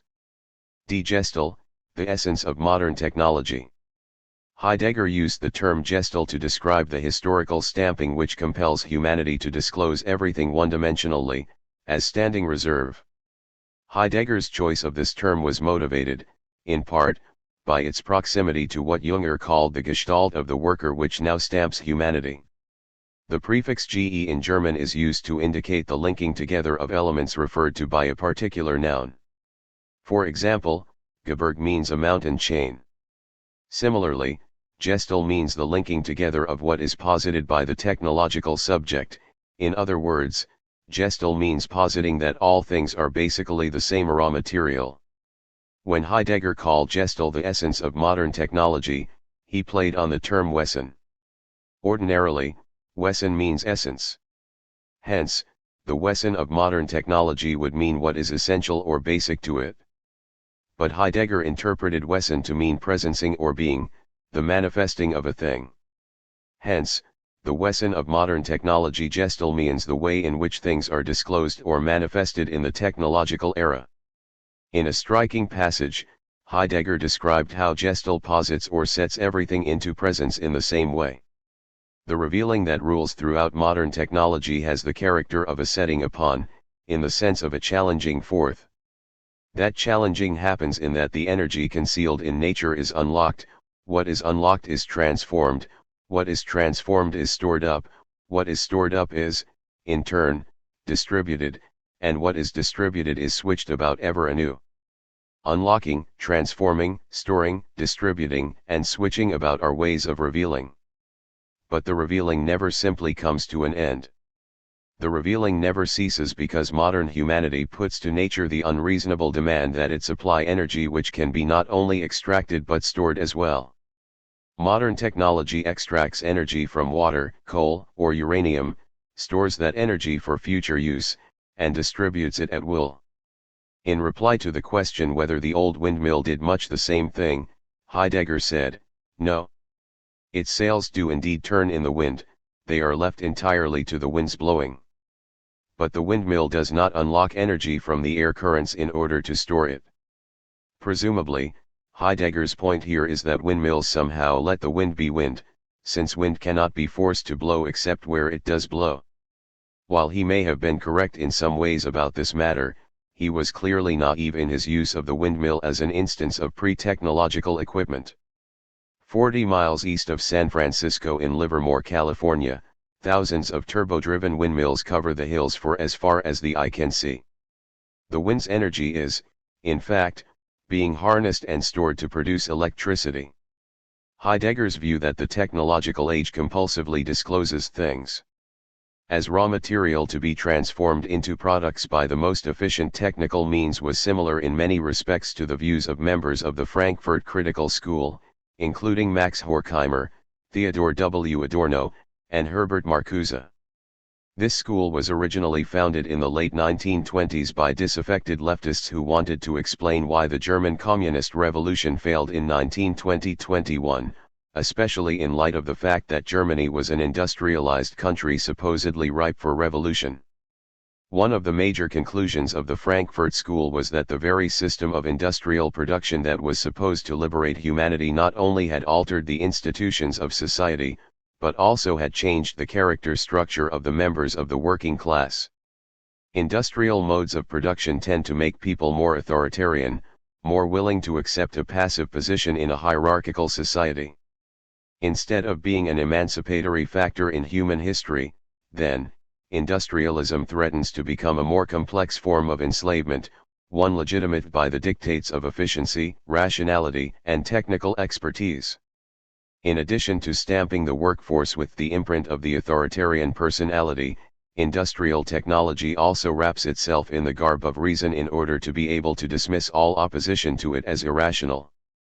What the Frankfurt School called the logic of domination refers in part to industrial technology's capacity for using the rationality of science and technology as means for containing the liberating social forces which technology makes possible. In the 1960s, Jürgen Habermas summarized this curious logic: what is singular about the rationality of science and technology is that it characterized the growing potential of self-surpassing productive forces which continually threaten the institutional framework and at the same time, set the standard of legitimation for the production relations that restrict this potential. Similarly, Herbert Marcuse argued that in advanced industrial society, science and technology become a kind of ideology. Such a society seems to be run by economic and social technocrats who use the latest scientific findings both to maintain economic growth and to prove that there is no acceptable alternative to the existing form of society. The growing importance of science and ideology, according to Habermas, leads to a perspective in which the development of the social system seems to be determined by the logic of scientific technical progress. The imminent law of this progress seems to produce objective exigencies, which must be obeyed by any politics oriented toward functional needs.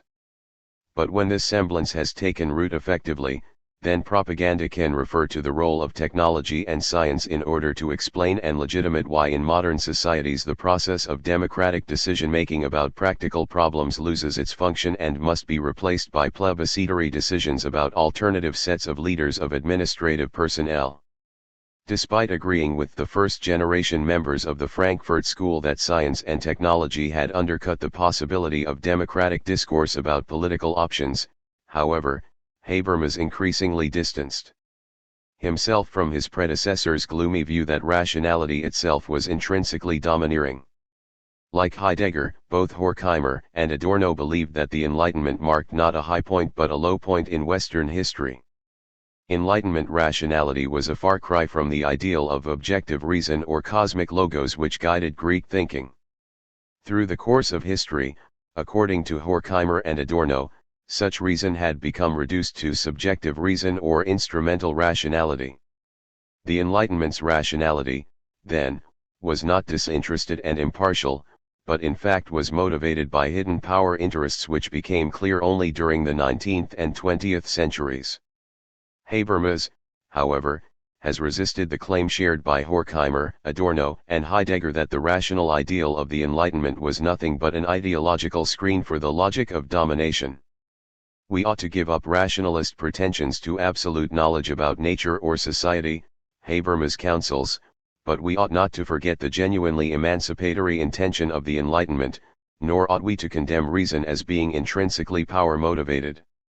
Rather, we ought to commit ourselves to establishing societies where people can engage in the kinds of rational, non-coerced, and undistorted communication required if we are to arrive at a consensus about how to live in the technological era. Of course, from Heidegger's point of view, no such human discourse could have any real effect on the outcome of the technological era. Modern technology was not the consequence of human action, and thus could not be essentially changed by such action. Especially during the late 1930s and up until about 19, Heidegger often spoke about modern technology, its practices and its consequences in the darkest possible terms. After World War II, however, when he realized that the German Revolution had completely failed, he had to come to terms with the fact that the technological epoch was not nearly at its end, but instead was only just beginning. Given that this epoch might last 500 years, Heidegger's later remarks about modern technology became more temperate and reserved. For example, in a television interview given in 1969, he maintained, "I am not against technology. I have never spoken against technology, also not against the so-called demonic of technology. But instead I attempt to understand the essence of technology." 19. Despite Heidegger's protestations to the contrary, he did indeed speak out against modern technology. Yet, he also said that we must learn to move beyond our usual evaluation of technology in terms of optimism versus pessimism. Insofar as modern technology is the final phase in the history of being that shapes the West, we must learn how to cope with that destiny. Resisting it is foolish, as Heidegger observed in 1955. No one can see the radical changes to come. But technological advance will move faster and faster and can never be stopped. In all areas of his existence, man will be encircled ever more tightly by the forces of technical apparatuses and automatic devices. These forces, which everywhere and every minute claim, n. 19. Chain, drag along, press and impose upon man under the gestalt of technological installations and arrangements. These forces, since man has not made them, have moved long since beyond his will and have outgrown his capacity for decision. After stating that humanity will become ever more shackled to the technological system and its devices, however, Heidegger conceded that that system has become indispensable to us. Hence, we must not blindly attack technology or consider it the work of the devil, since the technological disclosure of entities drives us onward toward ever greater improvements. And, even if we have become enslaved to technology, we do not have to remain enslaved. But precisely how are we to be freed from the stamp of Gestalt? Releasement from modern technology. Heidegger formulated what is probably his most famous answer to this crucial question in 1955. We can indeed use technological objects, and yet at the same time with all correct use keep ourselves free from them, so that we can let go of them at any time. We can thus take technological objects into use, as they must be taken. But we can at the same time let these objects remain with themselves as something which does not concern us in the innermost and authentic. We can say yes to the unavoidable use of technological objects, and we can at the same time say no, insofar as we do not permit them to claim us exclusively and thus to warp, confuse, and finally lay waste to our essence. It is difficult to see how Heidegger hoped to reconcile what he predicted as humanity's total enslavement to technology with his claim that humanity can be freed from such enslavement simply by learning to use technical objects appropriately, i.e., in a way that lets people avoid being turned into automatons. Present-day humanity is certainly not characterized by the releasement necessary to let technological devices be. Perhaps Heidegger was holding open a vision of what humanity might become, centuries from now, if being revealed itself once again in such a way that a new relationship to things became possible for Western humanity. In important respects, Heidegger's account of the person released from the claim of Gestalt is reminiscent of what Eastern thinkers have described as an enlightened person, someone no longer driven by the compulsion to control and to master everything. Such a person no longer conceives of himself or herself as a self-contained ego that is constantly threatened by and thus compelled to dominate surrounding objects, but instead as a receptive openness for all things. How to arrive at this released condition, however? In effect, by taking our present-day situation as a koan to be studied. In the Rinzai sect of Zen Buddhism, a koan is an apparently contradictory saying or expression which a Zen student is required to solve. The koan cannot be solved by merely rational means, however, but requires an existential breakdown of the rational ego's rational way of framing things and thus a breakthrough to a less constricted, more expansive way of being in the world. This expansive, open way of being is sometimes described as a still mind in the Zen tradition. During World War II, Heidegger argued that we all must really arrive at the point that understanding stands still for us. For only when this understanding, which is always busy and crowded with the expressions logical and illogical, but which is at the same time normal, stands still, can the other essential sort of thinking move into play. Such essential thinking is neither rational nor irrational, but a meditative openness for the being of entities. Such openness precedes the distinction between the rational and irrational. But does the technological era not result from the complete self-concealment of being? How then can we become open to it, especially if its self-concealment has stamped us with the one-dimensional rationality of Gestalt? And if being has in fact completely concealed itself from us, how is it that we nevertheless encounter entities as entities, even if merely as standing reserve? These questions compose the koan for the West. Heidegger formulated the koan in the following terms. Being has already cast itself upon us and has cast itself away from us. This appears to be a contradiction. Only we do not want to snatch what is disclosed there, a formal scheme of formal thinking. In this way, everything becomes merely weakened in its essence and becomes essence-less under the appearance of a paradoxical formulation. As opposed to this, we must attempt to experience that we placed between the two limits are transferred into a unique abode from which there is no exit. Yet since we find ourselves transferred into the situation of no exit, we will notice that perhaps even this uttermost situation without exit might arise from being itself. Instead of trying to solve the problem of modern technology by furious actions and schemes produced by the rational ego, then, Heidegger counseled that people learn that there is no exit from that problem. We are cast into the technological world.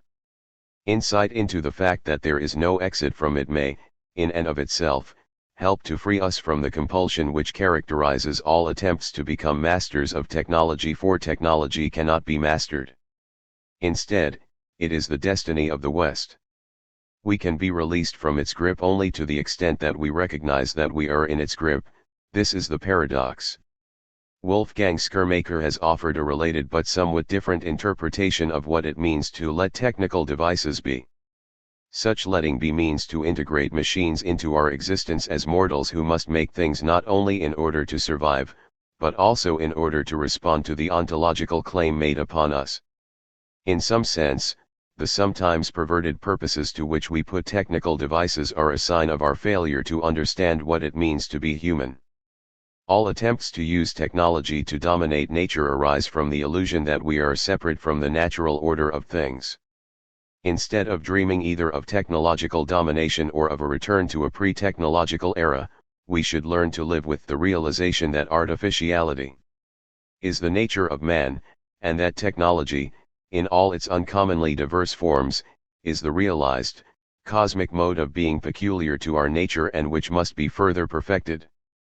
Technology is the human way of corresponding to the universe. While Heidegger would have been suspicious of Schirmacher's attempt to interpret human existence in cosmic terms, since such talk comes too close to the naturalism he abhorred, nevertheless, Heidegger would agree that making and producing are universal conditions of human existence, and that such technology is the basic human way of responding to the claim made upon us. We are called on to let things be, to bear witness to them. Making and doing these are how humans can let things be. The way beyond the technological era, then, would involve restoring the authentic meaning of technology, techne, the kind of making which discloses things appropriately. Such an authentic mode of techne, however, is nothing that humanity could will, but instead could arise only in connection with the radical turning within the history of being. Despite the catastrophic consequences of his first attempt to prepare the way for this turning, the post-war Heidegger continued to attend to the traces and winks left behind by the vanished gods and made himself ready for the advent of new gods, whose arrival would mean that being had manifested itself once again. Heidegger believed that his own meditations on being, his own attempt to recall what had been forgotten, were of world historical significance for the following reason: being has concealed itself from technological humanity.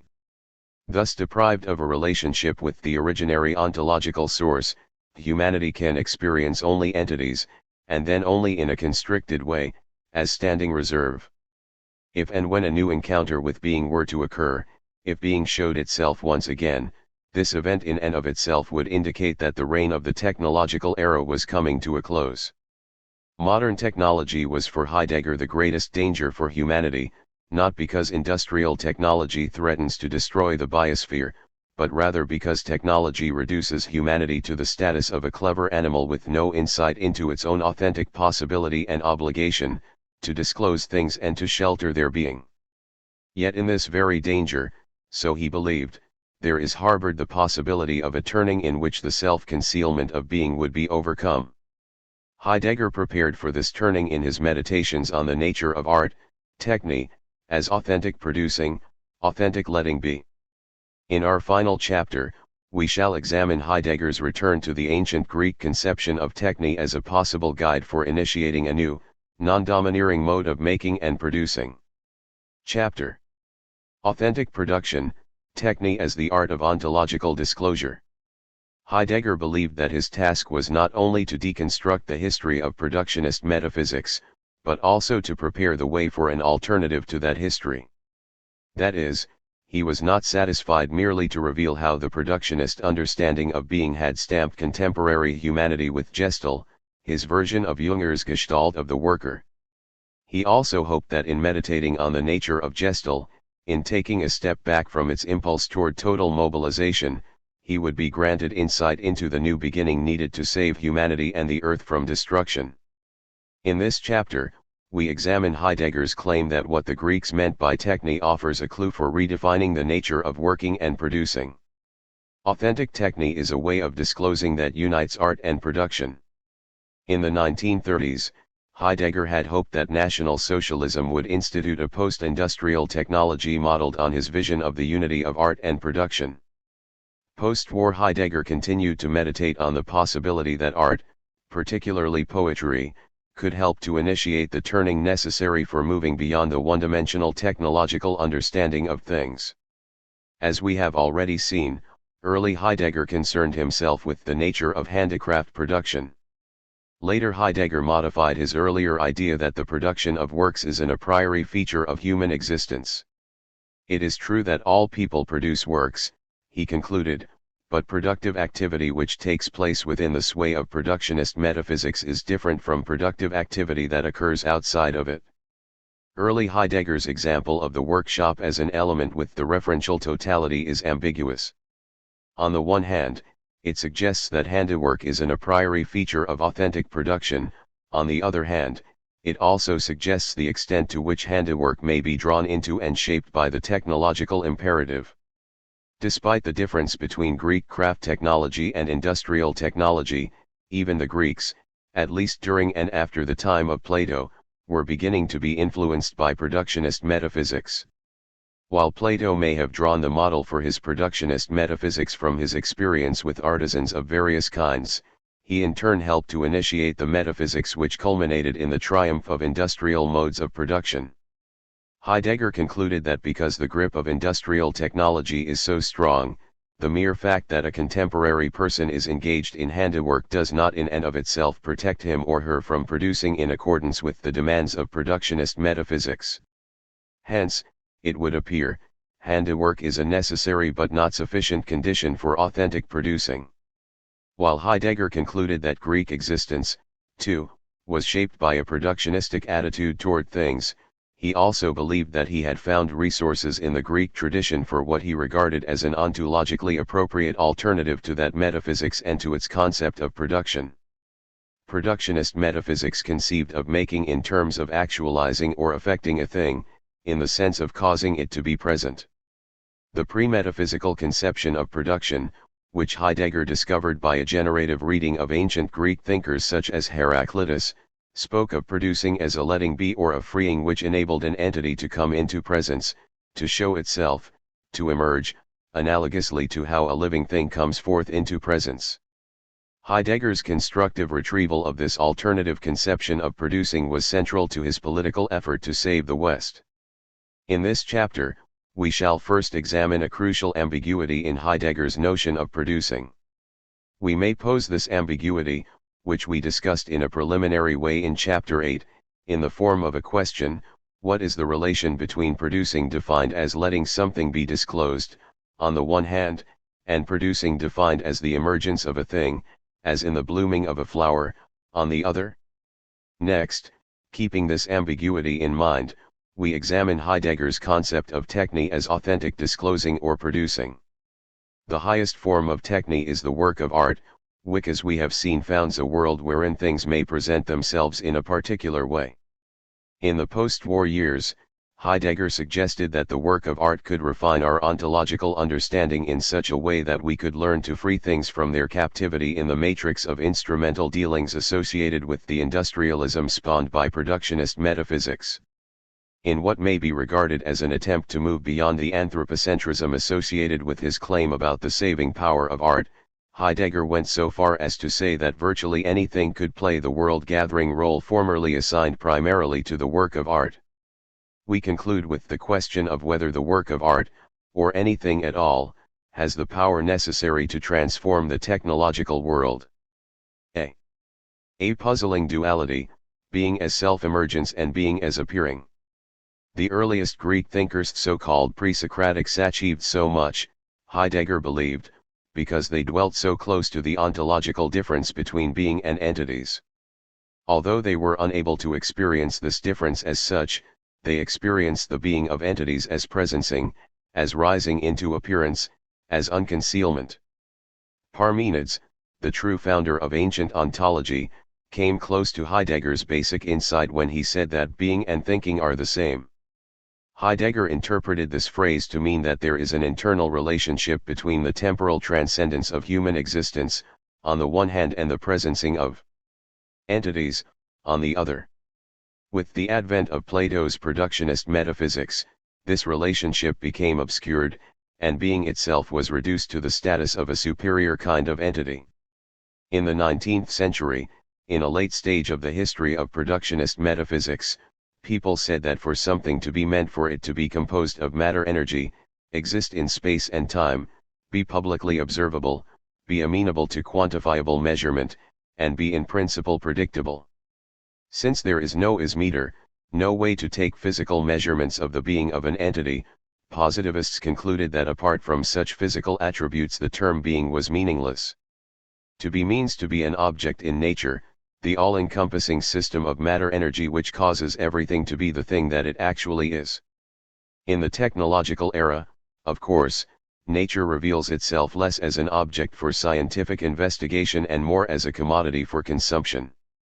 Heidegger argued that the productionist view of nature, while correct in certain ways, was a constricted interpretation of the early Greek experience of nature as physis. The word nature derives from the Latin natura, itself a translation of the Greek word physis. Natura is related to the Latin nascere, to be born. Nascere contains a faint echo of the Greek word physis, which came closest to naming what Heidegger called being. Meditation on the hidden implications of physis, he believed, would help in developing a new understanding of the nature spoken of in Hölderlin's poetry. This new understanding would presumably make possible a new, non-domineering relationship with things. Heidegger's controversial etymology of the term physis led him to give it two meanings. First, by linking physis to phein, he defined physis as the event of self-emergence, as when a bud bursts forth into a flower. Second, by linking physis to phainasthai, he defined physis as appearing, shining, showing forth. For Heidegger, then, physis meant both self-emergence and appearing. The first aspect of physis, an entity's self-emerging, would seem to be in some measure independent of the second aspect of physis, the appearing or presencing of an entity within a historical world. Heidegger seemed to give priority to this second aspect, however. Hence, he rejected the Roman notion that physis named a totality of entities that are present at hand as a cosmos governed by natural law, to which humans are also subject. Instead, he argued that physis meant the disclosive event which first makes possible the appearing of entities, and hence every possible human encounter with them. The faint echo of presencing found in the Latin natura was grounded in its stem nascere, to be born. This dimension of presencing, however, concerned the self-emergency of things, not their being in the sense of their appearing within a world. Moreover, the Romans conceived of the self-emergency of entities in terms of the metaphysical conception that to be means to be produced, caused, or created. According to Heidegger, however, for an entity to be primarily means for it to manifest itself as an entity. Hence, unlike for the Romans, for the Greeks standing in itself was nothing other than standing there, standing in the light. Being means appearing. Appearing is not something subsequent that sometimes happens to being. Being presences as appearing. The fact that for the Greeks to be meant to appear or to shine forth punctures the empty construction of Greek philosophy as a realistic philosophy which, unlike modern subjectivism, was a doctrine of objective being. Nevertheless, almost overwhelmed by the presencing of entities, the Greeks were forced to bring them to a stand by establishing limits for them. Gradually, they transformed the presencing of things into an underlying and constantly present metaphysical ground. This, as we have seen, was the start of productionist metaphysics. In defining physis primarily as presencing appearing, however, and in failing to emphasize adequately the second aspect of physis, the entity's self-emerging, Heidegger ran the risk of defining the being of entities as a phenomenal event wholly dependent on the fact that humans happen to exist. As we saw in Chapter 8, these two dimensions of physis may not be compatible. On the one hand, the being of an entity means its presencing in the sense of its appearing or its self-manifesting. This conception of being was Heidegger's most important contribution to the history of ontology. The event of such presencing requires a clearing or an absencing. This clearing is constituted by human existence. Without human existence, an entity cannot be in the sense that it cannot show itself or present itself. We may call this the aletheological, or truth-like, conception of being. Heidegger translated the Greek term aletheia, usually interpreted as truth, as unconcealment. On the other hand, Heidegger defined being as the ontological power somehow at work in the self-emerging or self-producing of living things, such as plants and animals. Presumably, the ontological organizing principle of an elk is in no way dependent on the fact that the elk appears within the clearing of human existence. In lectures from 19 to 1930, Heidegger analyzed the being of animals, by which he seems to have meant the ontological principle which explained their morphology and behavior. Moreover, in Being and Time he described the ontological structure of the human entity, Dasein. This structure, care, is itself articulated in terms of three-dimensional, ecstatic temporality. In speaking of the being of Dasein, Heidegger often seems to have meant not only the appearing of the sight needed for things to show themselves, but also the metaphysical structure of a particular kind of entity, a structure that is analogous to the metaphysical structure that makes an animal the living entity that it is. We may call this the osiological, or substance-like, dimension of being. The osiological dimension of an entity, for example, a fish, is not self-evidently related to the aletheological dimension of the fish. The fish may manifest itself only within a historical world, but the fish spontaneously grows quite independently of such an event. According to William F. Vallicella, in the early 1930s Heidegger solved the conflict between these two conceptions of being one dependent on human existence, the other not, by eliminating the osiological conception of being. Henceforth, the being of an entity meant the event of its appearing. In effect, Vallicella argues, Heidegger concluded that the quest to discover the osiological dimension of being was tied up with the history of productionist metaphysics. Was not the search for the being of an entity in the sense of its ground or principle of self-producing and self-organizing a typical example of productionist metaphysics? Despite such reservations, in my view, Heidegger never completely abandoned the osiological conception of being, although he increasingly turned his attention away from it toward being understood as the changing ways in which things manifest themselves or appear historically. The turn away from the osiological conception of being paralleled Heidegger's turn away from transcendental philosophy and Dasein analysis. He no longer conceived of presencing and unconcealment primarily in terms of the transcendental being structure of human Dasein, but instead defined the openness of human Dasein as being appropriated as the site through which presencing occurs. Had Heidegger concluded that the being of an entity is really nothing more than its appearing, he would have been open to the charge that he was a subjective idealist. He always insisted, however, that entities give themselves to us, they are discovered, not projected or invented by us. The question facing Heidegger, then, was this: how to describe the relative spontaneity and autonomy of entities without resorting to metaphysical categories. In the mid-1930s, he attempted to answer this question by developing the distinction between earth and world. As we saw earlier, he argued that entities cannot be reduced to the event of their appearing within a historical world, for entities belong to the earth which can never be made fully present in any world. Two basic features of earthly things are that they bring themselves forth while at the same time they conceal crucial aspects of themselves.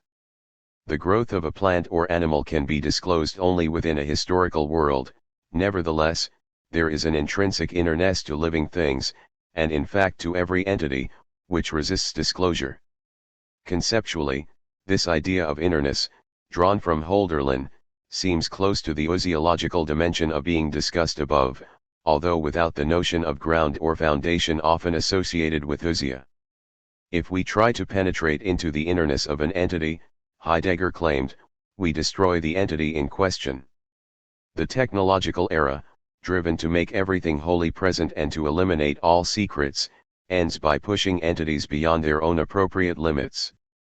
In an important statement about the intrinsic limits which govern earthly things, Heidegger said, "The unnoticeable law of the earth preserves the earth in the sufficiency of the emerging and perishing of all things in the allotted sphere of the possible which everything follows, and yet nothing knows. The birch tree never oversteps its possibility. The colony of bees dwells in its possibility. It is first the will which arranges itself everywhere in technology that devours the earth in the exhaustion and consumption and change of what is artificial. Technology drives the earth beyond the developed sphere of its possibility into such things which are no longer a possibility and are thus the impossible. The fact that technological plans and measures succeed a great deal in inventions and novelties, piling upon each other, by no means yields the proof that the conquest of technology even makes the impossible possible." Note that Heidegger concluded that the intrinsic possibilities of living things are discovered, not created, in the historical world. If living things did not somehow contain their own intrinsic limit and measure, there would be no basis for objecting to the technological disclosure of things. If for something to be simply meant for it to present itself in accordance with the categories imposed by a historical epoch, then there would be nothing problematic, for example, about animals presenting themselves merely as objects in the laboratory or as commodities on the factory farm. Nor would there be any reason even to pause in the face of the possibility of storing aborted human fetuses in cold storage warehouses as a spare parts resource for infants with genetic problems. Certainly, animals and fetuses can present themselves as objects and commodities, but Heidegger would have said that such a disclosure is inappropriate, indeed impossible. It is impossible to treat an animal like a machine, because under such an arrangement the animal would have been destroyed as an animal and transformed into something monstrous, something which oversteps the limits proper to animals. The technological disclosure of things was so horrifying in Heidegger's eyes because it lacked insight into the intrinsic limits of things. Without such insight, there cannot be a genuine historical world. Hence, he regarded the technological world as an unworld. Heidegger's difficulty, however, as we have noted, was how to speak of the intrinsic measure and limit of living things without resorting to one of the foundationalist doctrines of productionist metaphysics, that entities are grounded upon their essence. Equally unpalatable to Heidegger were scientific explanations for the enduring structure of living things, example the role played by DNA in determining cell reproduction in plants and animals. Unwilling to appeal either to metaphysics or to science, Heidegger concluded that the hidden law of the earth is an impenetrable mystery. Such a conclusion may seem obscurantist, but there is a constructive element to it. Heidegger criticized both metaphysics and the science which arose from it because they presupposed both that there is an enduring, objective structure to things, and that reason is capable of discovering this structure. Today, this view of reality and reason has been called into question, partly because of Heidegger's own deconstruction of metaphysical foundationalism, partly because of developments within science and other disciplines. Many people no longer accept two views that were popular in the first part of the 20th century, the claims that absolute truth is attainable, and that science is the only valid methodology for attaining that truth. Hesitation. To accept these absolutizing claims is not unrelated to the modern political consequences of totalitarian regimes which claim to be founded on the truths of science. Moreover, the unexpected and sometimes horrifying consequences of the technical application of scientific discoveries have made many people suspicious about the Enlightenment's confidence that science would make possible utopian social conditions. The target of Heidegger's sometimes violent criticism of science was primarily its claim to being the only valid way of understanding things. He counseled that a wise humanity would discern the hubris involved in saying that things are nothing but matter in motion, or nothing but commodities. Freed from one-dimensional understanding, presumably a post-technological humanity would make more variegated and possibly more appropriate ontological distinctions about entities. Thus, Heidegger's idea of the self-sufficient emerging and perishing of all things, the jutting forth of the earth which resists all attempts at total disclosure and total control, was a way of highlighting the limitations of rationality, especially the kind of rationality which imposes its own measure on things instead of being open to the measure internal to things themselves. Science, in his view, was genuine only if it succeeded in taking the measure from things, instead of imposing measure upon them. Moreover, because he insisted that human existence is radically finite, he believed that it was impossible in principle for humanity ever to gain an absolute or total understanding of things. The impossibility of certainty regarding our understanding of things does not justify despair, but rather a healthy skepticism regarding all embracing or totalizing attitudes and the projects springing from them. If we are to treat things appropriately, then, we must at least become attuned and receptive to those things as much as we can within the limits of the conceptual grid which helps to determine how things can show themselves. For Heidegger, such a receptive approach to things was central to all authentic producing, understood as the disclosive act of letting something be. Letting something be, taking its measure. These activities can occur only within a world. As we saw earlier, world names the historical clearing opened up by a work of art, of statesmanship, or of thought. The world enables entities to show themselves in various ways, to be distinguished from other entities. But there is much that cannot appear within a finite world. Moreover, the very event of presencing which makes it possible for things to manifest themselves conceals itself. Hence, in a given world, people do not notice presencing, but instead the things which are present. At first, Heidegger spoke as if the dimension of concealment involved in a historical world were identical with the self-concealment or self-withdrawing dimension of the earth. Later, however, he emphasized that the self-concealing dimension of the earth is different from the self-concealment involved in the disclosive event called world. The self-concealment pertaining to the earth lies forever beyond the play of concealment that is constitutive of worldhood. For the most part, Heidegger focused not on the self-concealment of the earth, but on the self-concealment of the presencing involved in worldhood. He frequently cited Heraclitus' saying physis cryptus thai philei, physis loves to conceal itself. Here, physis means the worldly appearing of entities, not their non-historical, spontaneous rising into presence. What conceals itself above all, then, is the being of entities, the event of their unconcealment and appearance. Heidegger also cited Parmenides saying gar auto noein estin to kaina, there is a reciprocal relation between apprehending and being. Ordinarily, ina is translated as being, but Heidegger interpreted it as meaning much the same as physis. Further, he interpreted noein not as thinking but instead as apprehending. To apprehend means to receive, to let come to oneself that which presents itself and appears. Noein apprehends physis, there is a reciprocal relationship or bond between presencing and human existence. The former claims the latter as the site for its own occurrence. Apprehension is not a mode of comportment which man has as an attribute, but rather the other way around, apprehension is the happening that has man. Human apprehension, noein, is inextricably related to logos. Usually translated by a variety of terms, including language, logic, reason, and rationality, logos is derived from the term legein, meaning to gather or to assemble. As we saw in Chapter 7, the logos at work in human existence enables humanity to bring the presencing of entities to a stand, and thereby to open up a historical world in which entities can appear in a differentiated way. In 1935, Heidegger stated, standing and active in the logos, which is ingathering, man is the gatherer. He undertakes to administer and succeeds in administering the governing power of the overpowering. Elsewhere, he made clear that man does not undertake this task by and for himself, but instead is appropriated to become the site through which entities can disclose themselves. B. Authentic producing as techne and poiesis.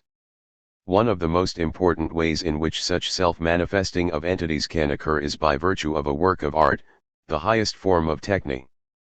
Techne is often translated as both art and handicraft, but Heidegger insisted that Greek techne had absolutely nothing to do with a primitive understanding of the world in the horizon of skilled handiwork, in distinction to our supposedly higher mathematical physical. For Heidegger, moreover, the artwork cannot be understood as arising from handicraft. Instead, handicraft and equipment can attain their ontologically disclosive power only within the world opened up by the work of art. The primary meaning of techne, then, is art, defined as the capacity for disclosing something, for bringing it forth, for letting it be seen. Hence, even modern techne or technology is a mode of artistic disclosure, though a highly constricted one. To emphasize that genuine techne involves a disclosing that preserves and guards things, instead of exploiting and dominating them, Heidegger claimed to discern a link between techne and the word tko, that which involves procreating and engendering, as in raising children, bringing them into the world. For the Greeks, techne meant both the event of bringing something into the open, and the know-how required for accomplishing that disclosure. Authentic producing, then, understood in terms of the Greek insight, involves disclosing something appropriately, letting it come forth into its own, bringing it into the arena of accessibility, letting it lie forth as something established stably for itself. To produce something means to lead it forth, to release it so that it can manifest itself and linger in presence in its own way. Authentic producing, techne, then, is not a matter of an agent using force to push material together into a specific form. Rather, it is a disclosure of entities for their own sakes. This conception of techne is consistent with Heidegger's contention that the very being of human Dasein is care. To exist authentically means to care for oneself, for others, and for things in an appropriate way.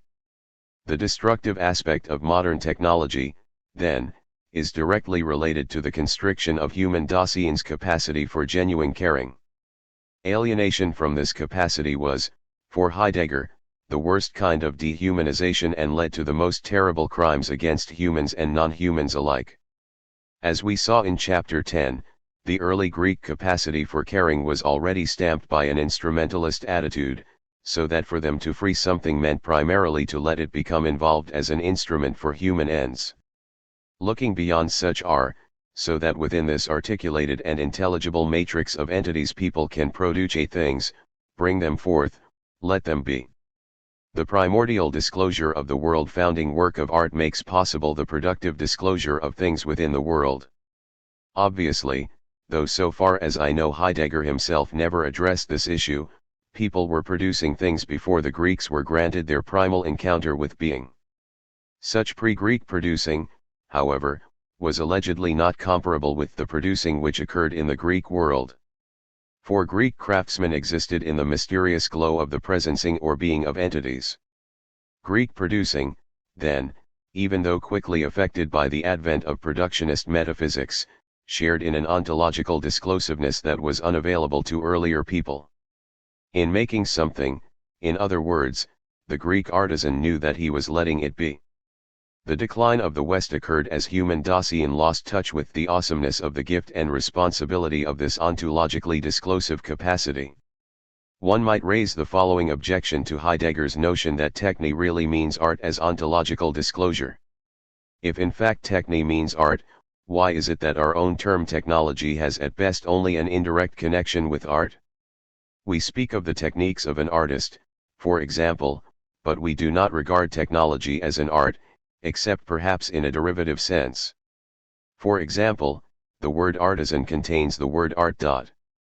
Understood in one way, an artisan is a skilled craftsman, sometimes a technician, someone whose abilities have reached such a point that his or her work is regarded as requiring talent analogous to that of a fine artist. The artisan, however, is not an artist, because the artisan produces things for use, while the artist does not. In Heidegger's view, of course, the most important figure in society is not the artisan, no matter how many useful things he or she produces, but instead the artist, for the latter founds the world in which the activity or producing, letting things be, can take place. Despite this distinction between art and artisan, however, Heidegger was concerned to demonstrate the inner relationship between poetry or art, on the one hand, and producing especially handicraft on the other. Indeed, his engagement with National Socialism was an attempt to realize in the political domain his own conviction about the need to reunite the artistic and productive realms. He hoped that producing and working would no longer be alienated from their ontological roots in the disclosive activity of poetizing, so that technology would no longer be separated from art. Of course, in many respects Heidegger's vision of the unity of technology and art was a far cry from what Lacuelabart has described as the national aestheticism of the Nazis. Nevertheless, Heidegger, in a way analogous to, but incomparably more sophisticated than, that of Hitler, called for a workers' state in which social fragmentation, nihilism, and the evils of industrialism would all be overcome in the transformation of producing into a disclosive activity both akin to and grounded in whole defiance poetry. To stress the profound relation between poetizing and producing, between art and technology, Heidegger said that techne is related both to poiesis and to episteme. The term poiesis is ambiguous. It means both poetry and producing. The ambiguity of this term is addressed in Plato's Symposium, where we read, so that the fabrications by all the arts are productions and all the fabricators of these are artisans. The one who engages in world-founding poiesis is an artist, the one who engages in producing things within the world is an artisan. Notice, however, that both poetry and producing share this basic trait, both are modes of disclosing. Poetry discloses the gods needed to order and found the world, genuine producing discloses things respectfully, in accordance with the vision of the poet. Techne is also related to episteme. Both terms mean knowing something in the sense of being completely at home with it, understanding it, being an expert with it. Heidegger emphasized that episteme must not be translated as theoretical knowing, which is somehow opposed to the allegedly practical knowing of techne. We must not become stuck in the old distinction between theory and practice. Heidegger once remarked, what the Greek thinker already knew, Goethe grasped in the statement, the highest would be, to conceive that everything factical is already theory. Whereas early Heidegger emphasized the priority of practice over theory, here we are told that the practical is already the theoretical, i.e., that the practical presupposes the disclosure of what things are. Heidegger, following Aristotle, did indicate that while both techne and episteme are modes of knowing, techne involves a particular kind of knowing. Techne is a dimension of truth, unconcealment, unhiddenness, disclosedness. Techne reveals in advance what does not yet show itself and thus does not yet stand forth. Whoever builds a house or a ship or forges a sacrificial chalice reveals what is to be brought forth. This revealing gathers together in advance the aspect and the matter of ship or house, with a view to the finished thing envisioned as completed, and from this gathering determines the manner of its construction. Thus what is decisive about techne does not lie at all in making and manipulating or in the using of means, but rather in the aforementioned revealing.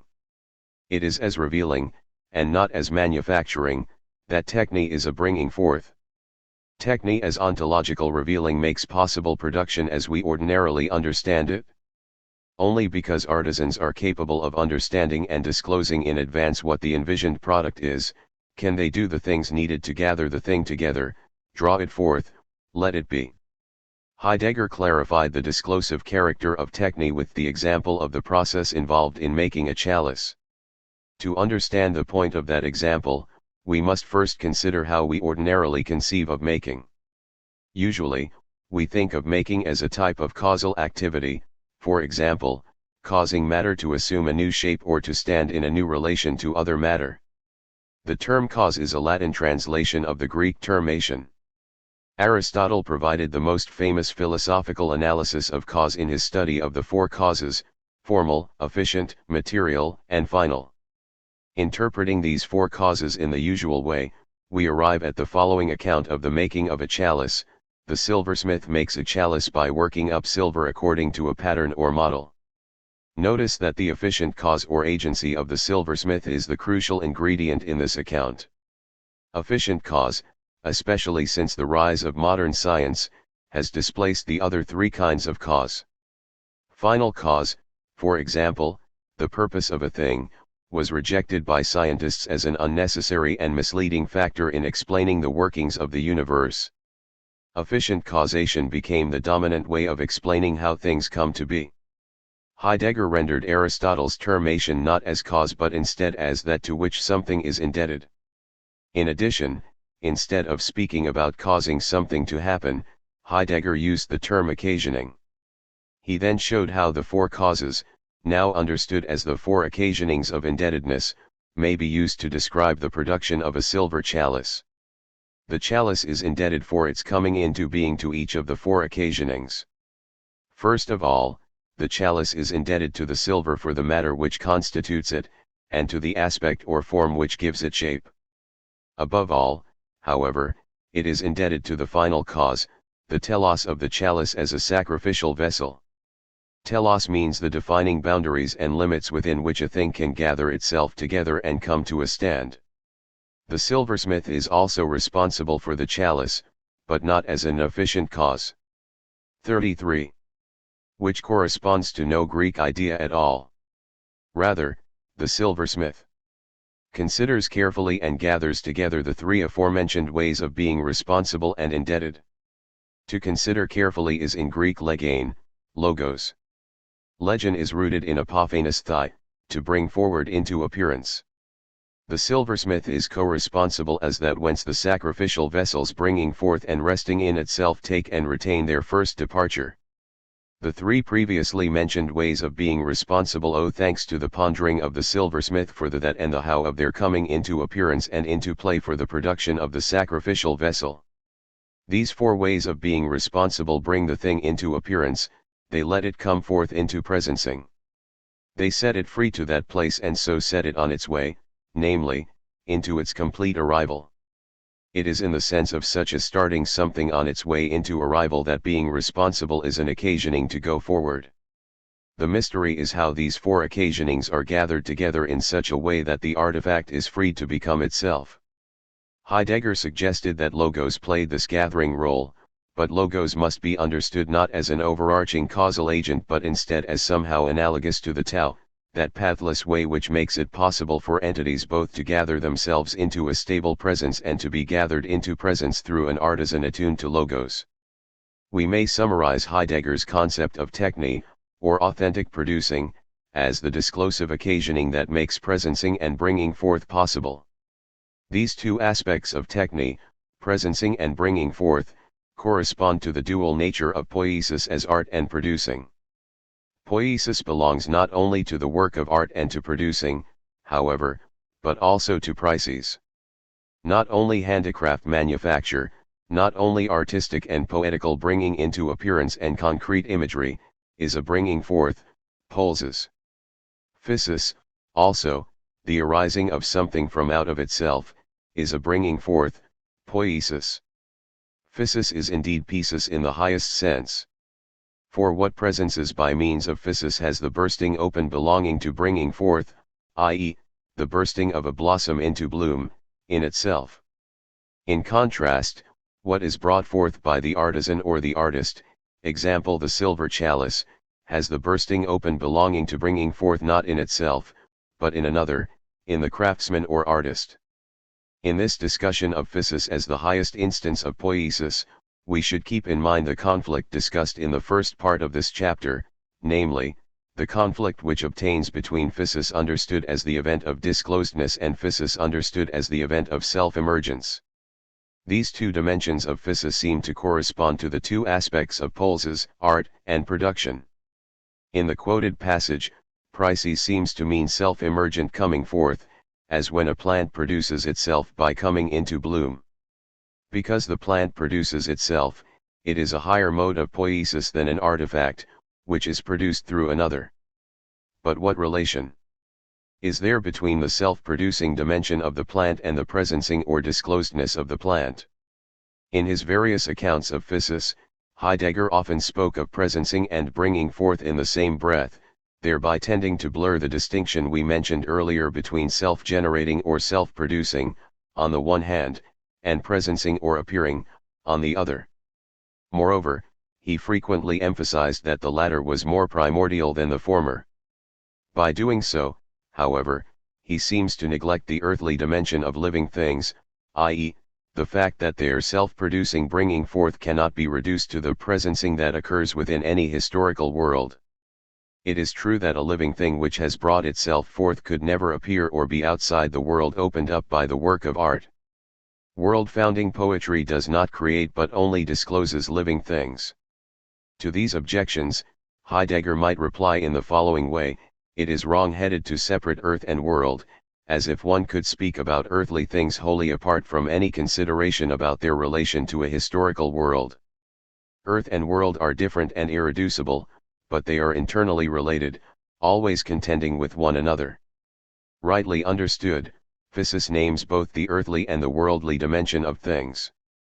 Physis names the self-generating bringing forth of living things, but also names the presencing by virtue of which such things come into appearance within a world. Physis, then, is not only generative but also disclosive. Physis brings forth the humans necessary to disclose what physis brings forth. The self-producing dimension of physis at work in living things resists the intrusions of the disclosive dimension of physis at work through human existence. The producing done by humans is radically dependent on both aspects of physis, the self-producing aspect involved in the emergence of things of the earth, on the one hand, and the disclosive aspect involved in letting those things appear with the world. The name for physis in human existence is poiesis, the disclosiveness which makes bringing forth possible. Techne as emergent artwork and physis as self-emergent entity are similar in that both works of art and things are ultimately purposeless, despite the fact that paintings of the great masters are now worth millions of dollars, and despite the fact that trees and animals are also highly valuable in the marketplace. Their monetary value and utility, however, are incidental to their being. Neither a poem nor a rose has any reason for being. Commercial rationality wants to discover the utility of all things, while scientific rationality wants to adduce a reason for them. Recalling the mystical poet Angelus Silsus, however, Heidegger remarked that the rose is without why. It blooms because it blooms. It has no purpose apart from one arbitrarily assigned to it. By way of contrast, Heidegger claimed that the very being of equipment is constituted by its usefulness. In this respect, equipment is radically different from works of art and natural things. Treating works of art and living things as commodities betrays a basic misunderstanding of what they are. If the work becomes a 35 commodity on the art market, for example, it cannot be what it is, it cannot do its work. The great work of art makes no practical contribution to a given world, but instead opens the way to a new one. In this respect, all great art is truly revolutionary. Neither works of art nor natural things require any metaphysical ground on which to stand. The artwork is not based on something external to it, such as a Platonic form; rather, emerging from the abyss of holy wildness, it provides the grounds and limits for things within the world it founds. Even in opening up a new world, the work of art does not serve a purpose as if inaugurating worlds were the ultimate purpose of reality. Moreover, living things are not founded either on the will of the Creator or on the principle of sufficient reason, they are because they are. According to Heidegger, there is no reason why there is something rather than nothing. Worlds world, entities appear. Ultimately, that is all he could say about the fact that things are. Technological humanity, however, conceives of everything in terms of purposive or instrumental rationality. Talk of producing as a freeing or as a letting be makes no sense. Instead, to make something means to cause it to happen, to will that it come forth, in order to serve some purpose within the technological system. The all-embracing purposiveness governing the technological system, however, conceals a deeper purposelessness in at least two respects. First, at least in Heidegger's view, the technological system has left behind the purposiveness characteristic of merely human projects. As the manifestation of the will to will, the technological system strives for ever greater production for its own sake. Ultimately, then, modern technology is purposeless, which is why critics such as Marcuse have accused it of being irrational. Second, Heidegger argued that the purposelessness of modern technology is not irrational but instead irrational, i.e., the technological world is but another historical world, none of which have any ultimate purpose, none of which point beyond themselves to some ultimate ground or foundation. The distinction between rational and irrational can arise only by virtue of the ontological disclosure of entities within a historical world. Worlds are not themselves grounded on anything. There is no reason why things are at all. To overcome our terror and awe in the face of the sheer presencing of things, we make up stories, myths, fables, and scientific theories to explain what and why and how things are. Productionist metaphysics constitutes the story told by Western man to explain and thereby to control the cosmos. Heidegger maintained that even though modern technology was so very dangerous, it was also paradoxical way beyond that danger. If we could take the step back from the constant purposiveness demanded by modern technology, we could suddenly encounter the purposelessness of it, i.e., we could discover that the technological world is analogous to a work of art in the sense of being a disclosure of entities simply for the sake of that disclosure, not for any higher or ulterior purpose. Heidegger owed this insight, at least in part, to Jünger, as well as to Nietzsche and Hölderlin. Discovering the purposeless and artistic character of modern technology is tantamount to revealing that it has no rational basis, no foundation, no ultimate justification, such as the iron laws of social evolution. Heidegger maintained that, in fact, the quest for the metaphysical foundation necessary to justify taking total control over things has led not to control but instead to the threat of complete destruction. The point of Heidegger's meditation on the nature of modern technology is to reveal that it has no justification. It is only one more historical world that is without why, like the rose and like the work of art. In other words, because there is no rational basis for the technological way of life, things could be otherwise. Discovering the groundlessness of the technological era makes possible the openness on the anxiety necessary for the arrival of a new, postmodern era. See the artwork, the thing, and authentic producing. Heidegger made it very clear that there was nothing people could do to inaugurate a new age. In fact, more doing would only exacerbate the grip of the technological system, since doing for the sake of controlling is central to productionist metaphysics. Are there not, however, non-controlling ways of behaving which might help to elicit the change in attitude necessary for the advent of the new gods necessary for a post-technological world? In Chapter 8, we saw that Heidegger urged people to allow whole defiance poetry to elicit the mood necessary for historical transformation. Post-war Heidegger continued to believe that meditation on the nature of the work of art was an appropriate way of stepping back from the technological impulse and thereby becoming prepared for the dawn of something new. He warned, however, that works of art can scarcely work in the technological era. In a late essay, Art and Space, he described how the technological alteration of space demanded had changed the character of works of art. Ordinarily, thinking in terms of the scientific conception of homogeneous, isotropic space, we say that a work of art occupies space in a way analogous to how a power plant occupies space. Heidegger insisted, however, that in addition to neutral scientific space which can be seized for some purpose, there are at least two other kinds of space: first, the space of everyday activity; second, the space of the work of art. Indeed, he contended that neutral, profane space is itself derivative from the place opened up by the work of art. Instead of occupying a pre-given space, then, the work of art embodies a place and opens up the arena in which entities can encounter each other. Does the place embodied by the work come before the clearing away constituted by the work? The question admits of no easy answer. We can say, however, that a work of art embodies a place within a pre-existing historical world, while simultaneously clearing a new place for itself out of which a new world can unfold. Kathleen Wright has elaborated upon the theme that in the technological age the work of art embodies a neutral space, hardly a place at all. Nevertheless, she argues, even in such a placeless space the work of art can reveal something crucial about the being of entities. Consider once again Van Gogh's portrait of the peasant's shoes. The painted shoes stand alone in an empty space, surrounded by a picture frame, hung on a museum wall. According to Heidegger, however, if we allow ourselves to let the painting do its work, we suddenly discover that from out of the painting there pours the place of the peasant woman, her fields and hills, her cares and joys, her toil and rest. Such a revelation discloses that the undifferentiated space in which the museum stands as a segment of the culture industry is not primal or real space in which the peasant woman also stands, but instead the undifferentiated technological space is a denuded, impoverished version of the lived place disclosed by works of art.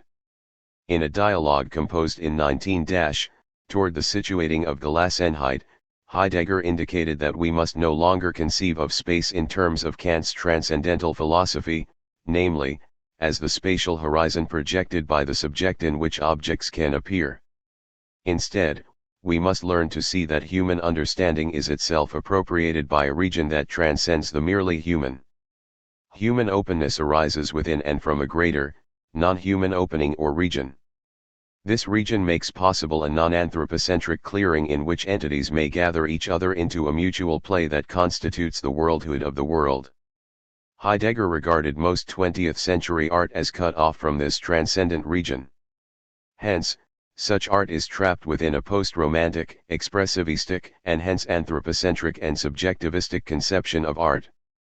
Abstract expressionism, he noted, is consistent with the character of the technological age, that in such an age art becomes objectless testifies to its historical legitimacy, and this above all when the objectless art conceives of itself such that its productions can no longer be works, but instead something for which the suitable word is still lacking.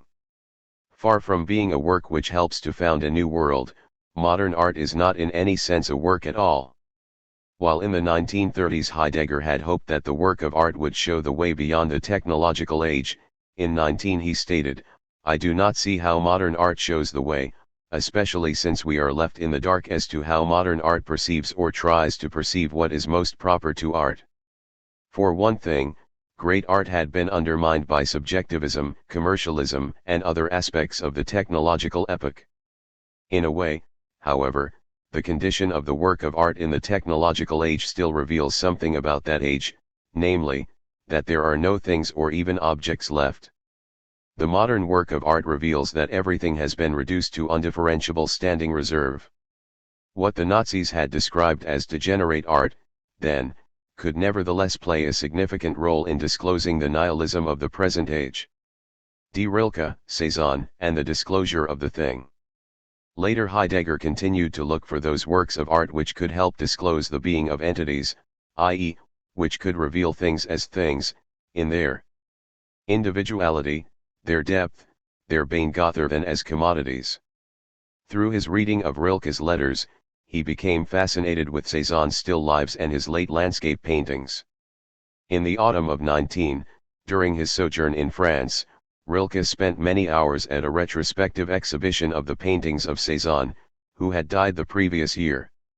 Gazing upon Cézanne's extraordinary paintings of ordinary things, Rilke came to understand the vocation of an artist, to let things show themselves as what they are, apart from our instrumental projections. Cézanne himself described his work as an attempt to bring about the realization of the things he painted. Rilke translated this term as Dingwerdung, thing becoming, the process by which the thing was allowed to become the thing it was. Cézanne was not a representational painter, in Heidegger's view. Had he been so, perhaps he would have become an abstract expressionist or a cubist, in order to represent the being of the thing in the industrial age. By transforming apples on the table into art apples, Cézanne was attempting both to free them from their status as commodities and to free the viewer from the instrumental way of perceiving things. Considering Cézanne's paintings of pieces of fruit, Rilke observed, in Cézanne, they cease to be edible altogether, that's how thing-like and real they become, how simply unconsumable in their obstinate presence. Like Cezanne, Rilke believed that the task of the artist was to let the thing be. First, artistic perception to overcome itself to the point of realizing that even something horrible, something that seems no more than disgusting is, and shares the truth of its being with everything else that exists. Just as the creative artist is not allowed to choose, neither is he permitted to turn his back on anything, a single refusal, and he is cast out of the state of grace and becomes sinful all the way through. For Rilke, Cezanne had moved far beyond the conception of art as the depiction of the beautiful. Such great painters sought to disclose the sheer isness of things, in such a way that everyday life itself might be transformed by a new mode of ontological perception.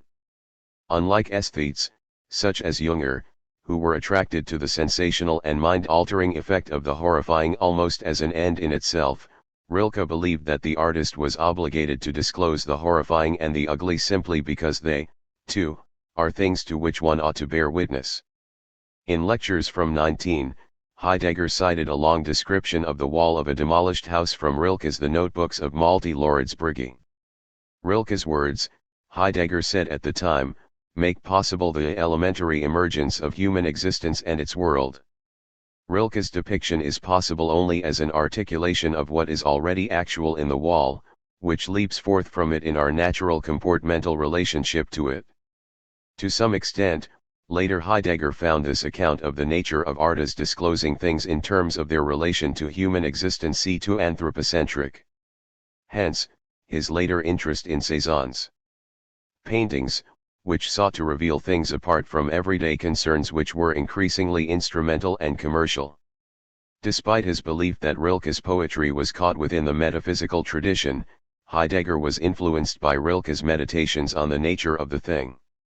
For example, Heidegger's essays The Thing and Building Dwelling Thinking explore the possibility for a non-subjectivistic, non-anthropocentric encounter with things.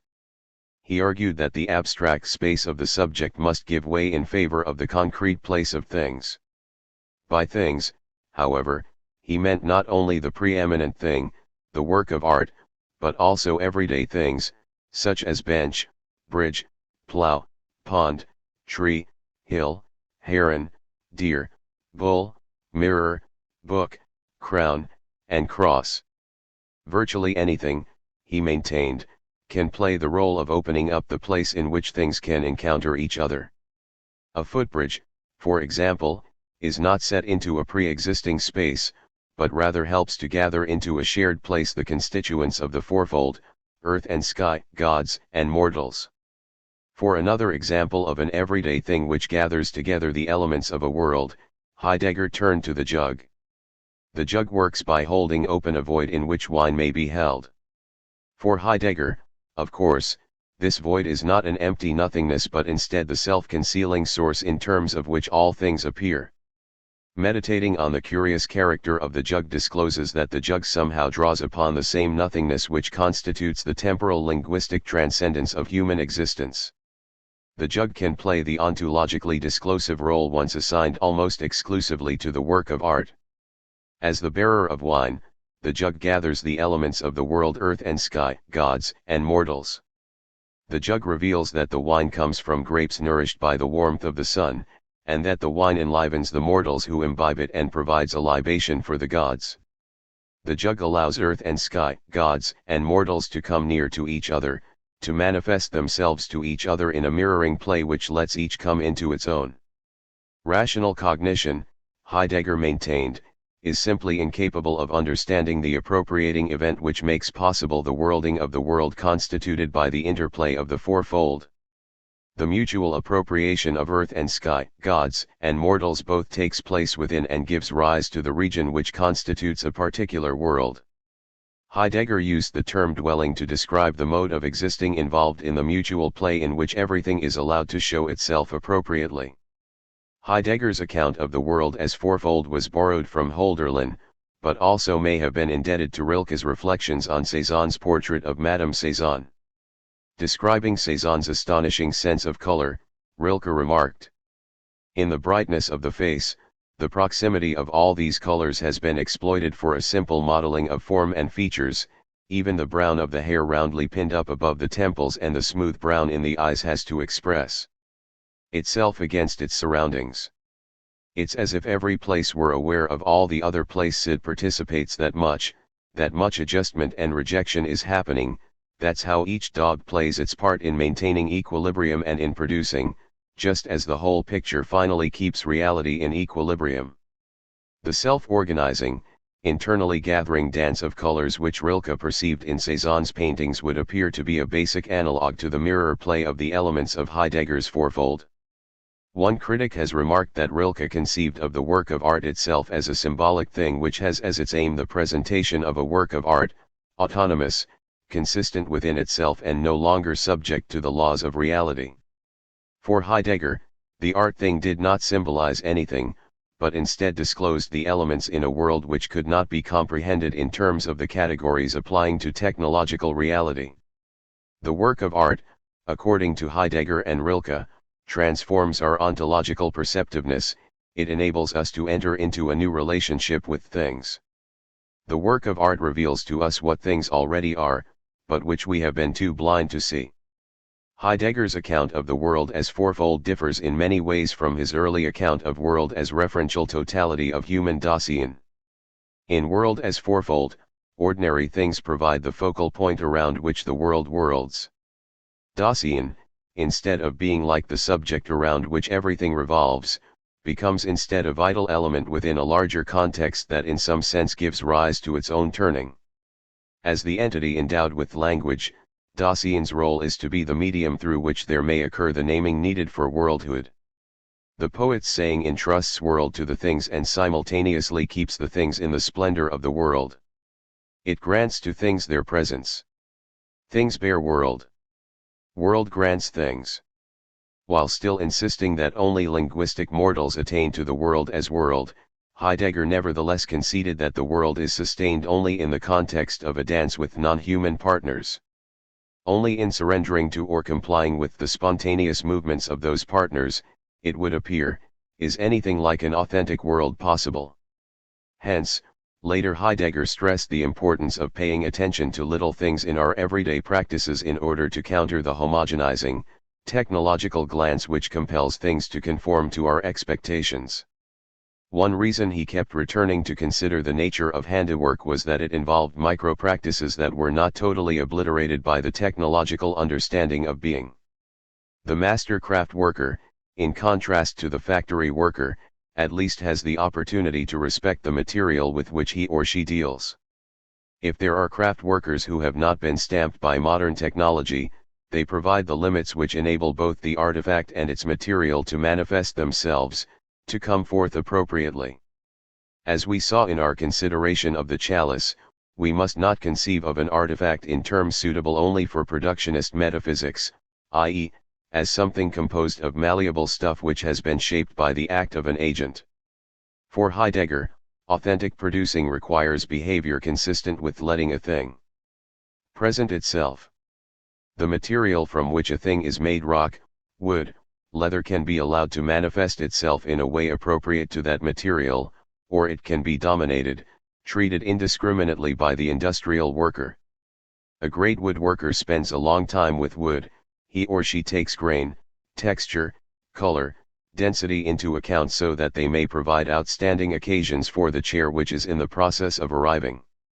The assembly line worker, by contrast, who exists in a world where efficiency is the governing determinant for producing, must ignore the qualities of material and must treat everything as interchangeable parts. We might ask how, in a technological world, great artisans can continue to exist. Certainly, their numbers have dwindled. The degradation of work in the 20th century has reduced the time and skill needed for authentic craft work, except for those who drop out of the social mainstream in order to pursue what they consider to be authentic producing. Nevertheless, great craft workers remain. Perhaps the attraction such craftspeople have for us today lies in our awareness that they are attuned to things in a way in which most of us are not. Consider, however, the admiration many people display for the intricate circuitry of a computer or the engine of a Mercedes-Benz. We often express amazement at the precision and beauty of such products. For the most part, they have been produced in gigantic factories in which much of the work is done by robots attended by human personnel. Yet are not robots and computers themselves human inventions? Even graphic artists who use computer imagery remind us that the artist is still responsible for the images executed by the computer program. Technological products, too, are in some sense human crafts but not handicrafts. Because Heidegger believed that the human hand was essentially linked to our awareness of being, he maintained that authentic producing had to involve work with the hands. Skilled hands know the materials with which they work. But those hands have always used tools. At what point does a tool escape the play of the hand and become master of it? Is it then that the potential for truly human acting and producing vanishes? If so, is that why Heidegger regarded the technological world as an unworld, a placeless place? Heidegger believed that technological humanity no longer dwells upon the earth, but instead regards it as Le Corbusier suggested that we regard a house, as a machine to live in. Heidegger and deep ecology. Heidegger's criticism of the tendency of modern technology to treat the earth as a machine or as raw material for exploitation has led some people to interpret his thinking as being consistent with contemporary environmentalism. In this section, I want to examine briefly the extent to which Heidegger's thought may be applied to the environmental movement called deep ecology. The consequences of treating the earth as a machine, or as an infinitely exploitable commodity, have become increasingly clear in the form of acid rain, polluted rivers and lakes, the greenhouse effect, deforestation, desertification, soil erosion, thinning of the ozone layer, mass extinction of species, and a myriad of other environmental problems. Environmental reformers want to curb the destructive practices of industrialism in order to prevent the collapse of the biosphere and, thereby, to save humanity from a form of suicide. Those who call themselves deep ecologists, however, maintain that reformism will succeed only in postponing the inevitable catastrophe. Deep ecology is deep in that it asks deeper questions about the origins of our ecological crisis. Deep ecologists agree that the real explanation for the environmental crisis is the radically anthropocentric character of Western culture. Such anthropocentrism stems from at least two sources, including Christianity and Greek philosophy. In a famous essay, Lynn White, Jr. called Christianity the most anthropocentric religion the world has known because it overemphasizes the importance of humans in creation, while downplaying the glory of the rest of the creation. Important strands of Greek philosophy, especially its Stoic offshoots, also promoted the idea that humans are at the top of the great chain of being and that therefore all other things are for man's use. 19 The integration of Christian theology and Greek metaphysics helped to make possible the scientific revolution. Centuries later, Francis Bacon championed the view that scientific knowledge made it possible for man to gain power over nature. Descartes' division of reality into thinking minds and extended matter promoted the dualism which stripped the natural world of beauty and intrinsic value. Later, the Enlightenment proclaimed that rationality would make possible a utopian life for humanity, by making possible not only the conquest of nature but also the reorganization of human society.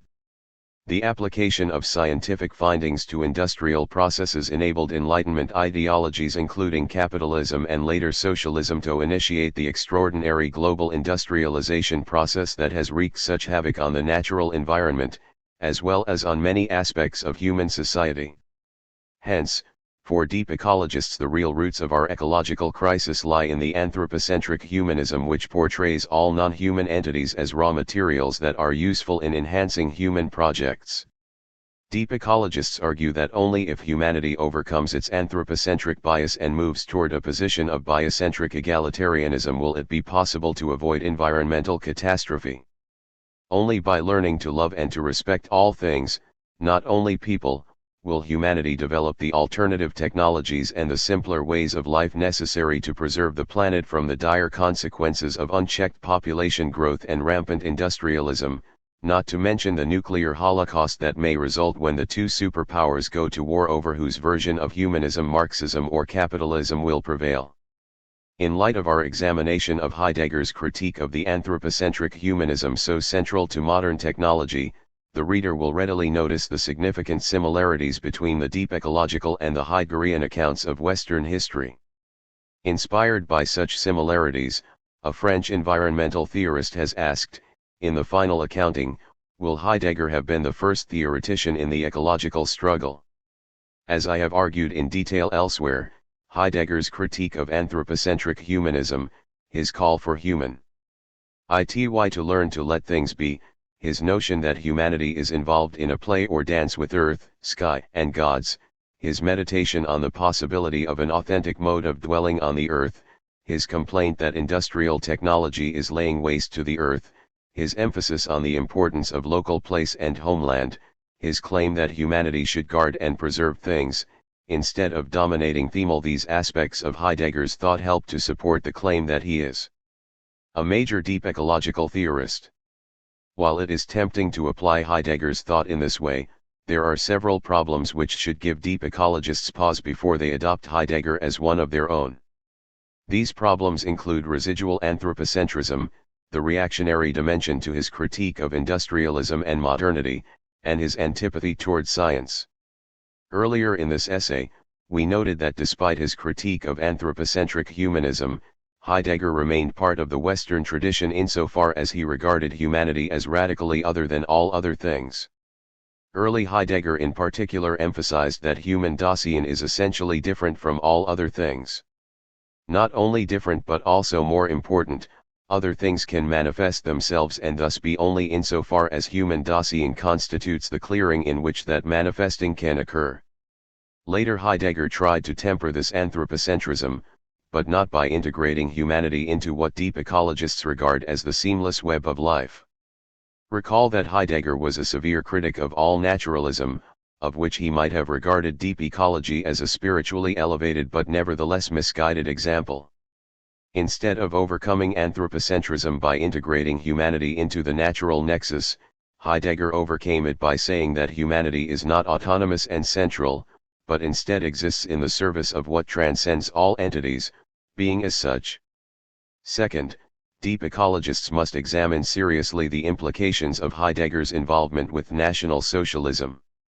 His willingness to support an authoritarian regime to solve the problems posed by modernity and industrialism, the ease with which he abandoned the principles of respect for the rights of others, his talk about a mystical union between Vogue and Earth, and his hierarchical views about those gifted with insight about the meaning of history. All this must give pause to those deep ecologists, most of whom recognize that authoritarianism, hierarchism, and communitarianism without respect for individual freedom are by no means solutions to the environmental crisis, but instead are important causes for it.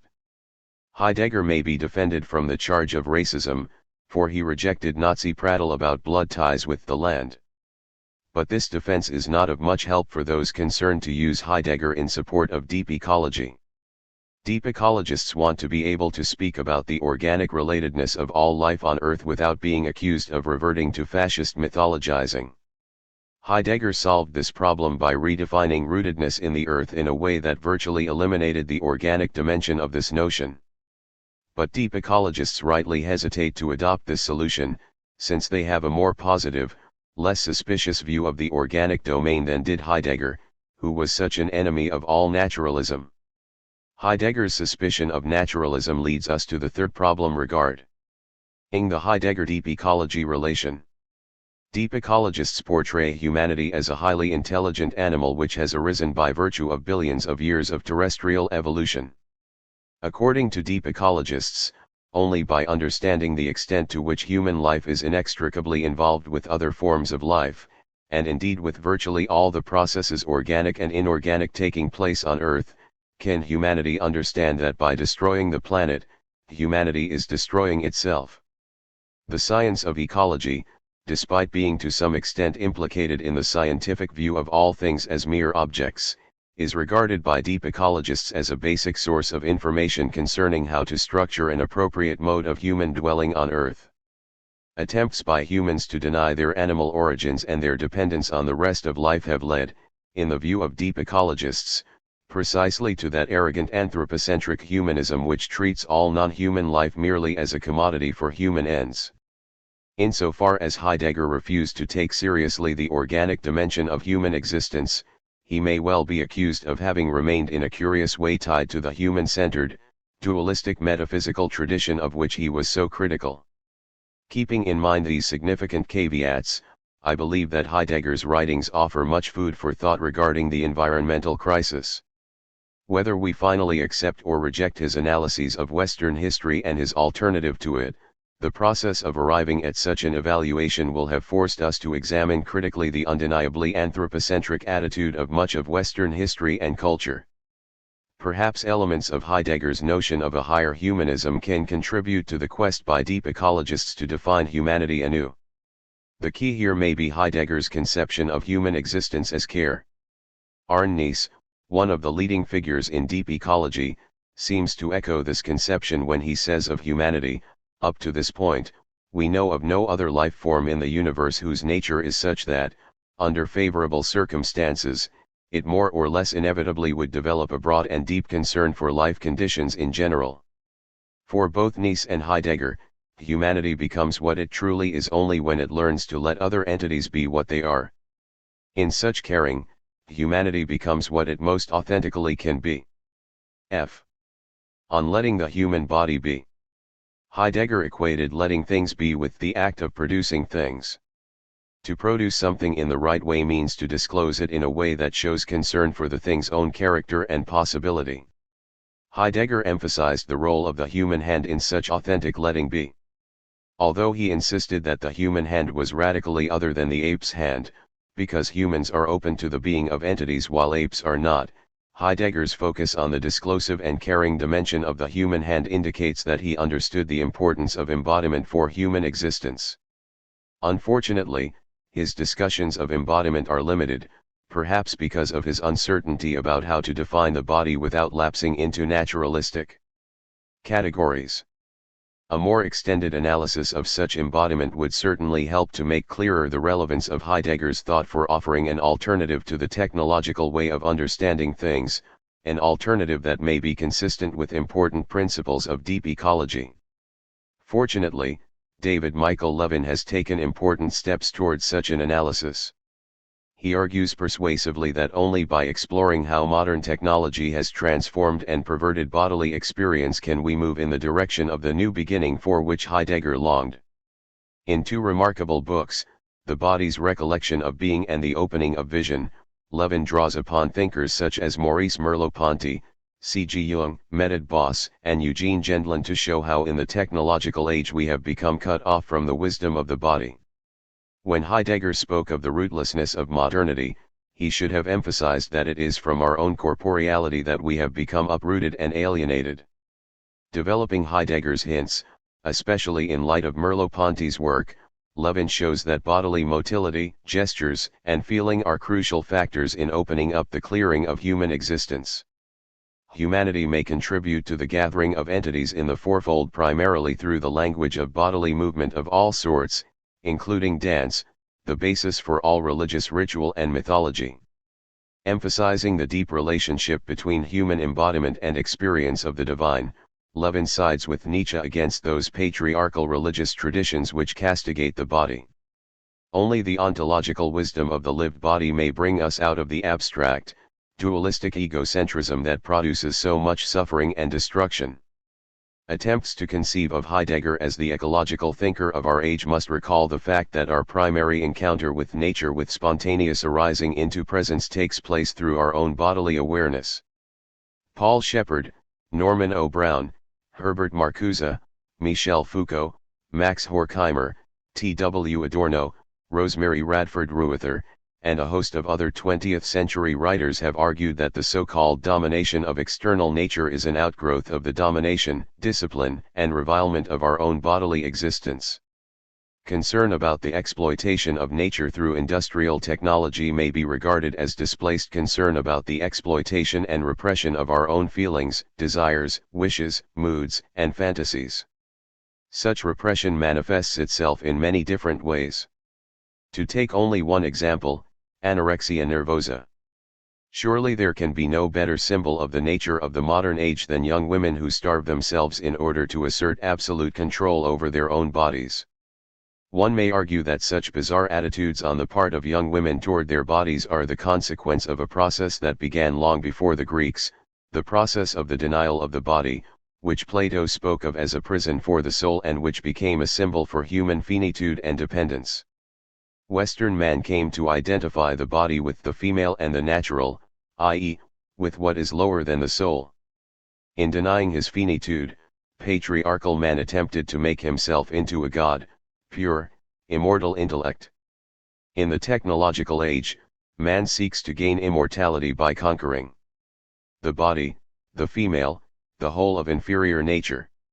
Hence, there arises the illusion of a purely ideational existence in which the body becomes something to be pushed around like a box of cornflakes. In rejecting and starving her own body, the young woman has internalized patriarchal contempt for the female and for the body.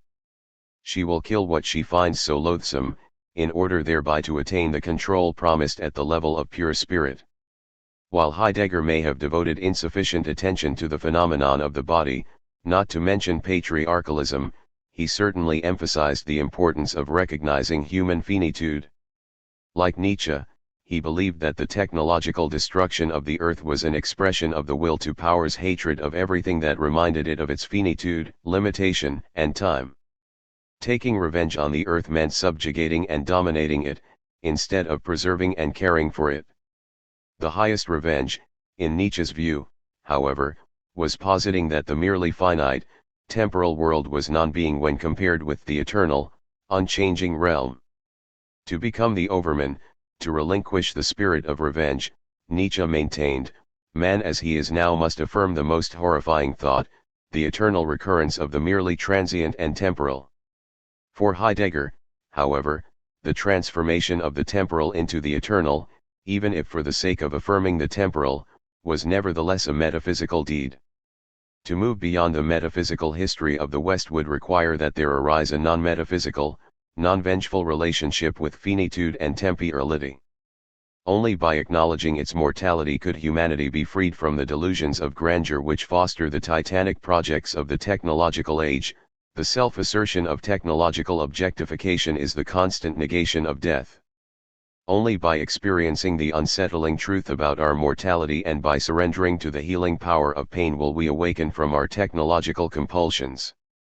Death, anxiety and pain reveal to us that we are the ontological difference which both divides the world and things, and gathers them together. When we harden ourselves to pain and death, we separate ourselves from things and from other people so that they appear as threatening objects to be dominated or as pleasing objects to be exploited. Mortals cannot truly be mortals until they surrender to and affirm their mortality, only then can the dance of the fourfold and true dwelling on the earth begin. Some people have argued that a central feature of human evil is the attempt to become immortal, perfect, wholly independent, all-powerful, and completely defended. Evil erupts when appropriate limits and measures are lacking. The disappearance of such limits is what Heidegger had in mind by the death of God. Where, in a post-metaphysical age, are we to find appropriate measures for our behavior? At least in part, as Werner Marx has observed, through what is revealed to us by the love, compassion, and respect which are the grace-granting companions of anxiety and pain. Human salvation, then, can come only when there is a turn with mortals in their natures. For a long time, Heidegger hoped that Hölderlin's poetry would help to prepare humanity for that turn. That hope weighs and remains a vain one. Indeed, in light of the dynamics at work in the technological world, Heidegger's hope for the saving power of art seems almost absurd. Perhaps Hegel was right after all in saying that in the modern age the spiritual power of art has disappeared. But is there an alternative way to understand the disclosive power of techne? What if the techne needed by technological humanity were the art of disclosing, encountering, and affirming our own mortality, corporeality, and suffering? Through such techne perhaps we could learn to let ourselves be. Certainly this is the insight recommended by many of the world's great spiritual traditions. In contemplating the notion of techne as the disclosure of ourselves as mortals, we move away from the idea of the work of art as a separate entity opening up new possibilities. Heidegger himself turned in this direction when he concluded that virtually anything can play the role of revealing the self-gathering worldhood of the world. Perhaps what is needed is a new techne of the body, a new way of being embodied, a redemption of the body. But in an age so pervaded by a schizophrenic attitude toward the body, toward feelings, toward woman, toward nature, and so bereft of any sense of the immanent presence of the divine, we may rightly wonder when such redemption might come. Conclusion: critical reflections on Heidegger's concept of modern technology. Heidegger's most important contribution to the philosophy of technology was his claim that modern technology is the final stage in the history of the self-concealment of being.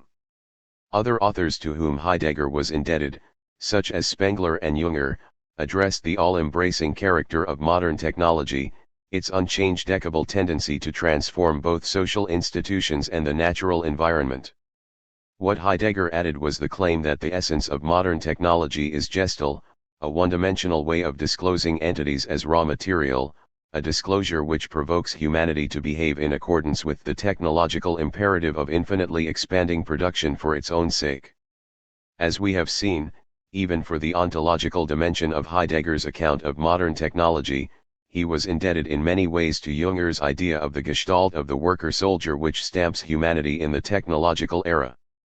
Heidegger's thought is controversial not only because of its links with reactionary writers and Nazi politics, but also because it explains modern technology in seemingly idiosyncratic terms, as the outcome of the play of being, rather than as the outcome of the judgments, decisions, and actions of determinate human agents.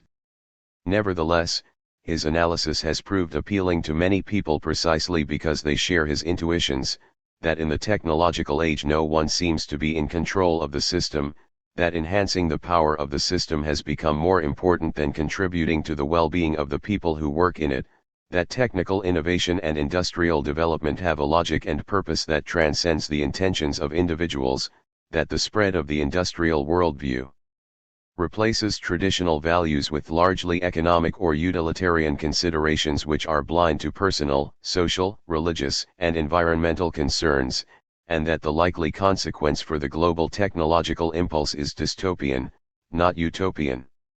This skeptical, negative interpretation of modern technology stands in stark contrast to the meliorist vision that was popular not so long ago. To be sure, since the beginning of the Industrial Revolution, there have always been strident if usually marginalized critics of the Enlightenment confidence in the power of reason, industry, science, and technology to improve the human estate by making man the master of his fate. Today, critics of modern technology are no longer marginal, indeed, they are major partici. Pants in a critical debate about the presuppositions of modernity and industrialization. The prominence of contemporary critiques of technology is not surprising at the end of a century which has suffered through 2 world wars and countless smaller ones, totalitarianism of the left and right, genocide, a nuclear arms race, the ongoing destruction of the biosphere, and other social disorders of unparalleled magnitude. If this bloody history and an arguably suicidal future are the results of modern technology, so some critics maintain, then it is obviously time to subject to critical scrutiny the presuppositions of the rationalistic and modernistic attitudes so essential to it. In this work, I have attempted to explain how Heidegger's conception of modern technology resulted from his own critique of modernity, rationalism, and industrialism. Division 1 hypothesized that his critique was profoundly shaped by his reactionary political views. While the political analysis in Division 1 was necessary for understanding Heidegger's conception of modern technology, equally necessary was Division 2's examination of his deconstruction of metaphysical foundationalism and his related analysis of the origin and character of modern technology.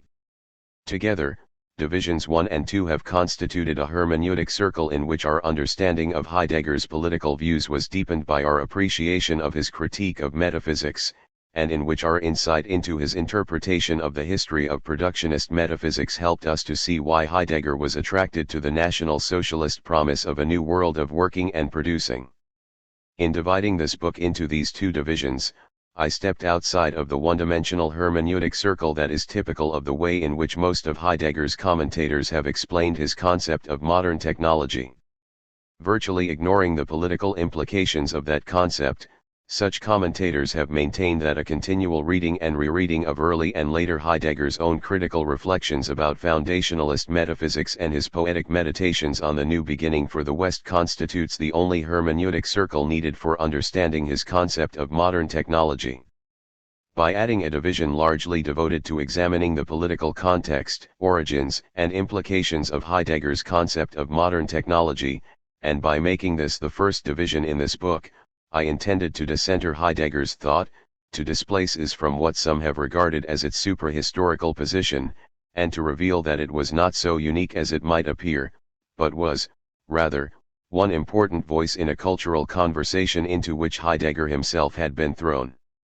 Here, I wish to further this decentering process by amplifying some of the critical themes which I introduced in divisions 1 and 2. Had I considered the work complete when I had indicated the ways in which Heidegger's reactionary politics both influenced and were influenced by his critique of the metaphysical decline of the West, the hermeneutic circle constituted by the two divisions would have been self-reinforcing and closed. Resisting such closure from the start, however, I have suggested throughout this book some of the limitations of Heidegger's political and philosophical views. In what follows, I expand these earlier reservations. My aim is to reveal possible alternative ways of interpreting Western history, modern technology, human agency, and politics, alternatives which Heidegger systematically concealed, marginalized, or distorted in his surprisingly one-dimensional reading of these phenomena. When Heidegger's text is decentered, a whole new series of questions emerges: is human autonomy largely illusory, and does human freedom simply amount to responding appropriately to the historical claim made by being upon humanity? Was Heidegger correct in arguing that modern technology is the inevitable outcome of certain developments within the history of being? On what basis did he maintain that his own controversial reading of Western history was privileged and prophetic? In the face of the increasingly serious threats to the biosphere posed by planetary technology, is there no alternative to Heidegger's recommendation that we cultivate the meditative openness necessary for a new revelation of being? Are there not plausible but different accounts of the origins of modern technology and of how to transform or limit its destructive features? This conclusion can only outline certain approaches which might be taken in exploring such questions. More important than attaining some ultimate closure is the need to keep them open as questions. To approach these questions, I first examine the extent to which Heidegger's deterministic conception of history is indebted to Hegel's thought and thus has much in common with Marxism. Such an examination is important in order to show that Heidegger's account of the determinism at work in the history of being is not so idiosyncratic as it might first appear, but rather constitutes one voice in a long-standing conversation in German philosophy, a conversation to which Skeeler, Spengler, and Junger were all indebted.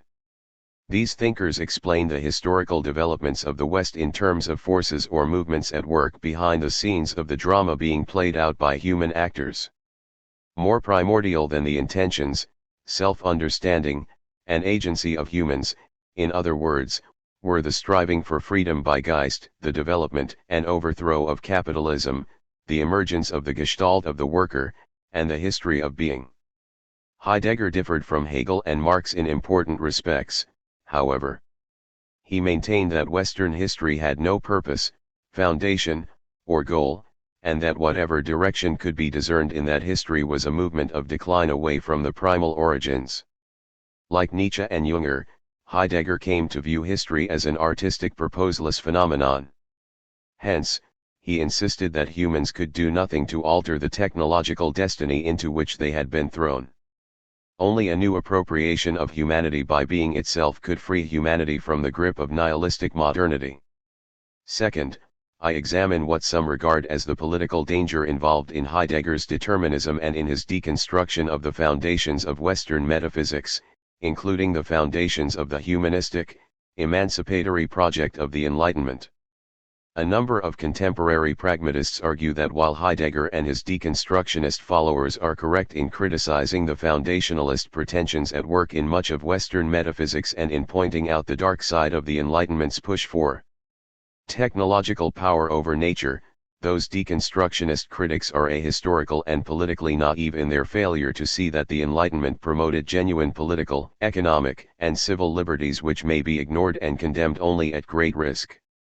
Heidegger took such a risk by aligning his own critique of Enlightenment metaphysics with the Nazi attack on the alien Enlightenment commitment to individual liberty, toleration, rationality, and universal human solidarity.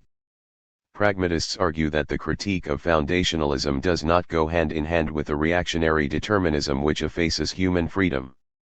From this perspective, modern technology is not a destiny imposed upon humanity, but rather a manifestation of the effort by humanity to gain a measure of control over the forces of nature.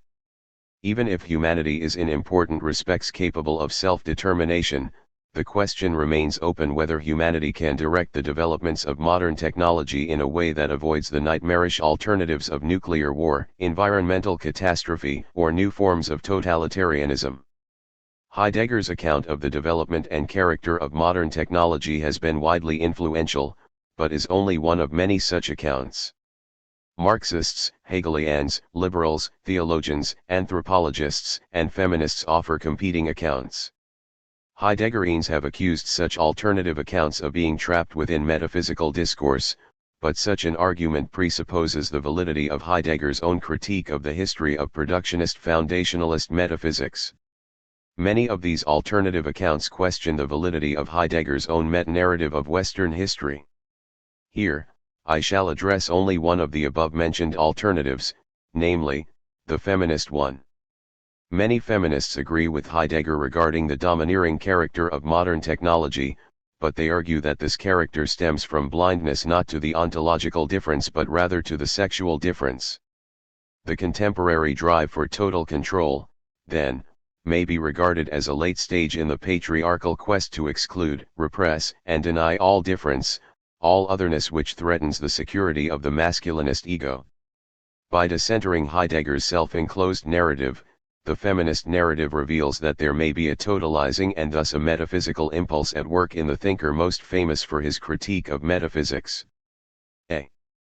In the shadow of Hegel, Heidegger's historical determinism. Marxist critics have argued that Heidegger is guilty of mystification not only for saying that the exploitative character of modern technology is shaped by the self-concealment of being, but also for claiming that there is no alternative to this alleged destiny. For Marxists, technology is not in and of itself alienating or destructive, but becomes so under the aegis of capitalism. As opposed to Heidegger's despair about the possibility of change being initiated by human action, Marxists continue to assert the melioristic Enlightenment view that rationality is a liberating force which not only improves humanity's material circumstances but also provides the critique needed to transform the socio-economic arrangements responsible for alienation and deprivation. Rejecting Heidegger's determinism, Marxists proclaim that humanity can liberate itself from the fetters forged by the capitalist misuse of technology.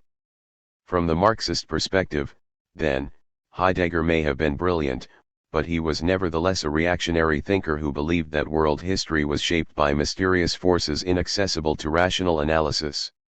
Heidegger's reactionary attitude was shaped in part by his conservative religious orientation, which helped to foster his distrust of the self-assertiveness implicit in rationalism, his historical determinism, his condemnation of the human self-worship involved in socialism and liberalism, and his belief that technological nihilism is the inevitable outcome of the interplay between the self-concealment of being and the hubris of modern humanity. Marxist critics are correct that there are important analogies between Heidegger's view of history and the view offered by some theologians. Consider, for example, the following passage from Reinhold Niebuhr.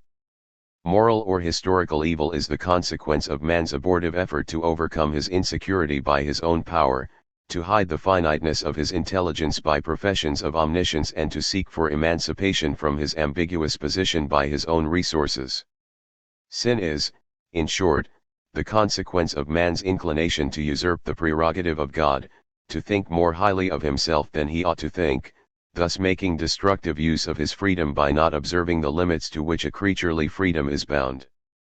Similarly, Heidegger maintained that the destructive consequences of modernity and industrial technology are the result of mortal humanity's hubristic attempt to make itself the godlike ground for all things, to compel all things to bend to human demands, and to act as if there were no transcendent dimension that is more originary than human reason. Marxists maintain that Heidegger's concept that technological nihilism results from the self-concealment of being is a secularized version of the claim that the world's suffering results from the self-concealment of God from a sinful humanity. Heidegger's appeal to being, then, is allegedly simply a variation of the mystifying appeal of Jews and Christians to God as a device to explain the origins and to justify the preservation of exploitative social conditions. Yet Marxism itself has often been accused of being a Judeo-Christian heresy, proclaiming that the New Jerusalem will be achieved not by divine intervention but by the efforts of humanity.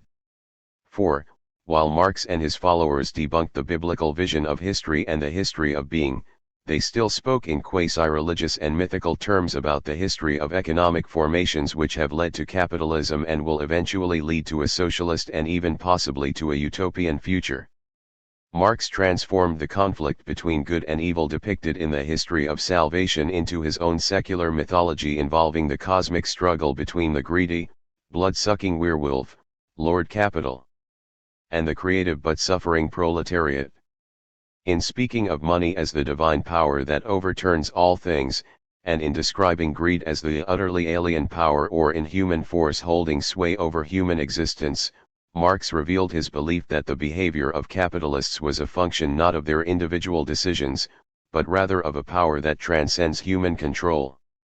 As Robert Tucker has explained in reference to Marx's writings, man as such has vanished, and in his place two personalities, the worker and the capitalist, stand in hostile confrontation. Neither is fully human. The worker is a non-man, a dehumanization, a proletarian devoid of every human attribute save the essential one, a creativity. On the other side, the insatiable, acquisitive urge, the alien power within man that transforms his productive activity into alienated labor, has been detached and housed in another man outside the worker. It has assumed flesh and blood, semi-human form, in the capitalist. Tucker's comment suggests how Marx, not unlike Heidegger, tended to conceive of humans, capitalists and proletarians alike as functions of the hidden movement of capital, a movement which Marx believed he was the first to discern. The movement of capital stamped humanity in Marx's industrial era in much the same way that Junger's Gestalt and Heidegger's Gestel stamped humanity in the technological era. Consider the following passage from Capital. As the conscious bearer of this movement, the possessor of money becomes a capitalist. His person, or rather his pocket, is the point from which the money starts, and to which it returns. The objective content of the circulation we have been discussing, valorization of values, his subjective purpose, and it is only in so far as the appropriation of ever more wealth in the abstract is the sole driving force behind his operations that he functions as a capitalist, i.e., as capital personified and endowed with consciousness and will. While Marxists have accused Heidegger of being an idealist who explained history not in terms of practical human action but in terms of the processes of mystical ontological movements, Marx himself explained history in terms of the development of economic formations, including the movement of capital, which also undermined the importance of human agency. Despite the conflict between Marxists and Heideggerians, then, they share a hidden harmony because both Marx and Heidegger stand in the shadow of Hegel. Like Hegel, they believed that while human actors did the work of producing the machinery and institutions of the industrial and technological eras, those same actors were not fully aware that they were playing roles in a drama which they themselves did not compose. Hegel maintained that the cunning of reason harnessed human desire for reason's own purposes. Marx and Heidegger added their own unique twists to Hegel's belief that history possesses a determinate direction, a goal, a telos which shapes human affairs. Moreover, Marx and Heidegger, again like Hegel, each believed that he was the first to discover the secret laws that determine the course of history. Whereas Marx, for example, assured the proletariat that its active participation was necessary to defeat capitalism, he nevertheless believed that social evolution, including the rise of capitalism, was determined by the iron necessity of the telos driving humanity to actualize its divine capacity for creating and producing. Like Hegel, Marx shared the biblical view that history has a reason, purpose, basis, meaning, foundation, or goal. Neither thinker provided many details about what would happen after the attainment of the telos of history, but both agreed there would be no new beginning in the sense of the initiation of a new historical sequence by being. Whatever was to happen after the attainment of the absolute or of authentic communism would be events consistent with a completed and relatively perfected world. Heidegger agreed that Western history was shaped by a telos that culminated in industrial technology, but argued that this telos was a consequence of the self-concealment of being, not of the coming to presence of absolute Geist or of the actualization of humanity's capacity for producing and creating. While Heidegger's account of the various modes of beingness governing Western history thus resembles in many ways Hegel's account of the transformation of Geist into various historical Gestalten, it also manifests significant differences. Unlike Geist, being has no prefigured possibilities to be actualized in history. At the beginning of Western history, being both gave itself and concealed itself at the same time. This ontological revelation opened up to the Greeks a possibility for understanding what things are, yet the self-concealment of being simultaneously initiated a tendency to harden, freeze, or congeal the fluidity or dynamism of the original revelation into something fixed, constricted, and rigid. Hence, the original revelation of being as presencing soon devolved into the constricted metaphysical understanding of being as something permanently present on ontological ground or foundation. For Heidegger, the completion of the stages of crystallizing or hardening which constitute the history of productionist metaphysics would at the same time make possible the emergence of a new beginning for history. Such a new beginning would not be bound by the nihilistic movement which culminated in the epoch of modern technology. Heidegger distinguished between his conception of the internal dynamic of Western history and the conception of historical telos shared by Hegel and Marx.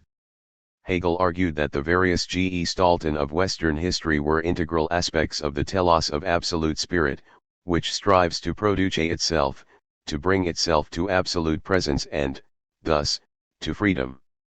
Marx argued that the various stages of the development of economic and social life were the elaboration of the telos of humanity, which strives to reproduce itself, to transform itself and the natural world into a free expression of human productivity. According to Heidegger, Hegel's metaphysics was the source for Marx's productionist attitude. For Hegel, every entity appears as the material of labor. The modern metaphysical essence of labor, as the self-arranging process of unconditioned producing, which is the objectification of everything actual through man experienced as subjectivity. Heidegger portrayed Hegel and Marx as productionist metaphysicians who explained modern technology in terms of a historical foundation, substance, essence, or telos. For Hegel, this foundation was absolute spirit; for Marx, it was human productive possibility. Heidegger contended, however, that the conception of an ontological foundation and goal for history was itself the consequence of the self-concealment of the groundless origin.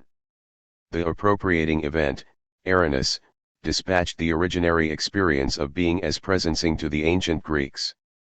Since mortals cannot long endure such a revelation, presencing soon began to become crystallized or hardened into something present, a metaphysical ground for entities. Likewise, any subsequent originary revelation, including the one Heidegger once claimed to see in Hitler's revolution, would also begin to crystallize. The world-determining Gestalten arising from this crystallizing process constituted the destiny and telos of the West, just as such Gestalten would begin to shape the course of any post-metaphysical era as it fell away from its originary revelation. For Heidegger, these Gestalten were in some sense the fulfillment of the possibility opened up at the beginning, but they were primarily a negative fulfillment, a decline from the originally vital origin. Hence, the one-dimensional technological understanding of being was all that remained of radical ontological presencing. For Hegel and Marx, by way of contrast, The late stages of Western history were stages of maturity, in which either absolute Geist or the potentiality of the creative productive human species essence came to fruition, actualizing its potential in a way analogous to how an animal actualizes its potential, realizes its telos. b. Conceptual and political criticism of Heidegger's deconstruction of foundationalist productionist metaphysics. While influenced by Hegel's historical determinism, then, Heidegger renounced the progressive dimension of that determinism, a progressivism which was transformed by Marx into his own vision of human progress. Influenced by Nietzsche and by such reactionary Nietzscheans as Jünger, Heidegger had no confidence in the Enlightenment vision of progress.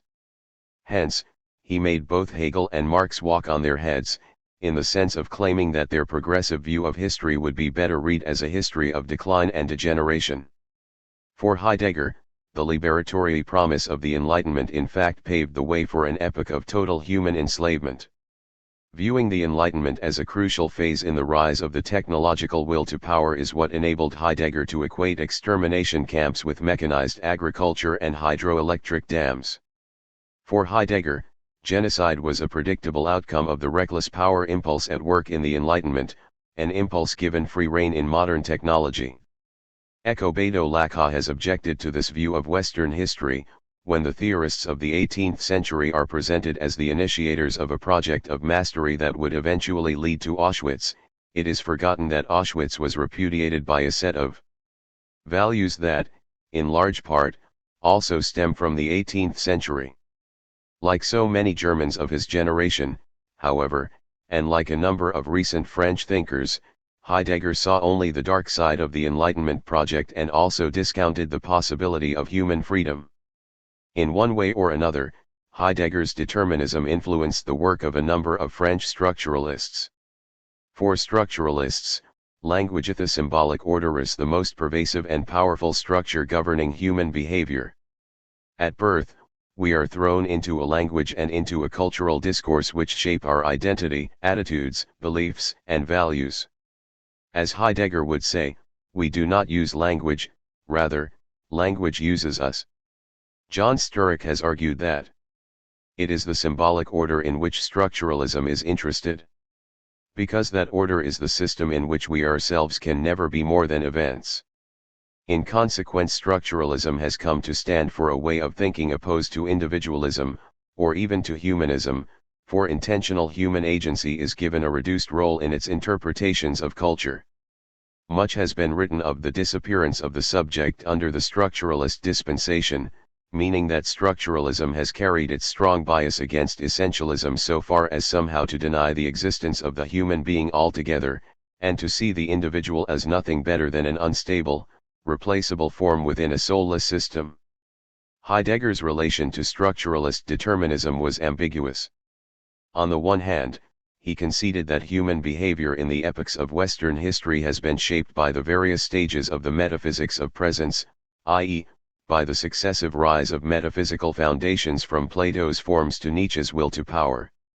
On the other hand, Heidegger also argued that the structuralist quest for a stable foundation, center, or cornerstone to explain the activity taking place within a given system was itself an expression of the totalizing impulse of foundationalist productionist metaphysics. In other words, Heidegger conceded that a gestalt organizes behavior in each historical epoch, but added that this gestalt is itself ultimately groundless, foundationless, without purpose, anarchic, despite all appearances to the contrary. For any given history, organizing gestalt is but a crystallized version of the originary and abysmal revelation, a revelation which has no purpose, no reason, no goal, no transcendent meaning. Heidegger, then, along with Nietzsche and other critics of foundationalist metaphysics, helped to point the way to the post-structuralism promoted by deconstructionists such as Jacques Derrida. If in fact there is no metaphysical foundation for self and world, then there is no grounding upon which structuralists can erect totalizing schemes in anthropology, psychology, philosophy, or any other domain. Some deconstructionists argue that it is precisely the disclosure of the lack of metaphysical foundations that opens up the possibility for freedom in a world currently threatened by the totalizing impulse of modern technology. There are no master names or transcendental signifiers to which one may appeal to justify or to ground authoritarian regimes. Rather, there is the indefinite play of signifiers which always elude any final or ultimate reading. The self-certainty which grounds the Cartesian ego is undermined in such a way that the self is decentered and becomes a play of signifiers. But in what sense does such deconstruction make freedom possible? How can we define freedom in terms other than those associated with the selfhood traditionally linked with the capacity for freely chosen action? Derrida seems to leave us with what Peter Dewes has called the choice between a view of the subject as an immobile center, a core of self-certainty, or the acceptance that there is no subject at all, except as an effect of the play of the text. Heidegger never claimed that the deconstructed, post-Cartesian self would be free in any traditional sense. For him, freedom meant submitting to the necessity of being. Apart from the meditative activity of deconstructing the history of Western metaphysics, Heidegger concluded that there was nothing that could be done to move beyond totalitarianism in an epoch stamped by the gestalt of the worker. In One-Dimensional Man, Herbert Marcuse expanded on Heidegger's suggestion that the technological system not only undermines all opposition but actually transforms critique into a source of strength for that system. Just as Heidegger called for the step back from engagement within the technological system, so Marcuse spoke of the importance of the great refusal in the face of the totalizing impulse of the system. Both thinkers maintained some hope that great art might be able to disclose an alternative to technological nihilism, but they left us with the question, what could possibly motivate the production of such liberating works of art? If humanity is so dominated by Gestalt, then it would appear that only a superhuman event could break its grip and initiate a new historical possibility. Heidegger attempted to deconstruct the totalizing, foundational impulse of Western metaphysics in order to struggle against those totalitarian technological ideologies such as Bolshevism and Americanism which proclaimed themselves to be progressive. We have followed both the struggle against technological totalitarianism and its paradoxical denouement in Heidegger's support for one of the greatest totalitarian movements of this century. Given this outcome of Heidegger's political decision, we may perhaps understand his increasingly despairing attitude regarding hopes of changing a system which can so easily divert revolutionary critique into support for the system itself. Heidegger's political engagement in 1933-34 led him to conclude that all merely human revolutions and decisions would simply reinforce the system already in play. The question for us is that conclusion tenable? In his political decision of 1933, Heidegger acted on his belief that being free meant aligning himself with the new historical destiny dawning at that time. His political decision was motivated in part by his deconstruction of the metaphysical foundationalism which made possible the modern technology against which he fought.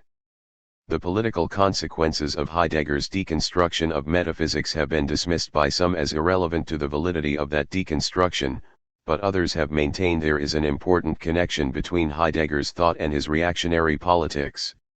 Some of Heidegger's defenders, for example, maintain that deconstruction of foundationalist metaphysics is the best possible defense against the totalitarianism which justifies itself on the basis of such metaphysics, while many of his critics assert that his deconstruction of the foundations of Enlightenment humanism in fact allowed him to support a regime which also rejected those foundations.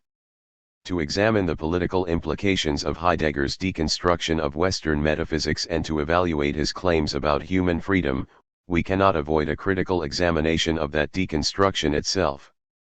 Much of Heidegger's critical account of metaphysics, its totalizing impulse, its foundationalism, its quest for complete contractolus, is now widely shared. Many pragmatists, for example, despite important reservations, have argued that Heidegger's critique of foundationalism contributes to an appreciation of the limits of human knowledge and political power. For such pragmatists, inquiry, knowledge, and the institutions dependent upon that knowledge are always conditional in nature, open in principle to question and revision. As postmodernists and poststructuralists, they have defended Heidegger's deconstructive critique of the arrogant and totalizing dimension of Enlightenment faith in absolute rational foundations for science, philosophy, economics, psychology, and politics. Yet many pragmatists have also been wary of Heidegger's deconstructionism precisely because of its connection to his problematic interpretation of Western history and to his reactionary political vision. Consider, Joseph Margolis argues, that for Heidegger our only hope for salvation from the technological era lies in turning to the very source of our prodigal but dangerous ontologies. This is the key to Heidegger's extravagance. The result is a peculiarly preposterous theory that entails that, however impressive it may be, very nearly the entire movement of Western philosophy from Plato to Nietzsche has gone ontologically astray and that Heidegger himself controls its permanent exposure. It is also what may be termed a sly theory, because its emphasis on the historicity of human existence and inquiry somehow manages to ignore the concrete history of actual existence and actual inquiry. Despite Heidegger's recognition of the historical character of human existence, his talk of the transcendent ontological dimension which gives the epoch-shaping modes of beingness would, in Margolis's view, seem to be a trans-historical source for the historical, a groundless ground, a foundationless foundation, an abysmal origin not arising from the practical activity of humanity itself but arriving instead without warning, from nowhere. Much of the contemporary pragmatist appreciation and critique of Heidegger is indebted to the work of Derrida. Derrida has argued that Heidegger did not carry the deconstruction of metaphysics to its completion, because he failed to deconstruct the idea of a primordial epoch blessed by a direct encounter with being or of a primordial sender dispatching messages to the privileged recipient, human Dasein. To this extent, Heidegger's thought reveals aspects of metaphysical foundationalism and structuralism. What Derrida said in his critique of the structuralism of Claude Lévi-Strauss can also be applied mutatis mutandis to Heidegger.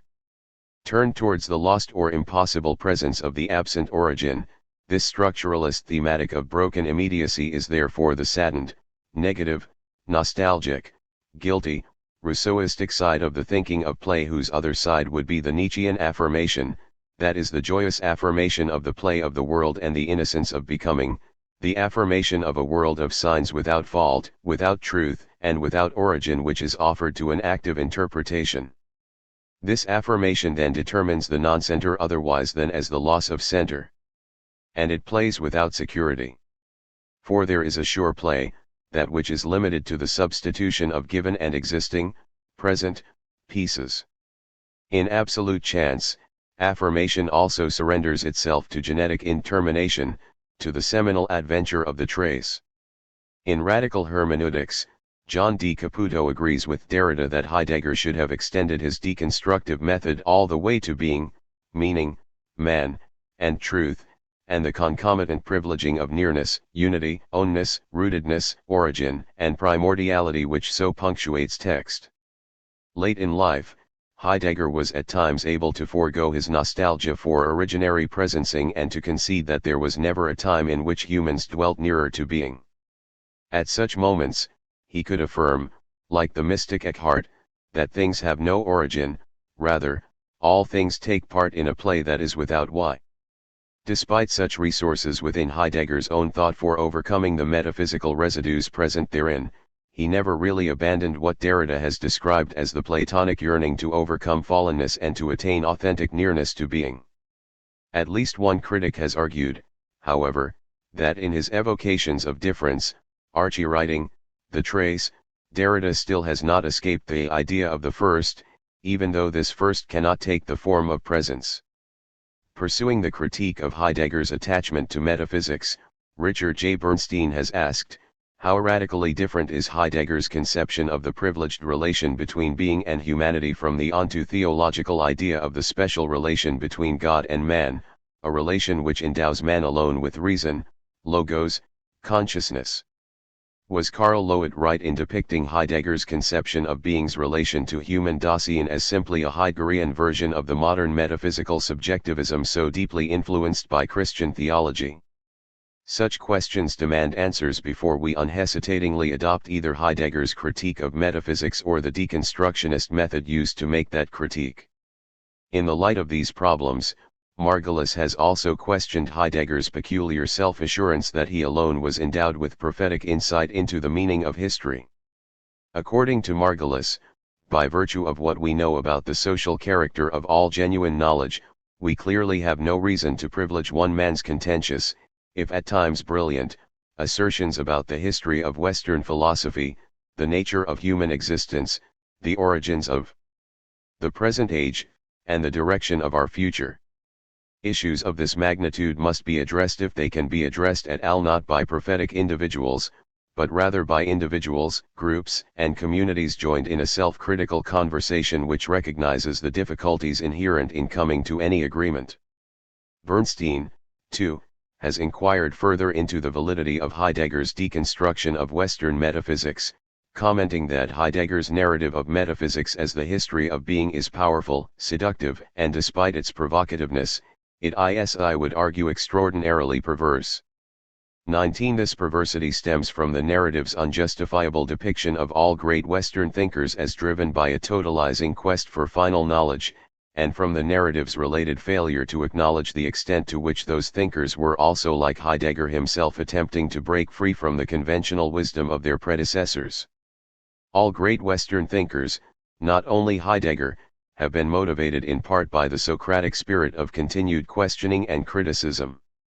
Yet under the influence of Heidegger and his follower Jacques Derrida, contemporary deconstructionists have spoken broadly of rupture, break, unmasking, transgression, difference, and refusal in contemporary critical discourse, as if these were recently discovered interpretive practices and as if previous thinkers were not aware of the slippage or gap involved in the movement from name to thing, or from signifier to signified. Such a reading of Heidegger ignores how he himself implicitly acknowledged that metaphysicians such as Aristotle, Leibniz, Schelling, and Nietzsche could be read in a way which undermines the very foundationalism supposedly intrinsic to their metaphysics. Bernstein also echoes Derrida's complaint that despite Heidegger's criticism of the totalizing, foundationalist tendency of Western metaphysics, Heidegger himself fell victim to this tendency in his own narrative of the history of being, in which every great metaphysician is said to be compelled by the same drive toward totality, unity, harmony, completeness, universality, foundational truth, and essence. Indeed, as Bernstein argues, the deconstructive critique of the essentialism and foundationalism of Western metaphysics lapses into, and gains its polemical force from, an implicit essentialism when it refers to the Western mind or the cogito of Western philosophy. Furthermore, as Derrida has argued, Heidegger's quest to overcome the history of productionist metaphysics was not successful because such overcoming is impossible to begin with. There is not a transgression, if one understands by that a pure and simple landing into a beyond of metaphysics.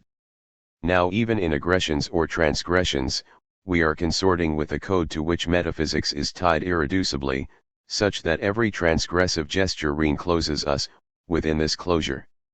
At times, Heidegger spoke as if his longed-for new beginning would involve an entirely new era, one very different from the 2,500-year history of productionist metaphysics. At other times, however, he acknowledged that the overcoming of metaphysics did not simply mean leaving it behind, for to some extent both the language and the structural manifestations of metaphysics, including industrial technology, will remain with us. Yet in spite of such concessions to the lasting influence of metaphysics, Heidegger retained hopes for a radical rebirth, a rebirth which Derrida as well as many pragmatists regard as curiously utopian, naive, idealistic, and metaphysical.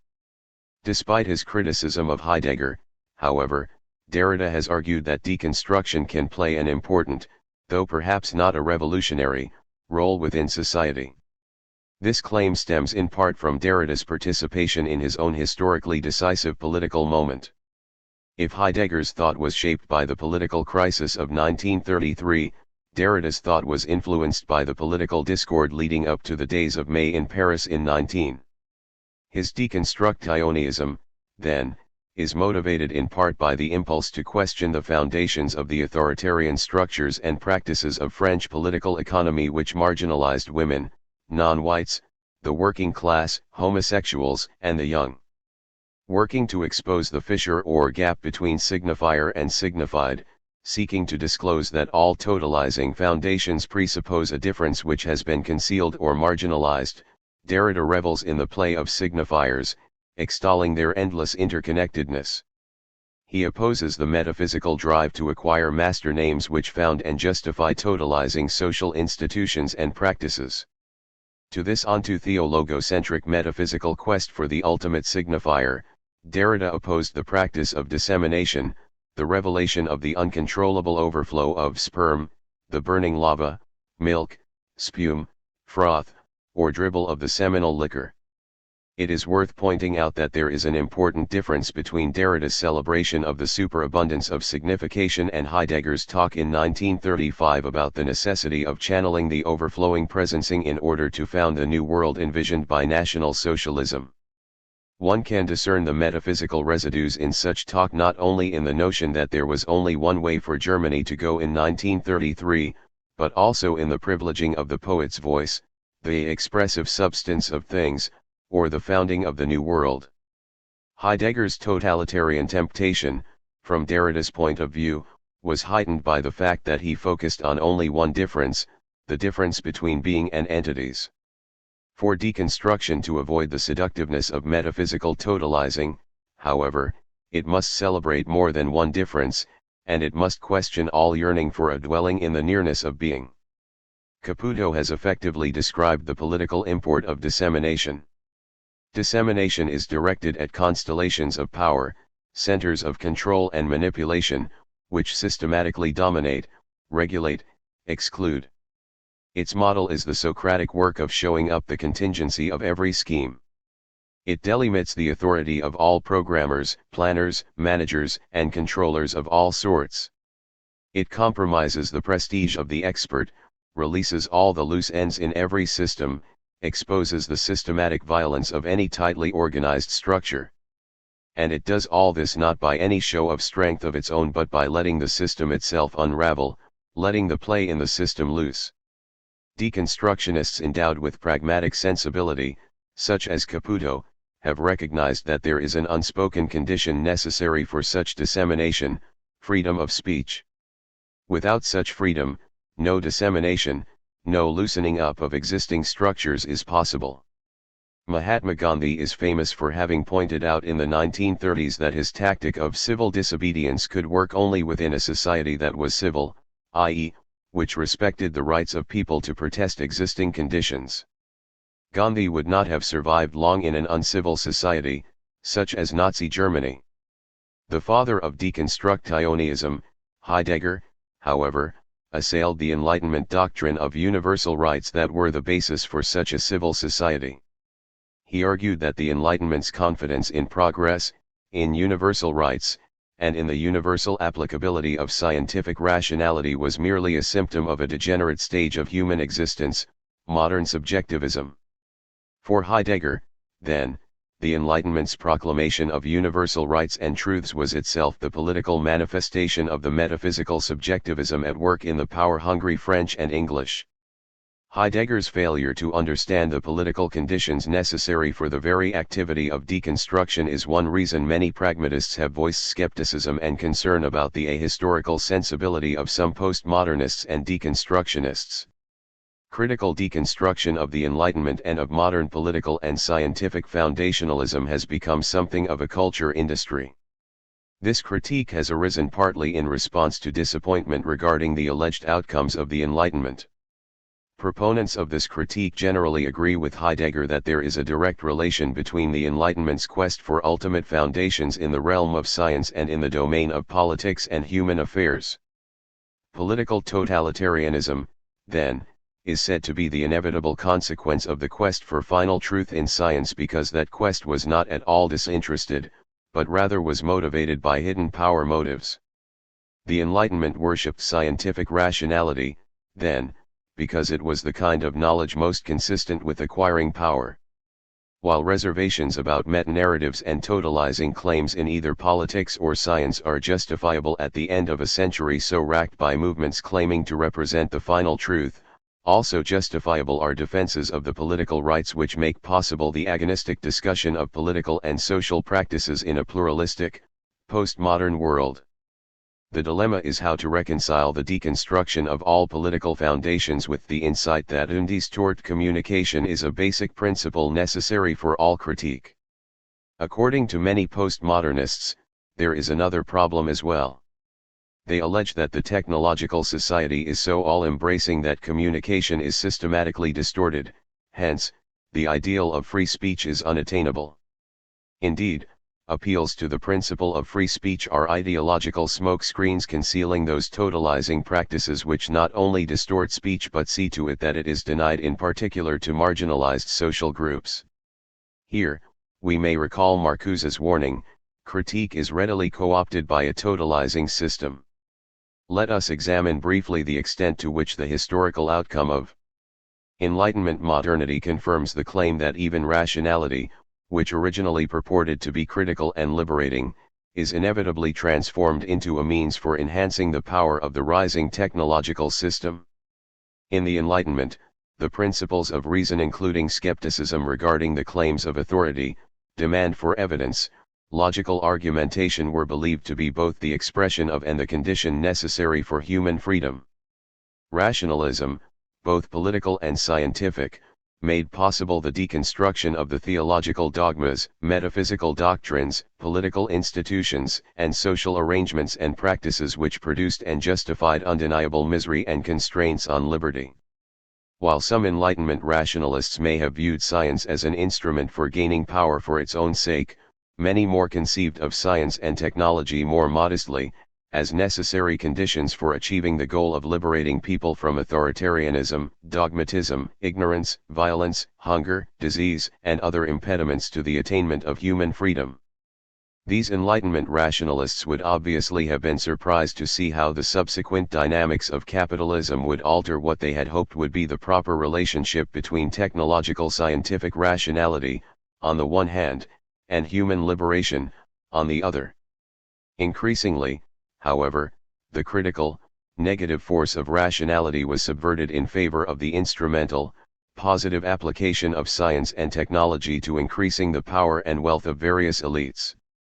If this centralization of power and wealth distorted the political realm, this fact was justified by appeals to the scientific findings of Darwin, who proved that competition was the natural and therefore most adaptive way of organizing society. According to Marcuse, the extraordinary material achievements of modern technology have been so successful that they have undermined interest in a critique of the social contradictions involved in those achievements. So enamored are people with the outpouring of new commodities that they not only ignore the social problems that are present for all who care to see, but they also have little interest in or access to those works of art which indicate what is absent in technological society. Since liberal technocratic societies follow rational principles in producing wealth and also proclaim themselves to be based on the self-evident freedoms articulated by the Enlightenment, critique of those democracies is easily labeled either irrational or utopian. The apparently irrational practices of the society, including its engaging in a nuclear arms race, its undermining of its social fabric by a permanent war economy, and its endless quest for a higher material living standard, are justified as the only rational ways of protecting freedom. As long as the totally administered society delivers the goods, these contradictions are tolerated. For Marcuse, the question is, how can the administered individuals who have made their mutilation into their own liberties and satisfactions, and thus reproduce it on an enlarged scale, liberate themselves as well as from their masters? How is it even thinkable that the vicious circle can be broken? If Heidegger and Marcuse are correct in saying that we live in totally administered societies, then we may easily understand their despairing attitudes toward alternatives to the given. Yet in response to their grim vision, we must ask, is the technological world totalitarian? Is there freedom for critical discussion, for envisioning and realizing alternatives, for affecting social and cultural change? Or, in fact, does the technological subject simply lack any resistance to being stamped by the technological will to power? Michel Foucault, who in his final interview acknowledged that for him Heidegger has always been the essential philosopher, answered the last question affirmatively in most of his writings. Toward the end of his life, however, he seemed to change his mind. In The Subject and Power, he remarked, when one defines the exercise of power as a mode of action upon the actions of others, When one characterizes these actions by the government of men by other men in the broadest sense of the term, includes an important element: freedom. Power is exercised only over free subjects, and only insofar as they are free. Furthermore, despite his earlier agreement with the contention that the dialectic of the Enlightenment promoted subtle as well as overt forms of domination, Foucault also came to depict himself as sharing in the Enlightenment tradition of promoting liberation through critical analysis. On this astonishing turn in Foucault's thought, Jürgen Habermas has commented, "Up to now, Foucault traced this will to knowledge in modern power formations only to denounce it. Now, however, he presents it in a completely different light, as the critical impulse worthy of preservation and in need of renewal." This connects his own thinking to the beginnings of modernity. Habermas argues that Foucault had based his earlier portrayal of the totalizing tendency of modernity on a highly selective reading of democratic societies, a reading which, for example, ignored the role of the legal system in constitutional democracies. Dieter Freundlieb has, in my view, correctly concluded that early Foucault lacked a differentiated set of categories that could account for the complexities of modern societies. The same criticism of early Foucault's all-encompassing theory of power may be leveled at Heidegger's all-encompassing theory of the technological will to power. While insightful in many ways, Heidegger's account appears to leave no room for what many people regard as the legal, political, cultural, and social expressions of resistance to the disciplinary matrix of modern technology. Such resistance is a manifestation of at least a measure of human freedom, even in the face of the undeniable power of the multifarious forms of repression and distraction at work in modern technological societies. Heidegger discounted the potential of constitutionally based democracies for resisting technological totalitarianism for several reasons. To begin with, because of his reading of Western history, he argued that liberal democracy and Soviet communism were metaphysically the same in that both were manifestations of subjectivism and humanism. This apparent inability to see that there are important, not merely superficial, differences between Stalinism and Americanism was characteristic not only of Heidegger but also of many other Germans of his generation, including Horkheimer, Adorno, and to a lesser extent Marcuse. We have already seen that, for various historical and cultural reasons, these German-born thinkers believed that the Enlightenment was motivated not by an interest in human freedom, but rather by hidden power motives which later became clear in communist, fascist, and capitalist versions of totalitarianism. Moreover, influenced by the belief of Hegel and other German thinkers that human affairs are shaped by hidden events that transcend human ken and control, Heidegger concluded that those who spoke about human agency or autonomy or freedom were victims of what Marx would have called false consciousness. The only real freedom for Heidegger involved surrendering to and affirming necessity. Hence his tendency to discount questions of moral responsibility regarding his own behavior during the 1930s. Despite Heidegger's resistance to the modernist ideals of human agency and freedom, some commentators claim to have discovered in his early thinking the conceptual resources needed to defend a pragmatic version of a social and political ethics which affirms human freedom and responsibility. One pragmatist, Charles M. Shearover, has argued that Heidegger's misgivings about the Enlightenment and his doubts about human agency notwithstanding can derive from being and time a workable foundation for a social and political ethics that would be suitable for contemporary society. According to Shearover, moreover, commitment to promoting such an ethics is an appropriate activity for philosophers. A founded existential ethic would recognize historicity as a continuing condition of beings who are continually engaged in concrete situations, concrete individual and social concerns, decisions, and allegiances, with specific conflicting obligations to sort out and conflicts of loyalties to resolve.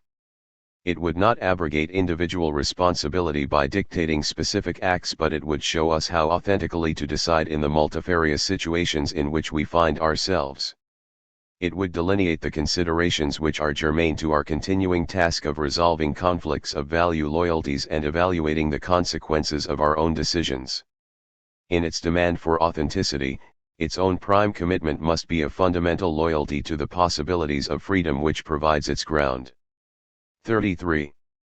Shearover believes that early Heidegger, at least, can be read in a way that defines freedom not as the affirmation of necessity, but rather as the capacity for making decisions about how one is to live, decisions which in ideal conditions allow one to express one's abilities and to realize one's vision, both for oneself and for other members of one's community.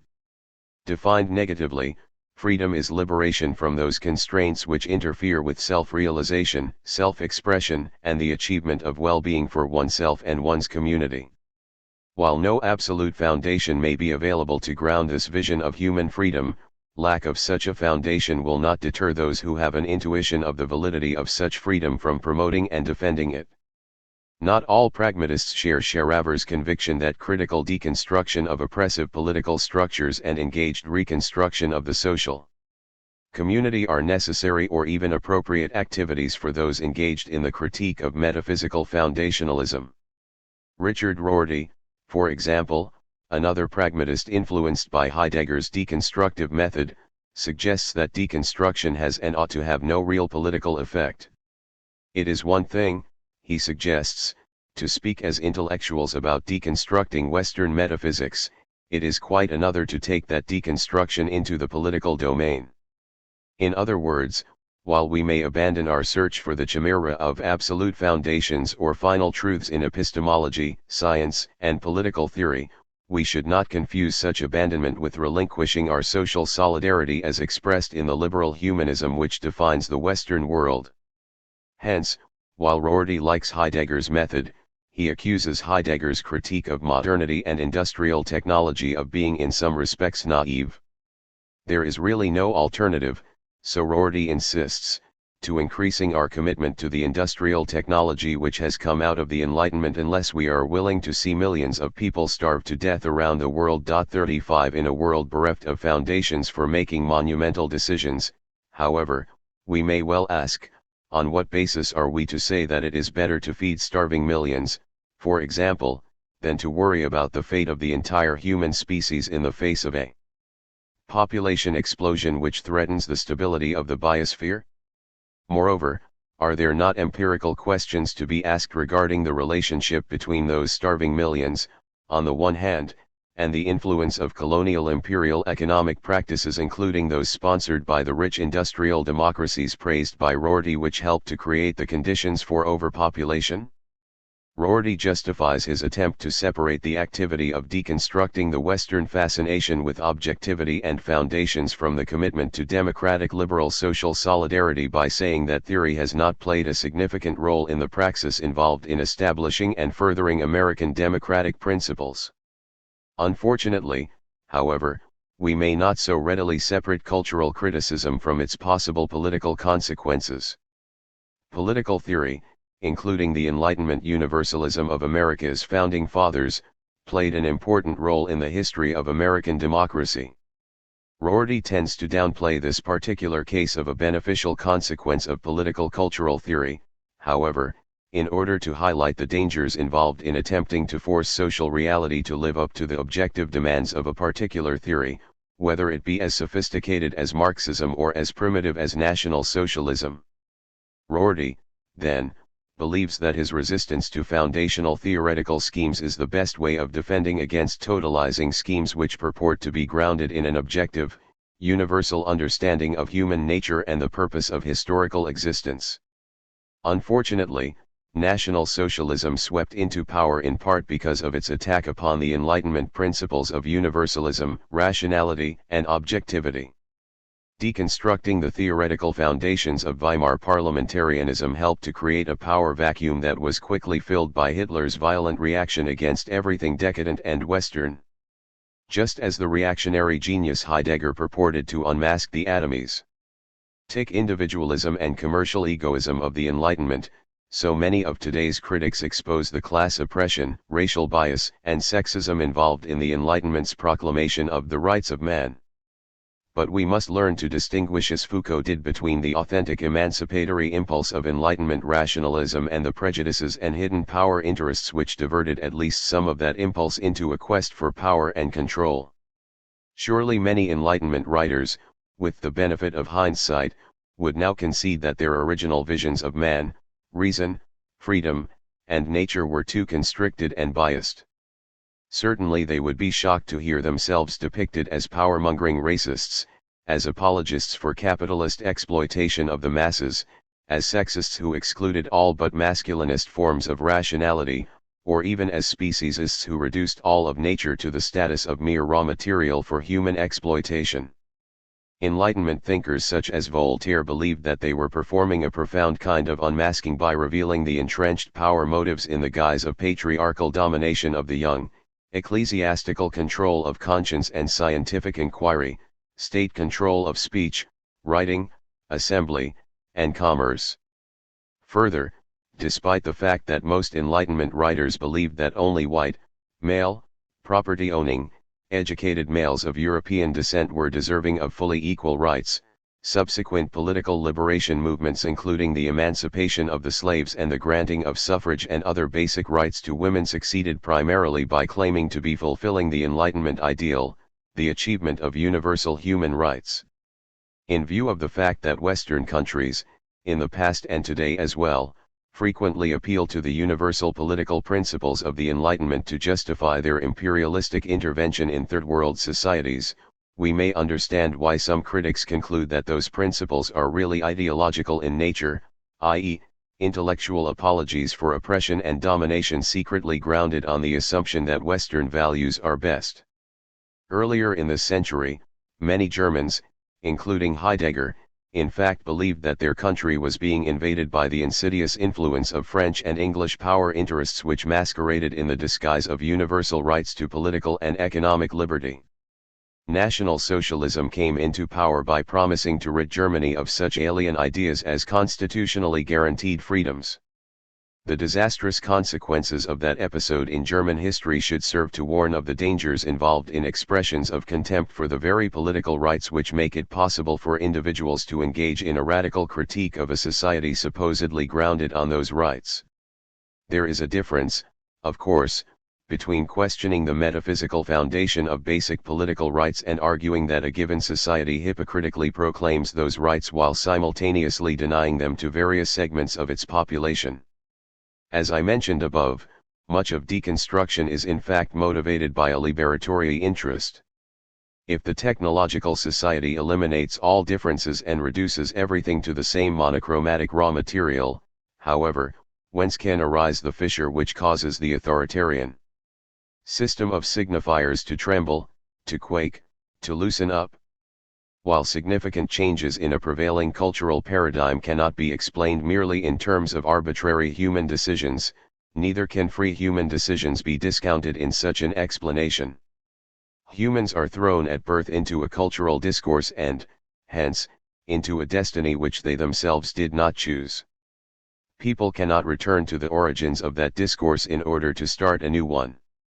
To a large extent, then, individuals are for the most part players in a game of institutional, social, political, economic, literary, artistic, and religious discourse, only part of which they comprehend. Despite being shaped by such discourse, however, individuals are not merely automatons at the mercy of an inexorable destiny. Rather, they may also bring to their historical discourses unexpected insights, novel variations, new possibilities which reveal it is by no means fixed but instead is open to disrupture. It goes without saying, of course, that the possibility for such variation and novelty is greatly enhanced by political systems which both guarantee and encourage self-expression and which also promote the economic means necessary for individuals to develop the capacity for self-expression. Unfortunately, however, Heidegger regarded self-expression and democratic principles as bourgeois ideals symptomatic of the one-dimensional atomism and egoism of a modern subjectivism which was blind to the fact that the actors on the stage of human history were players in a drama that they did not themselves compose. If we may benefit from Heidegger's insight that modern technology is characterized by a one-dimensional way of disclosing entities, we must also be willing to criticize his presuppositions about the extent to which humans are incapable of resisting and developing alternatives to that disclosure. See Sexual Difference vs. Ontological Difference. Heidegger believed that he alone possessed the key needed to unlock the secrets of modern technology. In portraying all other accounts as superficial or derivative, he depicted his own account of Western history as the standard or basis against which all other accounts were to be measured. Despite his critique of the one-dimensional thinking at work in modern technology, then, Heidegger read not only Western history but also Western thinkers in a way that forced them to fit into his powerful but nevertheless limited conceptual grid.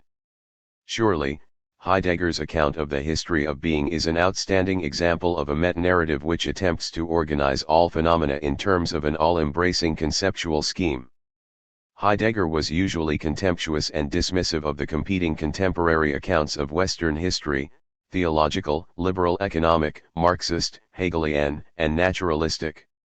In addition to these accounts, all of which have been continually updated by their proponents in the light of new discoveries in the sciences or in anthropology or in comparative religion, other accounts have arisen in recent decades. Examining one of these alternative accounts helps to decenter and to question Heidegger's supposedly privileged and self-enclosing account of Western history and technology, thereby bringing to the fore the difference hidden by his own account. I have in mind the feminist account of the origin and character of modern technology. Feminists argue that in focusing on the ontological difference, Heidegger concealed, marginalized, displaced, and suppressed another difference, the sexual difference. Heidegger's view of Western history, then, was blind to a different source for the domineering tendency of modern technology, the patriarchal domination of woman, body, and nature. Feminists maintain that the origins of modern technology lie not merely in developments within Greek philosophy, and certainly not in the history of some esoteric self-concealment of being, but rather in specific historical practices and institutions which constitute patriarchy. The history of patriarchy is a totalizing movement which represses and denies the feminine difference which constantly threatens to undermine and to displace the masculine foundation of all things. Patriarchy is grounded upon a radical binary opposition between the masculine and the feminine. The patriarchal ego seeks to guarantee its own potency and immortality by dissociating itself from the female pole of the binary opposition, by virtue of which the masculinist ego manufactures its own identity. Finitude, dependency, mortality, corporeality, all of these are projected by the patriarchal ego onto the female, who is identified with Mother Nature and the body. Intolerant of all reminders of these modes of otherness or difference which undermine the delusional attempt to make itself God, the patriarchal ego attempts to subjugate this threatening otherness to the control of reason, discipline, technology. Modern technology, then, according to feminist critics, is the late expression of the ancient patriarchal quest to transform the earth into a totally controlled environment which reflects the quest for mortal ego's paradoxical quest for immortality. As Rosemary Radford Ruether maintains, the 19th century concept of progress materialized the Judeo-Christian God concept. Males, identifying their egos with transcendent spirit, made technology the progressive incarnation of transcendent spirit into nature. The eschatological gods became a historical project, now one attempted to realize infinite demand through an infinite expansion of productive power. Infinite demand incarnate in finite nature, in the form of infinite exploitation of the Earth's resources for production, results in ecological disaster, the rapid eating up of the organic foundations of life under our feet in an effort to satisfy ever-growing appetites for goods. The matrix of being, which is no less the foundation of human being, is rapidly depleted. The patriarchal self-deception about the origins of consciousness ends logically in the destruction of the Earth. While agreeing that the West is governed by an aggressive, hubristic, death-denying drive for total control, Heidegger maintained that this drive arose because of ontological, not gender-related, factors.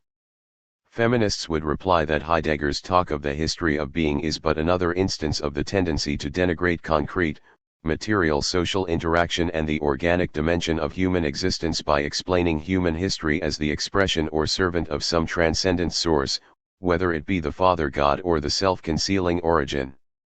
Heidegger's denial that humans arise from what Ruether calls the organic matrix of being is, in the view of some feminists, evidence of his contempt for the body and of his preference for defining humanity in terms of transcendent awareness.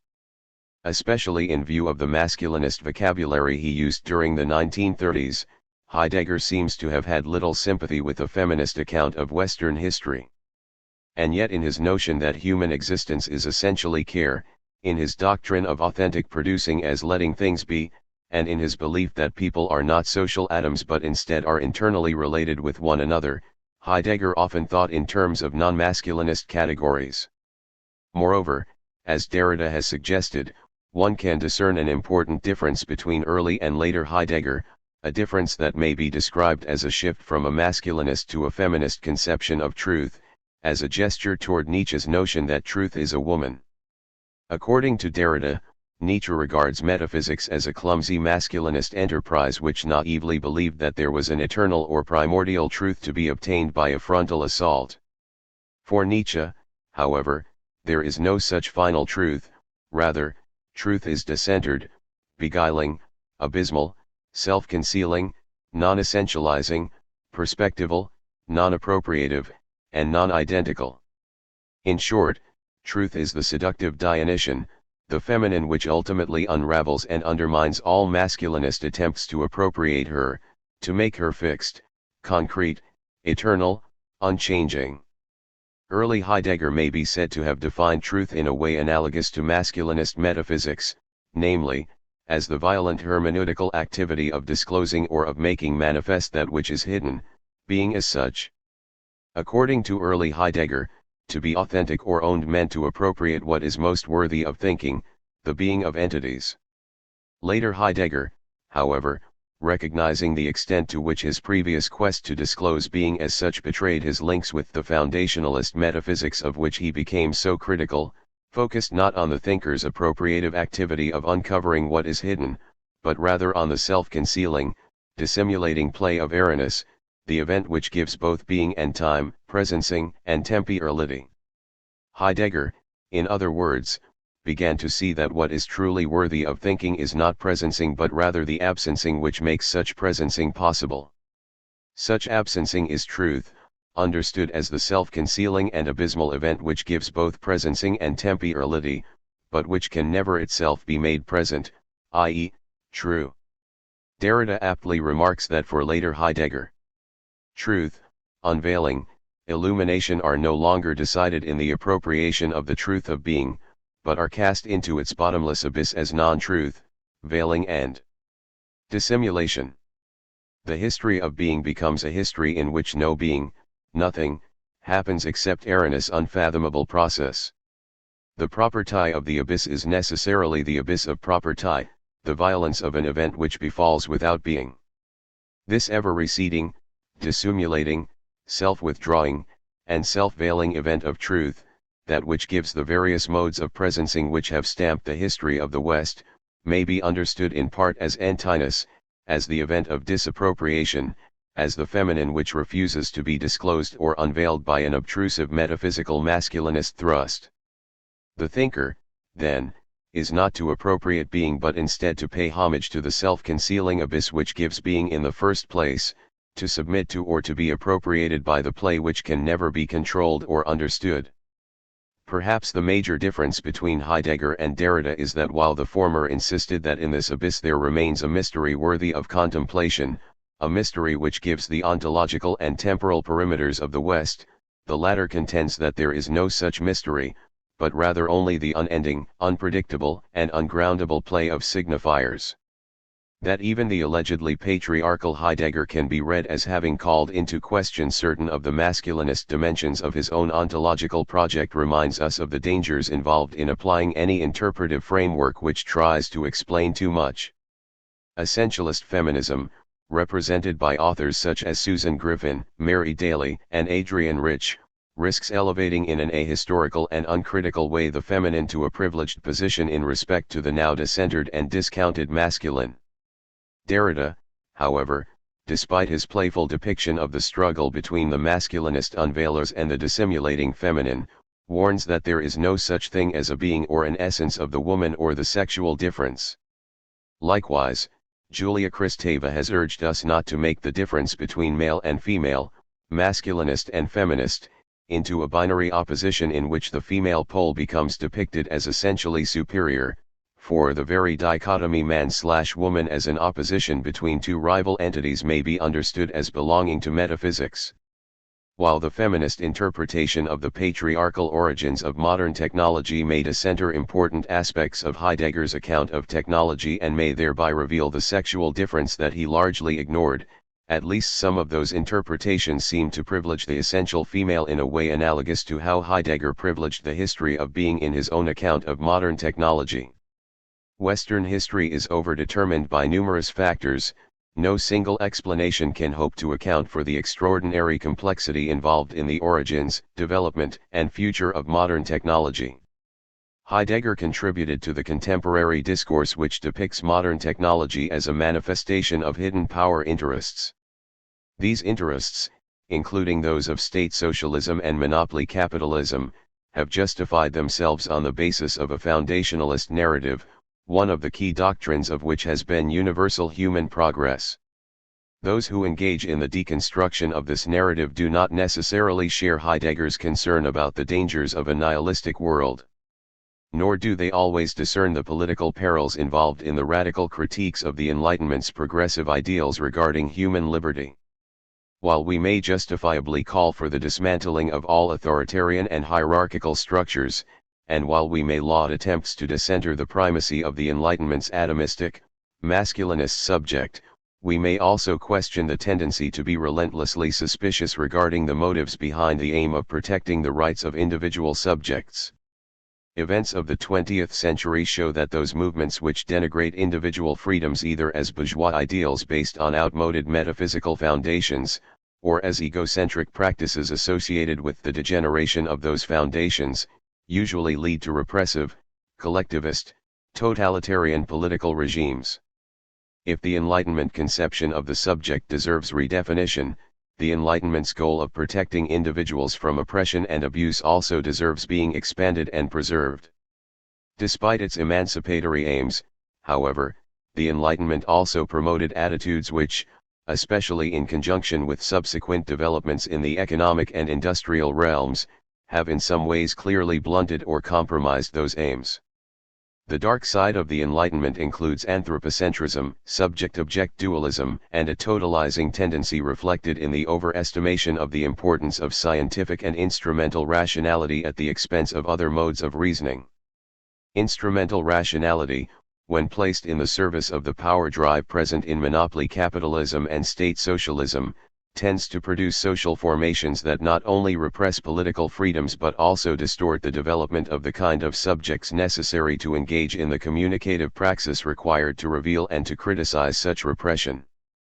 The liberal commitment to protecting individuals from oppression, then, requires a critique of how market values, technological innovations, and concentrations of wealth in monopoly capitalism tend not only to undermine the structure of the subject who is supposedly free, but also to displace or to marginalize those traditions and attitudes which promote community and solidarity, and which resist being absorbed into the domain of liberal political economy. While we must keep in mind the dangers of Heidegger's illiberal worldview, then, we must also take seriously his critique of the limitations of the technocratic character and the atomistic individualism of most modern liberal democracies. As one critic recently noted, Heidegger dared to state that human fulfillment is not likely to be attained through an ever-expanding technology or in a managerial society, and that democratic individualism has resulted in the loss of cultural specificity and in delegitimating long-established community.